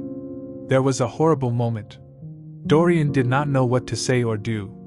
"Down on your knees," growled the man. "I give you 1 minute to make your peace, no more. I go on board tonight for India, and I must do my job first. 1 minute. That's all." Dorian's arms fell to his side. Paralyzed with terror, he did not know what to do. Suddenly a wild hope flashed across his brain. "Stop!" he cried. "How long ago is it since your sister died? Quick, tell me." 18 years, said the man. "Why do you ask me? What do years matter?" 18 years, laughed Dorian Gray, with a touch of triumph in his voice. 18 years! Set me under the lamp and look at my face." James Vane hesitated for a moment, not understanding what was meant. Then he seized Dorian Gray and dragged him from the archway. dim and wavering as was the wind-blown light, yet it served to show him the hideous error, as it seemed, into which he had fallen, for the face of the man he had sought to kill had all the bloom of boyhood, all the unstained purity of youth. He seemed little more than a lad of 20 summers, hardly older, if older indeed at all, than his sister had been when they had parted so many years ago. It was obvious that this was not the man who had destroyed her life. He loosened his hold and reeled back. "My God! My God!" he cried. "And I would have murdered you!" Dorian Gray drew a long breath. "You have been on the brink of committing a terrible crime, my man," he said, looking at him sternly. "Let this be a warning to you not to take vengeance into your own hands." "Forgive me, sir," muttered James Vane. "I was deceived. A chance word I had heard in that damned den set me on the wrong track. You had better go home and put that pistol away, or you may get into trouble," said Dorian, turning on his heel and going slowly down the street. James Vane stood on the pavement in horror. He was trembling from head to foot. After a little while, a black shadow that had been creeping along the dripping wall moved out into the light, and came close to him with stealthy footsteps. He felt a hand laid on his arm, and looked round with a start. It was one of the women who had been drinking at the bar. "Why didn't you kill him?" she hissed out, putting her haggard face quite close to his. "I knew you were following him when you rushed out from Daly's. You fool! You should have killed him. He has lots of money, and he's as bad as bad. He is not the man I'm looking for," he exclaimed. "And I want no man's money. I want a man's life. The man whose life I want must be nearly 40 now. This one is little more than a boy. Thank God, I have not got his blood upon my hands." The woman gave a bitter laugh. "Little more than a boy," she sneered. "Why, man, it's nigh on 18 years since Prince Charming made me what I am." "You lie," cried James Vane. She raised her hand up to heaven. "Before God, I am telling the truth," she cried. "Before God? Strike me dumb if it ain't so. He is the worst one that comes here. They say he has sold himself to the devil for a pretty face. It's nigh on 18 years since I met him. He hasn't changed much since then. I have, though," she added with a sickly leer. "You swear this?" "I swear it," came in a hoarse echo from her flat mouth. "But don't give me away to him," she whined. "I am afraid of him. Let me have some money for my night's lodging." He broke from her with an oath, and rushed to the corner of the street. But Dorian Gray had disappeared. When he looked back, the woman had vanished also. Chapter 17. A week later, Dorian Gray was sitting in the conservatory at Selby Royal talking to the pretty Duchess of Monmouth, who with her husband, a jaded-looking man of 60, was among his guests. It was tea time, and the mellow light of the huge lace-covered lamp that stood on the table lit up the delicate china and hammered silver of the service at which the Duchess was presiding. Her white hands were moving daintily among the cups, and her full red lips were smiling at something that Dorian had whispered to her. Lord Henry was lying back in a silk-draped wicker chair looking at them. On a peach-colored divan sat Lady Narborough, pretending to listen to the Duke's description of the last Brazilian beetle that he had added to his collection. 3 young men in elaborate smoking suits were handing tea cakes to some of the women. The house party consisted of 12 people, and there were more expected to arrive on the next day. "What are you two talking about?" said Lord Henry, strolling over to the table and putting his cup down. "I hope Dorian has told you about my plan for rechristening everything, Gladys. It is a delightful idea, but I don't want to be rechristened, Harry," rejoined the Duchess, looking up at him with her wonderful eyes. "I am quite satisfied with my own name, and I am sure Mr. Gray should be satisfied with his. My dear Gladys, I would not alter either name for the world. They are both perfect. I was thinking chiefly of flowers. Yesterday I cut an orchid from my buttonhole.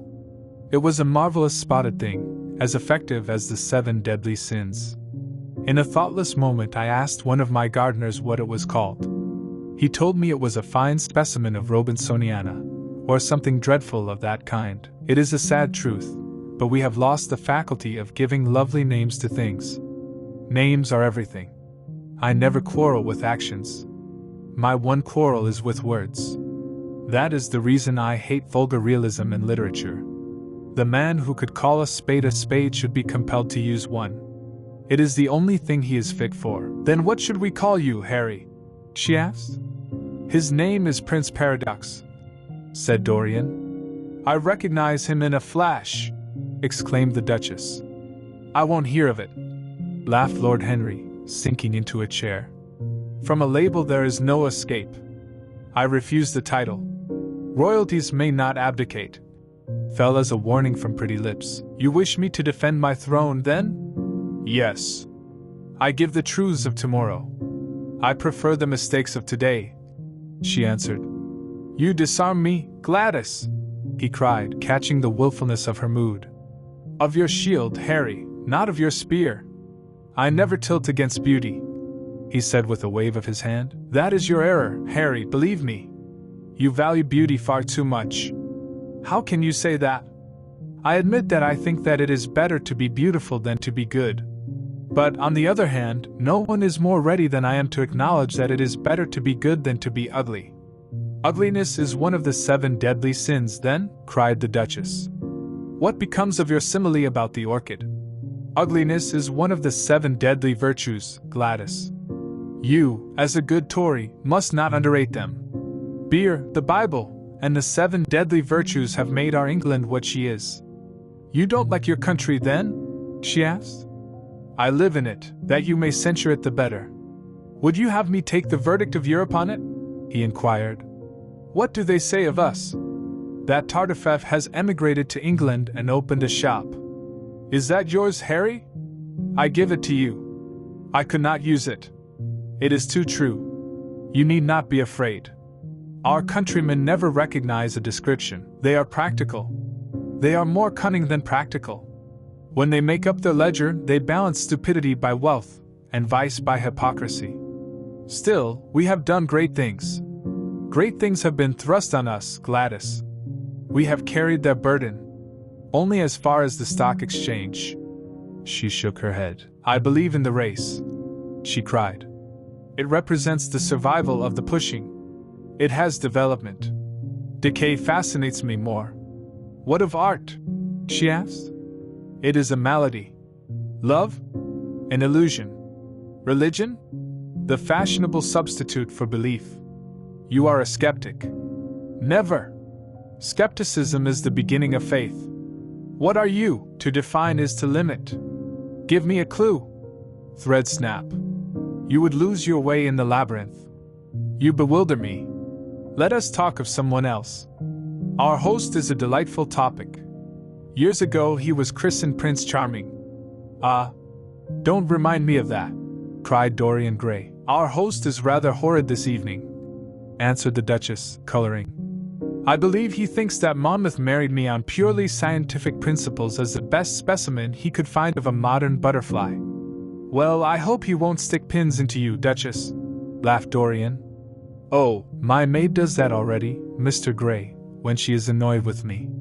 And what does she get annoyed with you about, Duchess? For the most trivial things, Mr. Gray, I assure you. Usually because I come in at 10 minutes to 9 and tell her that I must be dressed by 8:30. How unreasonable of her. You should give her warning. I daren't, Mr. Gray. Why, she invents hats for me. You remember the one I wore at Lady Hillstone's garden party? You don't, but it is nice of you to pretend that you do. Well, she made it out of nothing. All good hats are made out of nothing. Like all good reputations, Gladys, interrupted Lord Henry. Every effect that one produces gives one an enemy. To be popular one must be a mediocrity. Not with women, said the Duchess, shaking her head. And women rule the world. I assure you we can't bear mediocrities. We women, as someone says, love with our ears, just as you men love with your eyes, if you ever love at all. It seems to me that we never do anything else, murmured Dorian. Then you never really love, Mr. Gray, answered the Duchess, with mock sadness. My dear Gladys, cried Lord Henry. How can you say that? Romance lives by repetition, and repetition converts an appetite into an art. Besides, each time that one loves is the only time one has ever loved. Difference of object does not alter singleness of passion. It merely intensifies it. We can have in life but one great experience at best, and the secret of life is to reproduce that experience as often as possible. Even when one has been wounded by it, Harry? Asked the Duchess, after a pause. Especially when one has been wounded by it, answered Lord Henry. The Duchess turned and looked at Dorian Gray with a curious expression in her eyes. What do you say to that, Mr. Gray? She inquired. Dorian hesitated for a moment. Then he threw his head back and laughed. I always agree with Harry, Duchess, even when he is wrong? Harry is never wrong, Duchess. And does his philosophy make you happy? I have never searched for happiness. Who wants happiness? I have searched for pleasure. And found it, Mr. Gray? Often. Too often. The Duchess sighed. I am searching for peace, she said. And if I don't go and dress, I shall have none this evening. Let me get you some orchids, Duchess, cried Dorian, starting to his feet and walking down the conservatory. You are flirting disgracefully with him, said Lord Henry to his cousin. You had better take care. He is very fascinating. If he were not, there would be no battle. Greek meets Greek, then? I am on the side of the Trojans. They fought for a woman. They were defeated. There are worse things than capture, she answered. You gallop with a loose rein. Pace gives life, was the riposte. Gigi. I shall write it in my diary tonight. What? That a burnt child loves the fire. I am not even singed. My wings are untouched. You use them for everything except flight. Courage has passed from men to women. It is a new experience for us. You have a rival. Who? He laughed. Lady Narborough. He whispered. She perfectly adores him. You fill me with apprehension. The appeal to antiquity is fatal to us who are romanticists. Romanticists. You have all the methods of science.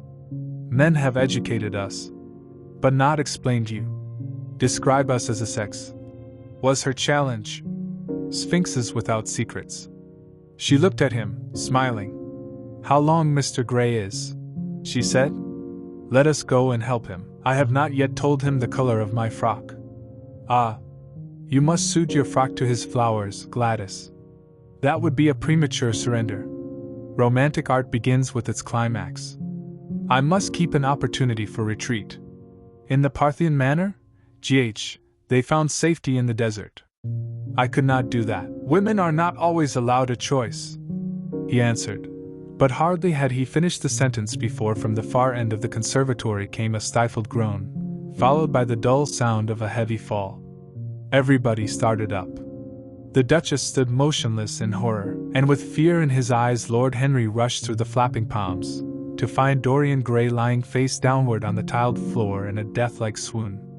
He was carried at once into the blue drawing-room, and laid upon one of the sofas. After a short time he came to himself, and looked round with a dazed expression.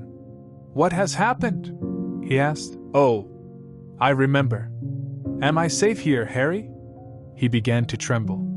My dear Dorian, answered Lord Henry. You merely fainted. That was all. You must have overtired yourself. You had better not come down to dinner. I will take your place. No, I will come down, he said, struggling to his feet. I would rather come down. I must not be alone. He went to his room and dressed. There was a wild recklessness of gaiety in his manner as he sat at table, but now and then a thrill of terror ran through him when he remembered that, pressed against the window of the conservatory, like a white handkerchief, he had seen the face of James Vane watching him. Chapter 18. The next day he did not leave the house, and indeed spent most of the time in his own room, sick with a wild terror of dying, and yet indifferent to life itself. The consciousness of being hunted, snared, tracked down, had begun to dominate him. If the tapestry did but tremble in the wind, he shook. The dead leaves that were blown against the leaded panes seemed to him like his own wasted resolutions and wild regrets. When he closed his eyes he saw again the sailor's face peering through the mist-stained glass, and horror seemed once more to lay its hand upon his heart. But perhaps it had been only his fancy that had called vengeance out of the night, and set the hideous shapes of punishment before him. Actual life was chaos, but there was something terribly logical in the imagination. It was the imagination that set remorse to dog the feet of sin. It was the imagination that made each crime bear its misshapen brood. In the common world of fact, the wicked were not punished, nor the good rewarded. Success was given to the strong, failure thrust upon the weak. That was all. Besides, had any stranger been prowling round the house, he would have been seen by the servants or the keepers. Had any footmarks been found on the flower beds, the gardeners would have reported it. Yes, it had been merely fancy. Sybil Vane's brother had not come back to kill him.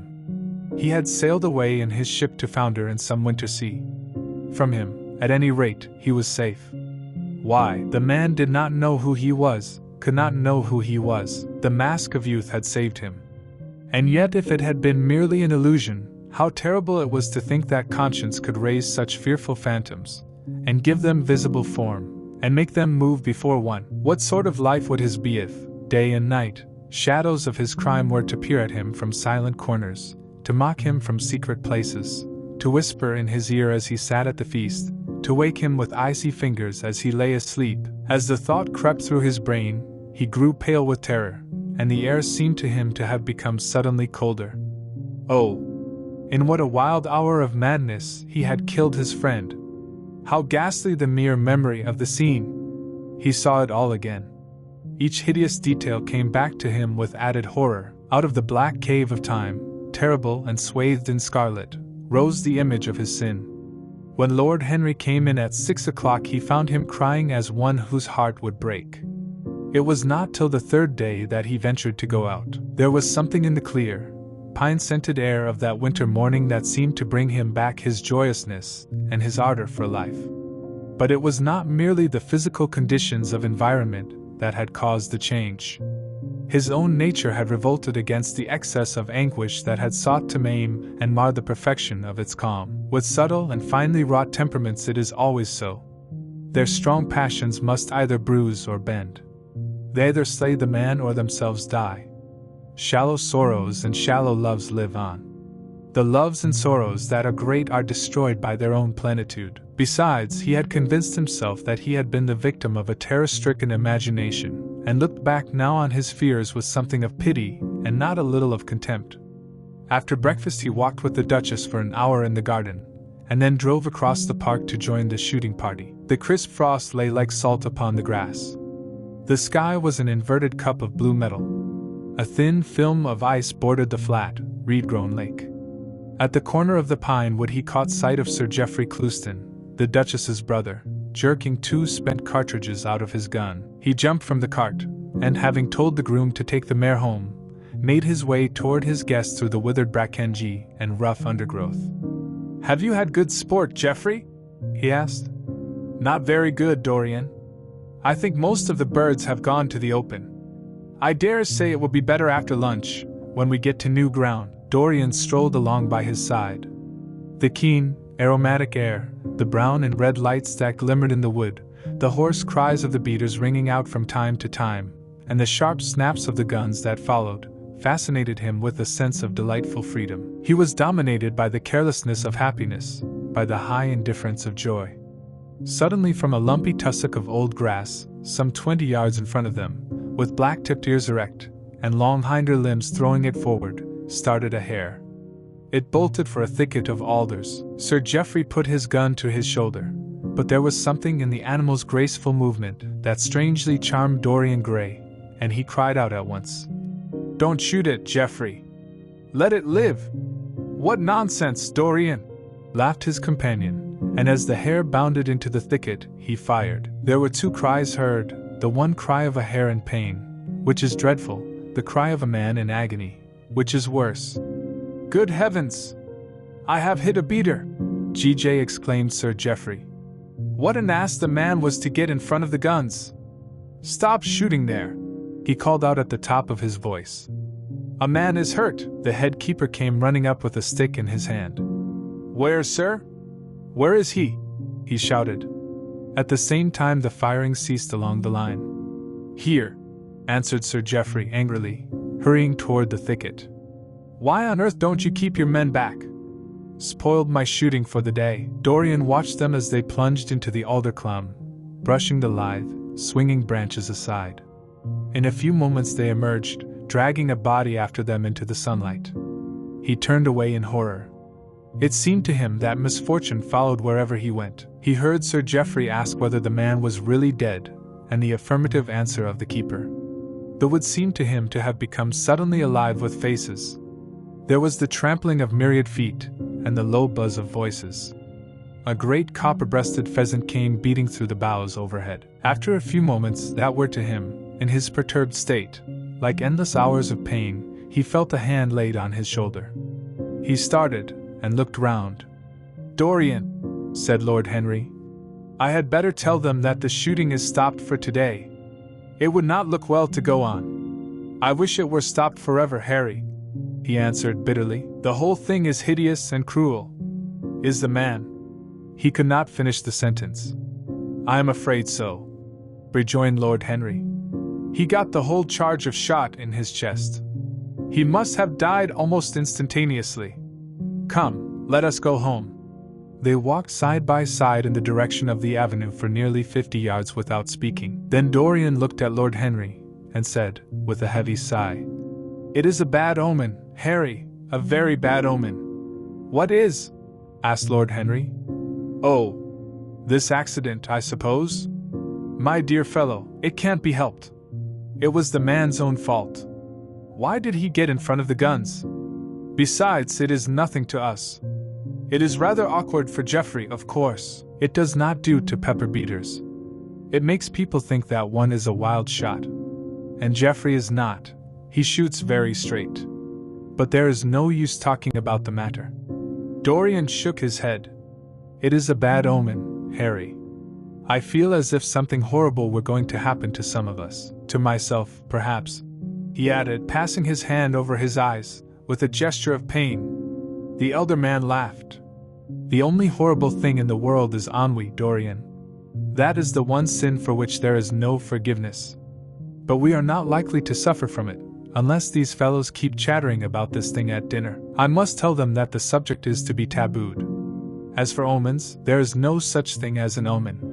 Destiny does not send us heralds. She is too wise or too cruel for that. Besides, what on earth could happen to you, Dorian? You have everything in the world that a man can want. There is no one who would not be delighted to change places with you. There is no one with whom I would not change places, Harry. Don't laugh like that. I am telling you the truth. The wretched peasant who has just died is better off than I am. I have no terror of death. It is the coming of death that terrifies me. Its monstrous wings seem to wheel in the leaden air around me. Good heavens! Don't you see a man moving behind the trees there, watching me, waiting for me?" Lord Henry looked in the direction in which the trembling gloved hand was pointing. "Yes," he said, smiling. "I see the gardener waiting for you. I suppose he wants to ask you what flowers you wish to have on the table tonight. How absurdly nervous you are, my dear fellow. You must come and see my doctor when we get back to town." Dorian heaved a sigh of relief as he saw the gardener approaching. The man touched his hat, glanced for a moment at Lord Henry in a hesitating manner, and then produced a letter, which he handed to his master. "Her Grace told me to wait for an answer," he murmured. Dorian put the letter into his pocket. "Tell Her Grace that I am coming in," he said coldly. The man turned round, and went rapidly in the direction of the house. "How fond women are of doing dangerous things!" laughed Lord Henry. "It is one of the qualities in them that I admire most. A woman will flirt with anybody in the world as long as other people are looking on. How fond you are of saying dangerous things, Harry! In the present instance you are quite astray. I like the Duchess very much, but I don't love her. And the Duchess loves you very much, but she likes you less, so you are excellently matched. You are talking scandal, Harry, and there is never any basis for scandal. The basis of every scandal is an immoral certainty," said Lord Henry, lighting a cigarette. "You would sacrifice anybody, Harry, for the sake of an epigram. The world goes to the altar of its own accord," was the answer. "I wish I could love," cried Dorian Gray, with a deep note of pathos in his voice. But I seem to have lost the passion and forgotten the desire. I am too much concentrated on myself. My own personality has become a burden to me. I want to escape, to go away, to forget. It was silly of me to come down here at all.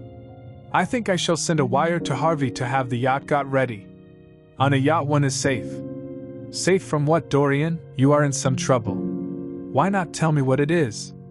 You know I would help you. I can't tell you, Harry, he answered sadly, and I dare say it is only a fancy of mine. This unfortunate accident has upset me. I have a horrible presentiment that something of the kind may happen to me. What nonsense! I hope it is, but I can't help feeling it. Ah, here is the Duchess, looking like Artemis in a tailor-made gown. You see we have come back, Duchess. I have heard all about it, Mr. Gray, she answered. Poor Geoffrey is terribly upset. And it seems that you asked him not to shoot the hare. How curious! Yes, it was very curious. I don't know what made me say it. Some whim, I suppose. It looked the loveliest of little live things. But I am sorry they told you about the man. It is a hideous subject. It is an annoying subject. Broke in Lord Henry. It has no psychological value at all. Now, if Geoffrey had done the thing on purpose, how interesting he would be. I should like to know someone who had committed a real murder. How horrid of you, Harry! Cried the Duchess. Isn't it Mr. Gray? Harry, Mr. Gray is ill again. He is going to faint. Dorian drew himself up with an effort and smiled. It is nothing, Duchess, he murmured. My nerves are dreadfully out of order. That is all. I am afraid I walked too far this morning. I didn't hear what Harry said. Was it very bad? You must tell me some other time. I think I must go and lie down. You will excuse me, won't you? They had reached the great flight of steps that led from the conservatory onto the terrace. As the glass door closed behind Dorian, Lord Henry turned and looked at the Duchess with his slumberous eyes. Are you very much in love with him? He asked. She did not answer for some time, but stood gazing at the landscape. I wish I knew, she said at last. He shook his head. Knowledge would be fatal. It is the uncertainty that charms one. A mist makes things wonderful. One may lose one's way. Always end at the same point, my dear Gladys. What is that? Disillusion. It was my debut in life. She sighed. It came to you crowned. I am tired of strawberry leaves. GL. They become you. Only in public. You would miss them, said Lord Henry. I will not part with a petal. Monmouth has ears. Old age is dull of hearing. Has he never been jealous? I wish he had been. He glanced about as if in search of something. What are you looking for? She inquired. The button from your foil, he answered. You have dropped it. GM, she laughed. I have still the mask. It makes your eyes lovelier, was his reply. She laughed again. Her teeth showed like white seeds in a scarlet fruit. Upstairs, in his own room, Dorian Gray was lying on a sofa, with terror in every tingling fiber of his body. Life had suddenly become too hideous a burden for him to bear. The dreadful death of the unlucky beater, shot in the thicket like a wild animal, had seemed to him to prefigure death for himself also. He had nearly swooned at what Lord Henry had said in a chance mood of cynical jesting. At 5 o'clock he rang his bell for his servant, and gave him orders to pack his things for the night express to town, and to have the brougham at the door by 8:30. He was determined not to sleep another night at Selby Royal. It was an ill-omened place. Death walked there in the sunlight. The grass of the forest had been spotted with blood. Then he wrote a note to Lord Henry, telling him that he was going up to town to consult his doctor, and asking him to entertain his guests in his absence. As he was putting it into the envelope, a knock came to the door, and his valet informed him that the head keeper wished to see him. He frowned, and bit his lip.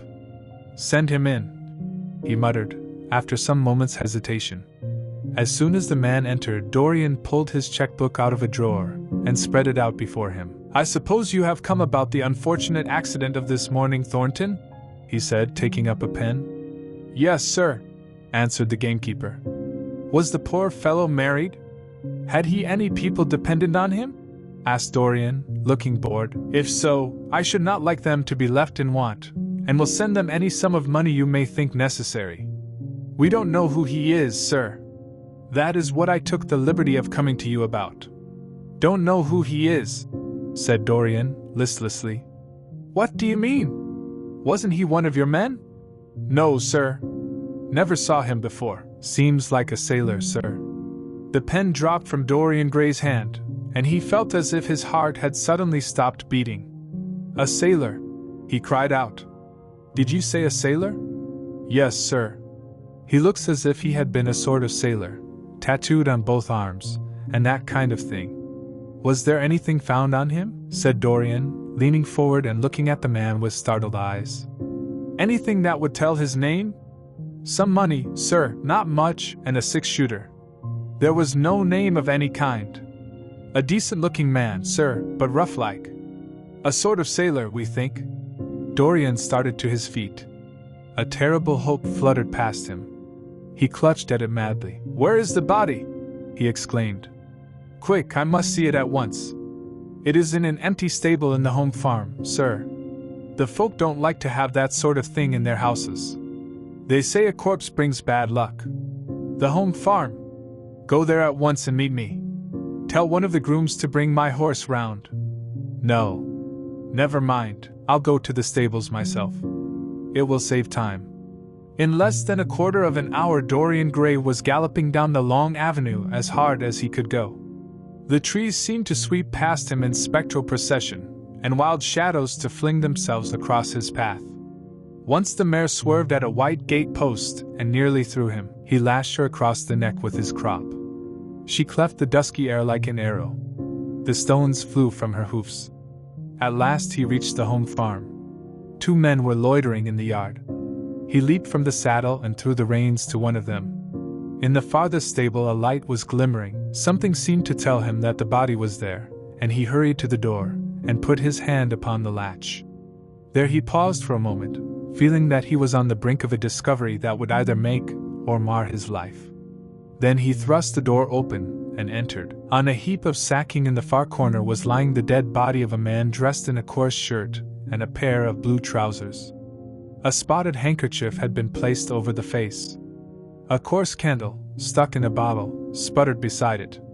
Dorian Gray shuddered. He felt that his could not be the hand to take the handkerchief away, and called out to one of the farm servants to come to him. Take that thing off the face. I wish to see it, he said, clutching at the doorpost for support. When the farm servant had done so, he stepped forward. A cry of joy broke from his lips. The man who had been shot in the thicket was James Vane. He stood there for some minutes, looking at the dead body. As he rode home his eyes were full of tears, for he knew he was safe. Chapter 19. There is no use your telling me that you are going to be good, cried Lord Henry, dipping his white fingers into a red copper bowl filled with rosewater. You are quite perfect. Pray don't change. Dorian Gray shook his head. No, Harry, I have done too many dreadful things in my life. I am not going to do any more. I began my good actions yesterday. Where were you yesterday? In the country, Harry. I was staying at a little inn by myself. My dear boy, said Lord Henry, smiling. Anybody can be good in the country. There are no temptations there. That is the reason why people who live out of town are so absolutely uncivilized. Civilization is not, by any means, an easy thing to attain to. There are only 2 ways by which men can reach it. One is by being cultured, the other by being corrupt. Country people have no opportunity of being either, so they stagnate. Culture and corruption, echoed Dorian. I have known something of both. It seems terrible to me now that they should ever be found together. For I have a new ideal, Harry. I am going to alter. I think I have altered. You have not yet told me what your good action was. Or did you say you had done more than one? Asked his companion, as he spilt into his plate a little crimson pyramid of seeded strawberries, and threw a perforated, shell-shaped spoon snowed white sugar upon them. I can tell you, Harry. It is not a story I could tell to anyone else. I spared somebody. It sounds vain, but you understand what I mean. She was quite beautiful, and wonderfully like Sybil Vane. I think it was that which first attracted me to her. You remember Sybil, don't you? How long ago that seems? Well, Hetty was not one of our own class, of course. She was simply a girl in a village. But I really loved her. I am quite sure that I loved her. All during this wonderful May that we have been having, I used to run down and see her 2 or 3 times a week. Yesterday she met me in a little orchard. The apple blossoms kept tumbling down on her hair, and she was laughing. We were to have gone away together this morning at dawn. Suddenly I determined to leave her as flower-like as I had found her. I should think the novelty of the emotion must have given you a thrill of real pleasure, Dorian," interrupted Lord Henry. "But I can finish your idyll for you. You gave her good advice, and broke her heart.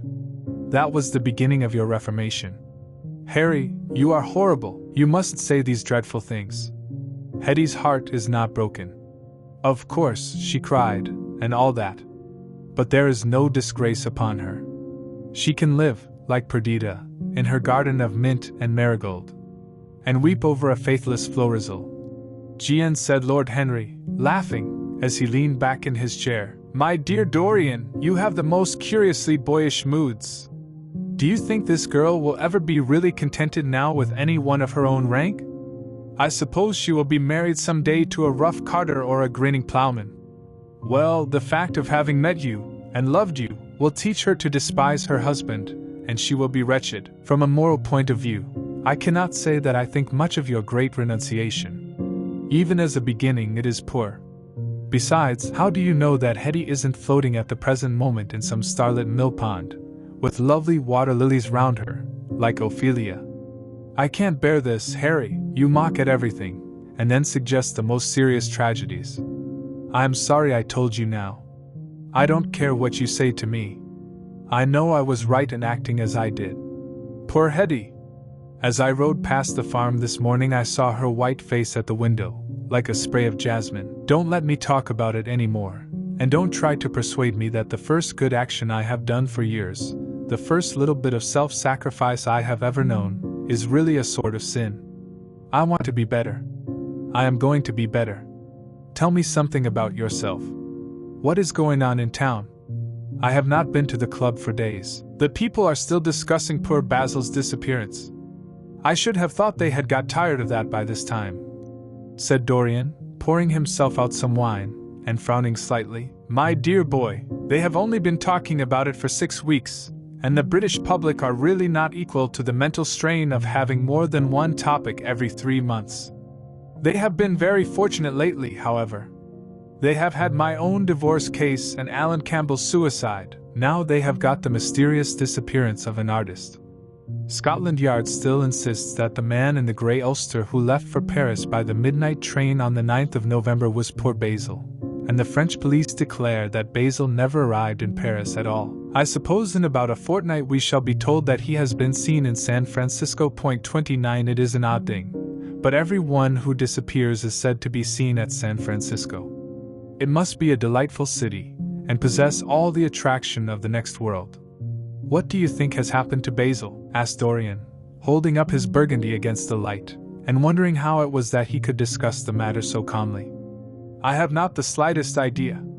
If Basil chooses to hide himself, it is no business of mine. If he is dead, I don't want to think about him.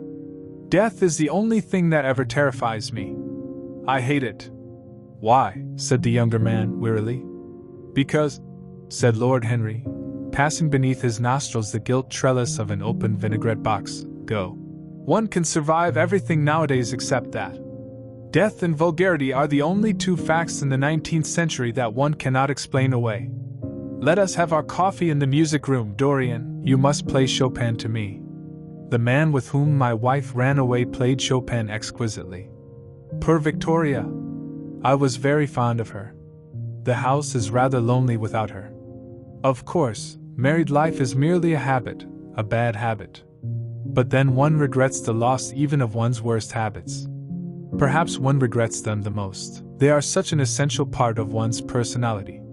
Dorian said nothing, but rose from the table, and passing into the next room, sat down to the piano and let his fingers stray across the white and black ivory of the keys. After the coffee had been brought in, he stopped, and, looking over at Lord Henry, said, "Harry, did it ever occur to you that Basil was murdered?" Lord Henry yawned. "Basil was very popular, and always wore a Waterbury watch. Gp. Why should he have been murdered? He was not clever enough to have enemies. Of course, he had a wonderful genius for painting. But a man can paint like Velasquez, GQ, and yet be as dull as possible. Basil was really rather dull. He only interested me once, and that was when he told me, years ago, that he had a wild adoration for you, and that you were the dominant motive of his art." "I was very fond of Basil," said Dorian, with a note of sadness in his voice. "But don't people say that he was murdered?" "Oh, some of the papers do. It does not seem to me to be at all probable. I know there are dreadful places in Paris, but Basil was not the sort of man to have gone to them. He had no curiosity. It was his chief defect." "What would you say, Harry, if I told you that I had murdered Basil?" said the younger man. He watched him intently after he had spoken. "I would say, my dear fellow, that you were posing for a character that doesn't suit you. All crime is vulgar, just as all vulgarity is crime. It is not in you, Dorian, to commit a murder. I am sorry if I hurt your vanity by saying so, but I assure you it is true. Crime belongs exclusively to the lower orders. I don't blame them in the smallest degree. I should fancy that crime was to them what art is to us, simply a method of procuring extraordinary sensations." "A method of procuring sensations? Do you think, then, that a man who has once committed a murder could possibly do the same crime again? Don't tell me that. Oh, anything becomes a pleasure if one does it too often," cried Lord Henry, laughing. "That is one of the most important secrets of life. I should fancy, however, that murder is always a mistake. One should never do anything that one cannot talk about after dinner. But let us pass from poor Basil. I wish I could believe that he had come to such a really romantic end as you suggest, but I can't. I dare say he fell into the Seine off an omnibus, and that the conductor hushed up the scandal. Yes, I should fancy that was his end. I see him lying now on his back under those dull green waters with the heavy barges floating over him, and long weeds catching in his hair. Do you know, I don't think he would have done much more good work. During the last 10 years his painting had gone off very much." Dorian heaved a sigh, and Lord Henry strolled across the room and began to stroke the head of a curious Java parrot, a large grey-plumaged bird, with pink crest and tail, that was balancing itself upon a bamboo perch. As his pointed fingers touched it, it dropped the white scurf jar of crinkled lids over black glass-like eyes, and began to sway backward and forward.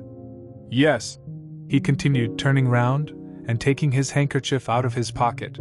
"His painting had quite gone off. It seemed to me to have lost something. It had lost an ideal. When you and he ceased to be great friends, he ceased to be a great artist. What was it separated you? I suppose he bored you. If so, he never forgave you. It's a habit bores have. By the way, what has become of that wonderful portrait he did of you? I don't think I have ever seen it since he finished it. Oh, I remember your telling me years ago that you had sent it down to Selby, and that it got mislaid or stolen on the way. You never got it back? What a pity! It was really a masterpiece. I remember I wanted to buy it. I wish I had now. It belonged to Basil's best period. Since then his work was that curious mixture of bad painting and good intentions that always entitles a man to be called a representative British artist. Did you advertise for it? You should. I forget, said Dorian. I suppose I did. But I never really liked it. I am sorry I sat for it. The memory of the thing is hateful to me. Why do you talk about it? It used to remind me of those curious lines in some play. Hamlet, I think. How do they run? Yes, that is what it was like. Like the painting of a sorrow, a face without a heart. G.S. Lord Henry laughed. If a man treats life artistically, his brain is his heart, he answered, sinking into an armchair. Dorian Gray shook his head, and struck some soft chords on the piano. Like the painting of a sorrow, he repeated. A face without a heart. The elder man lay back and looked at him with half-closed eyes. By the way, Dorian, he said after a pause. What does it profit a man if he gain the whole world and lose? How does the quotation run? His own soul. GT the music jarred, and Dorian Gray started and stared at his friend. Why do you ask me that, Harry, my dear fellow? Said Lord Henry, elevating his eyebrows in surprise. I asked you because I thought you might be able to give me an answer. That is all. I was going through the park last Sunday, and close by the Marble Arch there stood a little crowd of shabby-looking people listening to some vulgar street preacher. As I passed by I heard the man yelling out that question to his audience. It struck me as being rather dramatic. London is very rich in curious effects of that kind. A wet Sunday, an uncouth Christian in a mackintosh, a ring of sickly white faces under a broken roof of dripping umbrellas, and a wonderful phrase flung into the air by shrill, hysterical lips. It was really very good in its way, quite a suggestion. I thought of telling the prophet that art had a soul, but that man had not. I am afraid, however, he would not have understood me. Don't, Harry. The soul is a terrible reality. It can be bought, and sold, and bartered away. It can be poisoned, or made perfect. There is a soul in each one of us. I know it. Do you feel quite sure of that, Dorian? Quite sure. Ah. Then it must be an illusion. The things one feels absolutely certain about are never true. That is the fatality of faith, and the lesson of romance. How grave you are. Don't be so serious. What have you or I to do with the superstitions of our age? No, we have given up our belief in the soul. Play me something. Play me a nocturne, Goo Dorian, and, as you play, tell me, in a low voice, how you have kept your youth. You must have some secret. I am only 10 years older than you are, and I am wrinkled, and worn, and yellow. You are really wonderful, Dorian. You have never looked more charming than you do tonight. You remind me of the day I saw you first. You were rather cheeky, very shy, and absolutely extraordinary.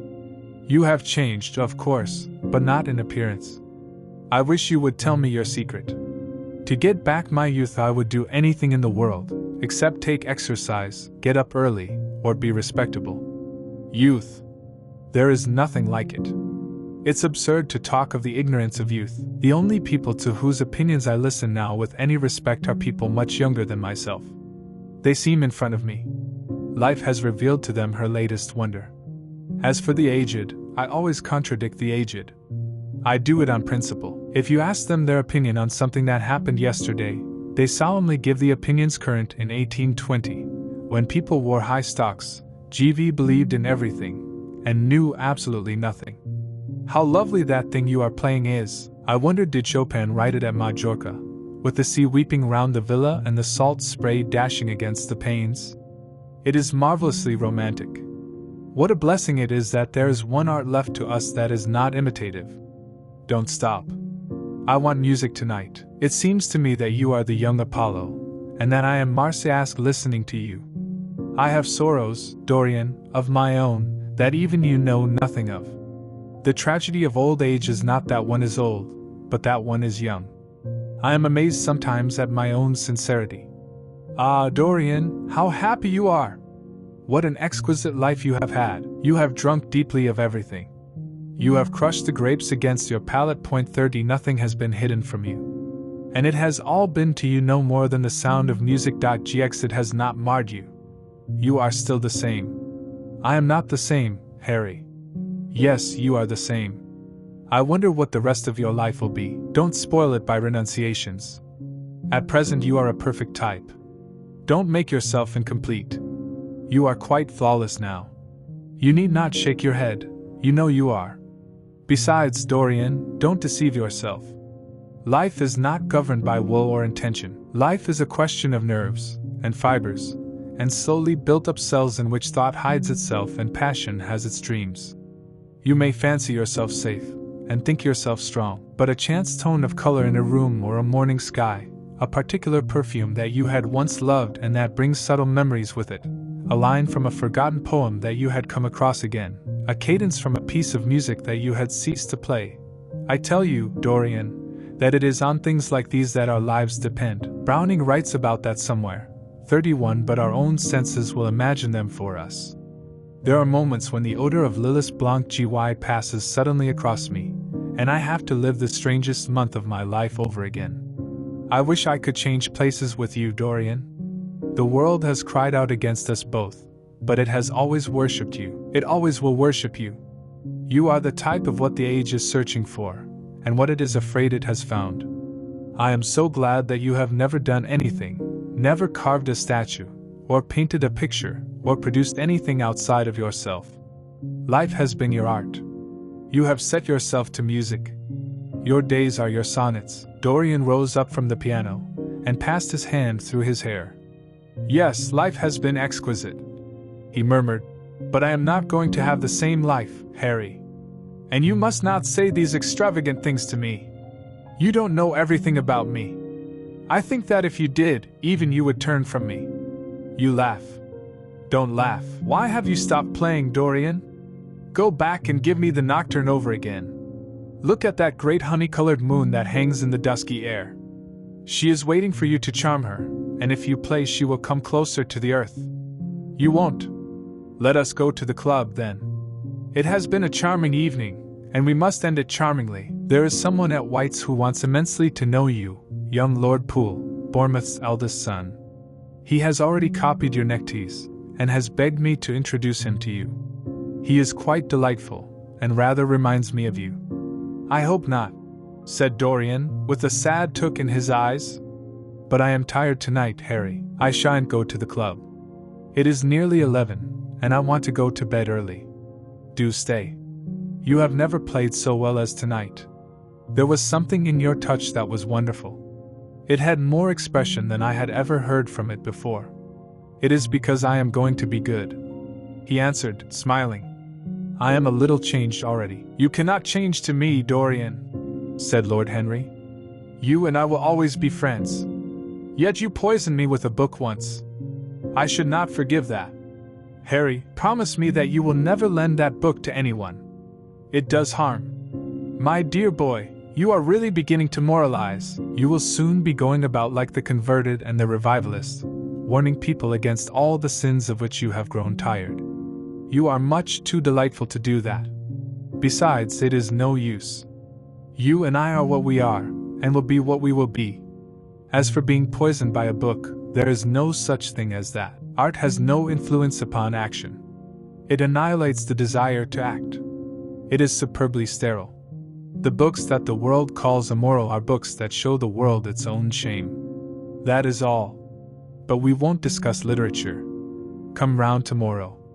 I am going to ride at 11. We might go together, and I will take you to lunch afterward with Lady Branksome.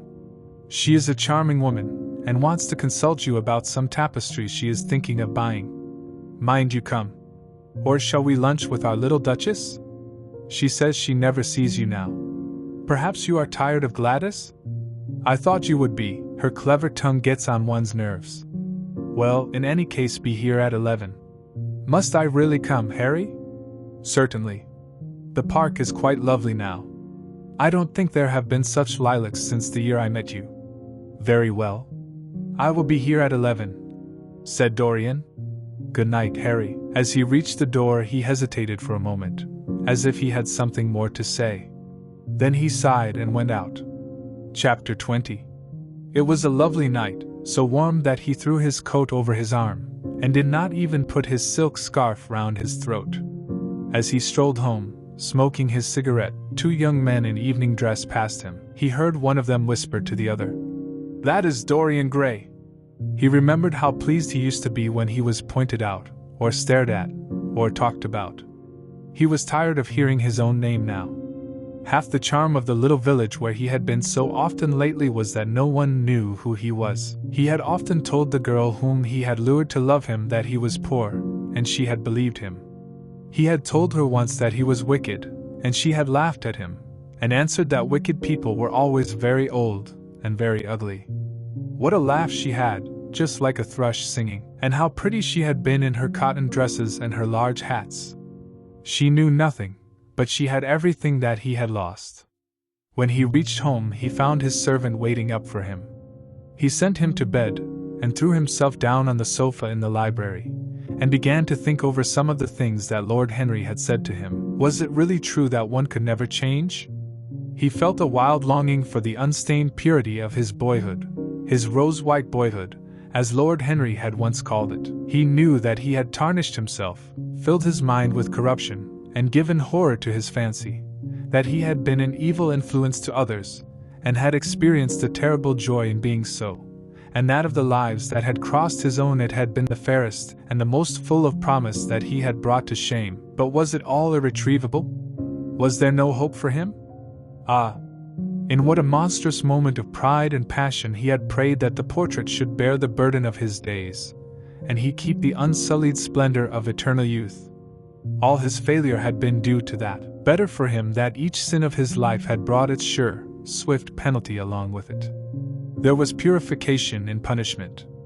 Not, "Forgive us our sins," but, "Smite us for our iniquities," should be the prayer of man to a most just God. The curiously carved mirror that Lord Henry had given to him, so many years ago now, was standing on the table, and the white-limbed cupids laughed round it as of old. He took it up as he had done on that night of horror, when he had first noted the change in the fatal picture, and with wild, tear-dimmed eyes looked into its polished shield. Once, someone who had terribly loved him had written to him a mad letter, ending with these idolatrous words: "The world is changed because you are made of ivory and gold. The curves of your lips rewrite history."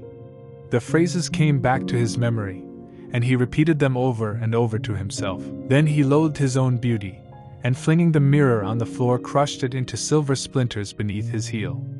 It was his beauty that had ruined him, his beauty and the youth that he had prayed for.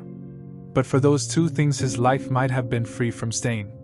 His beauty had been to him but a mask, his youth but a mockery. What was youth at best? A green, an unripe time, a time of shallow moods and sickly thoughts. Why had he worn its livery? Youth had spoiled him. It was better not to think of the past. Nothing could alter that. It was of himself and of his own future that he had to think.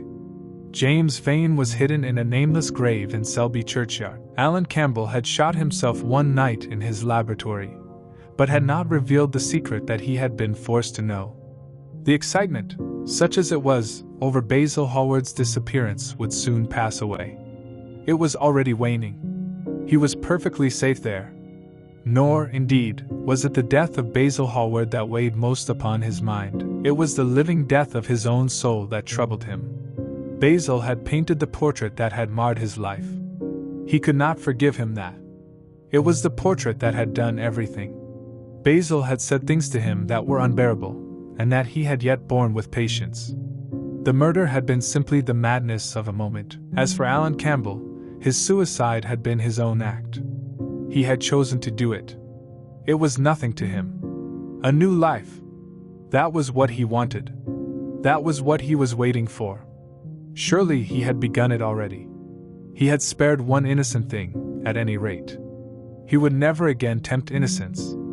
He would be good. As he thought of Hetty Merton, he began to wonder if the portrait in the locked room had changed. Surely it was not still so horrible as it had been. Perhaps if his life became pure, he would be able to expel every sign of evil passion from the face. Perhaps the signs of evil had already gone away. He would go and look. He took the lamp from the table and crept upstairs. As he unbarred the door, a smile of joy flitted across his strangely young-looking face and lingered for a moment about his lips. Yes, he would be good, and the hideous thing that he had hidden away would no longer be a terror to him. He felt as if the load had been lifted from him already. He went in quietly, locking the door behind him, as was his custom, and dragged the purple hanging from the portrait. A cry of pain and indignation broke from him. He could see no change, save that in the eyes there was a look of cunning, and in the mouth the curved wrinkle of the hypocrite. The thing was still loathsome, more loathsome, if possible, than before, and the scarlet dew that spotted the hand seemed brighter, and more like blood newly spilled. Then he trembled. Had it been merely vanity that had made him do his one good deed? Or the desire of a new sensation, as Lord Henry had hinted, with his mocking laugh? Or that passion to act a part that sometimes makes us do things finer than we are ourselves? Or, perhaps, all these? And why was the red stain larger than it had been? It seemed to have crept like a horrible disease over the wrinkled fingers. There was blood on the painted feet, as though the blood had dripped, blood even on the hand that had not held the knife. Confess? Did it mean that he was to confess? To give himself up and be put to death? He laughed. He felt that the idea was monstrous. Besides, even if he did confess, who would believe him? There was no trace of the murdered man anywhere. Everything belonging to him had been destroyed. He himself had burned what had been below stairs. The world would simply say that he was mad. They would shut him up if he persisted in his story. Yet it was his duty to confess, to suffer public shame, and to make public atonement. There was a God who called upon men to tell their sins to earth as well as to heaven. Nothing that he could do would cleanse him till he had told his own sin. His sin? He shrugged his shoulders. The death of Basil Hallward seemed very little to him. He was thinking of Hetty Merton, for it was an unjust mirror, this mirror of his soul that he was looking at. Vanity? Curiosity? Hypocrisy? Had there been nothing more in his renunciation than that? There had been something more. At least, he thought so. But who could tell? No. There had been nothing more. Through vanity he had spared her. In hypocrisy he had worn the mask of goodness. For curiosity's sake he had tried the denial of self. He recognized that now.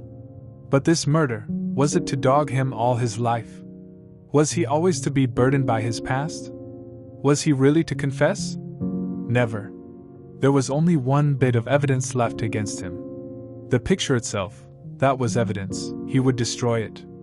Why had he kept it so long? Once it had given him pleasure to watch it changing and growing old. Of late he had felt no such pleasure. It had kept him awake at night. When he had been away he had been filled with terror lest other eyes should look upon it. It had brought melancholy across his passions. Its mere memory had marred many moments of joy. It had been like conscience to him. Yes, it had been conscience. He would destroy it. He looked round, and saw the knife that had stabbed Basil Hallward. He had cleaned it many times, till there was no stain left upon it.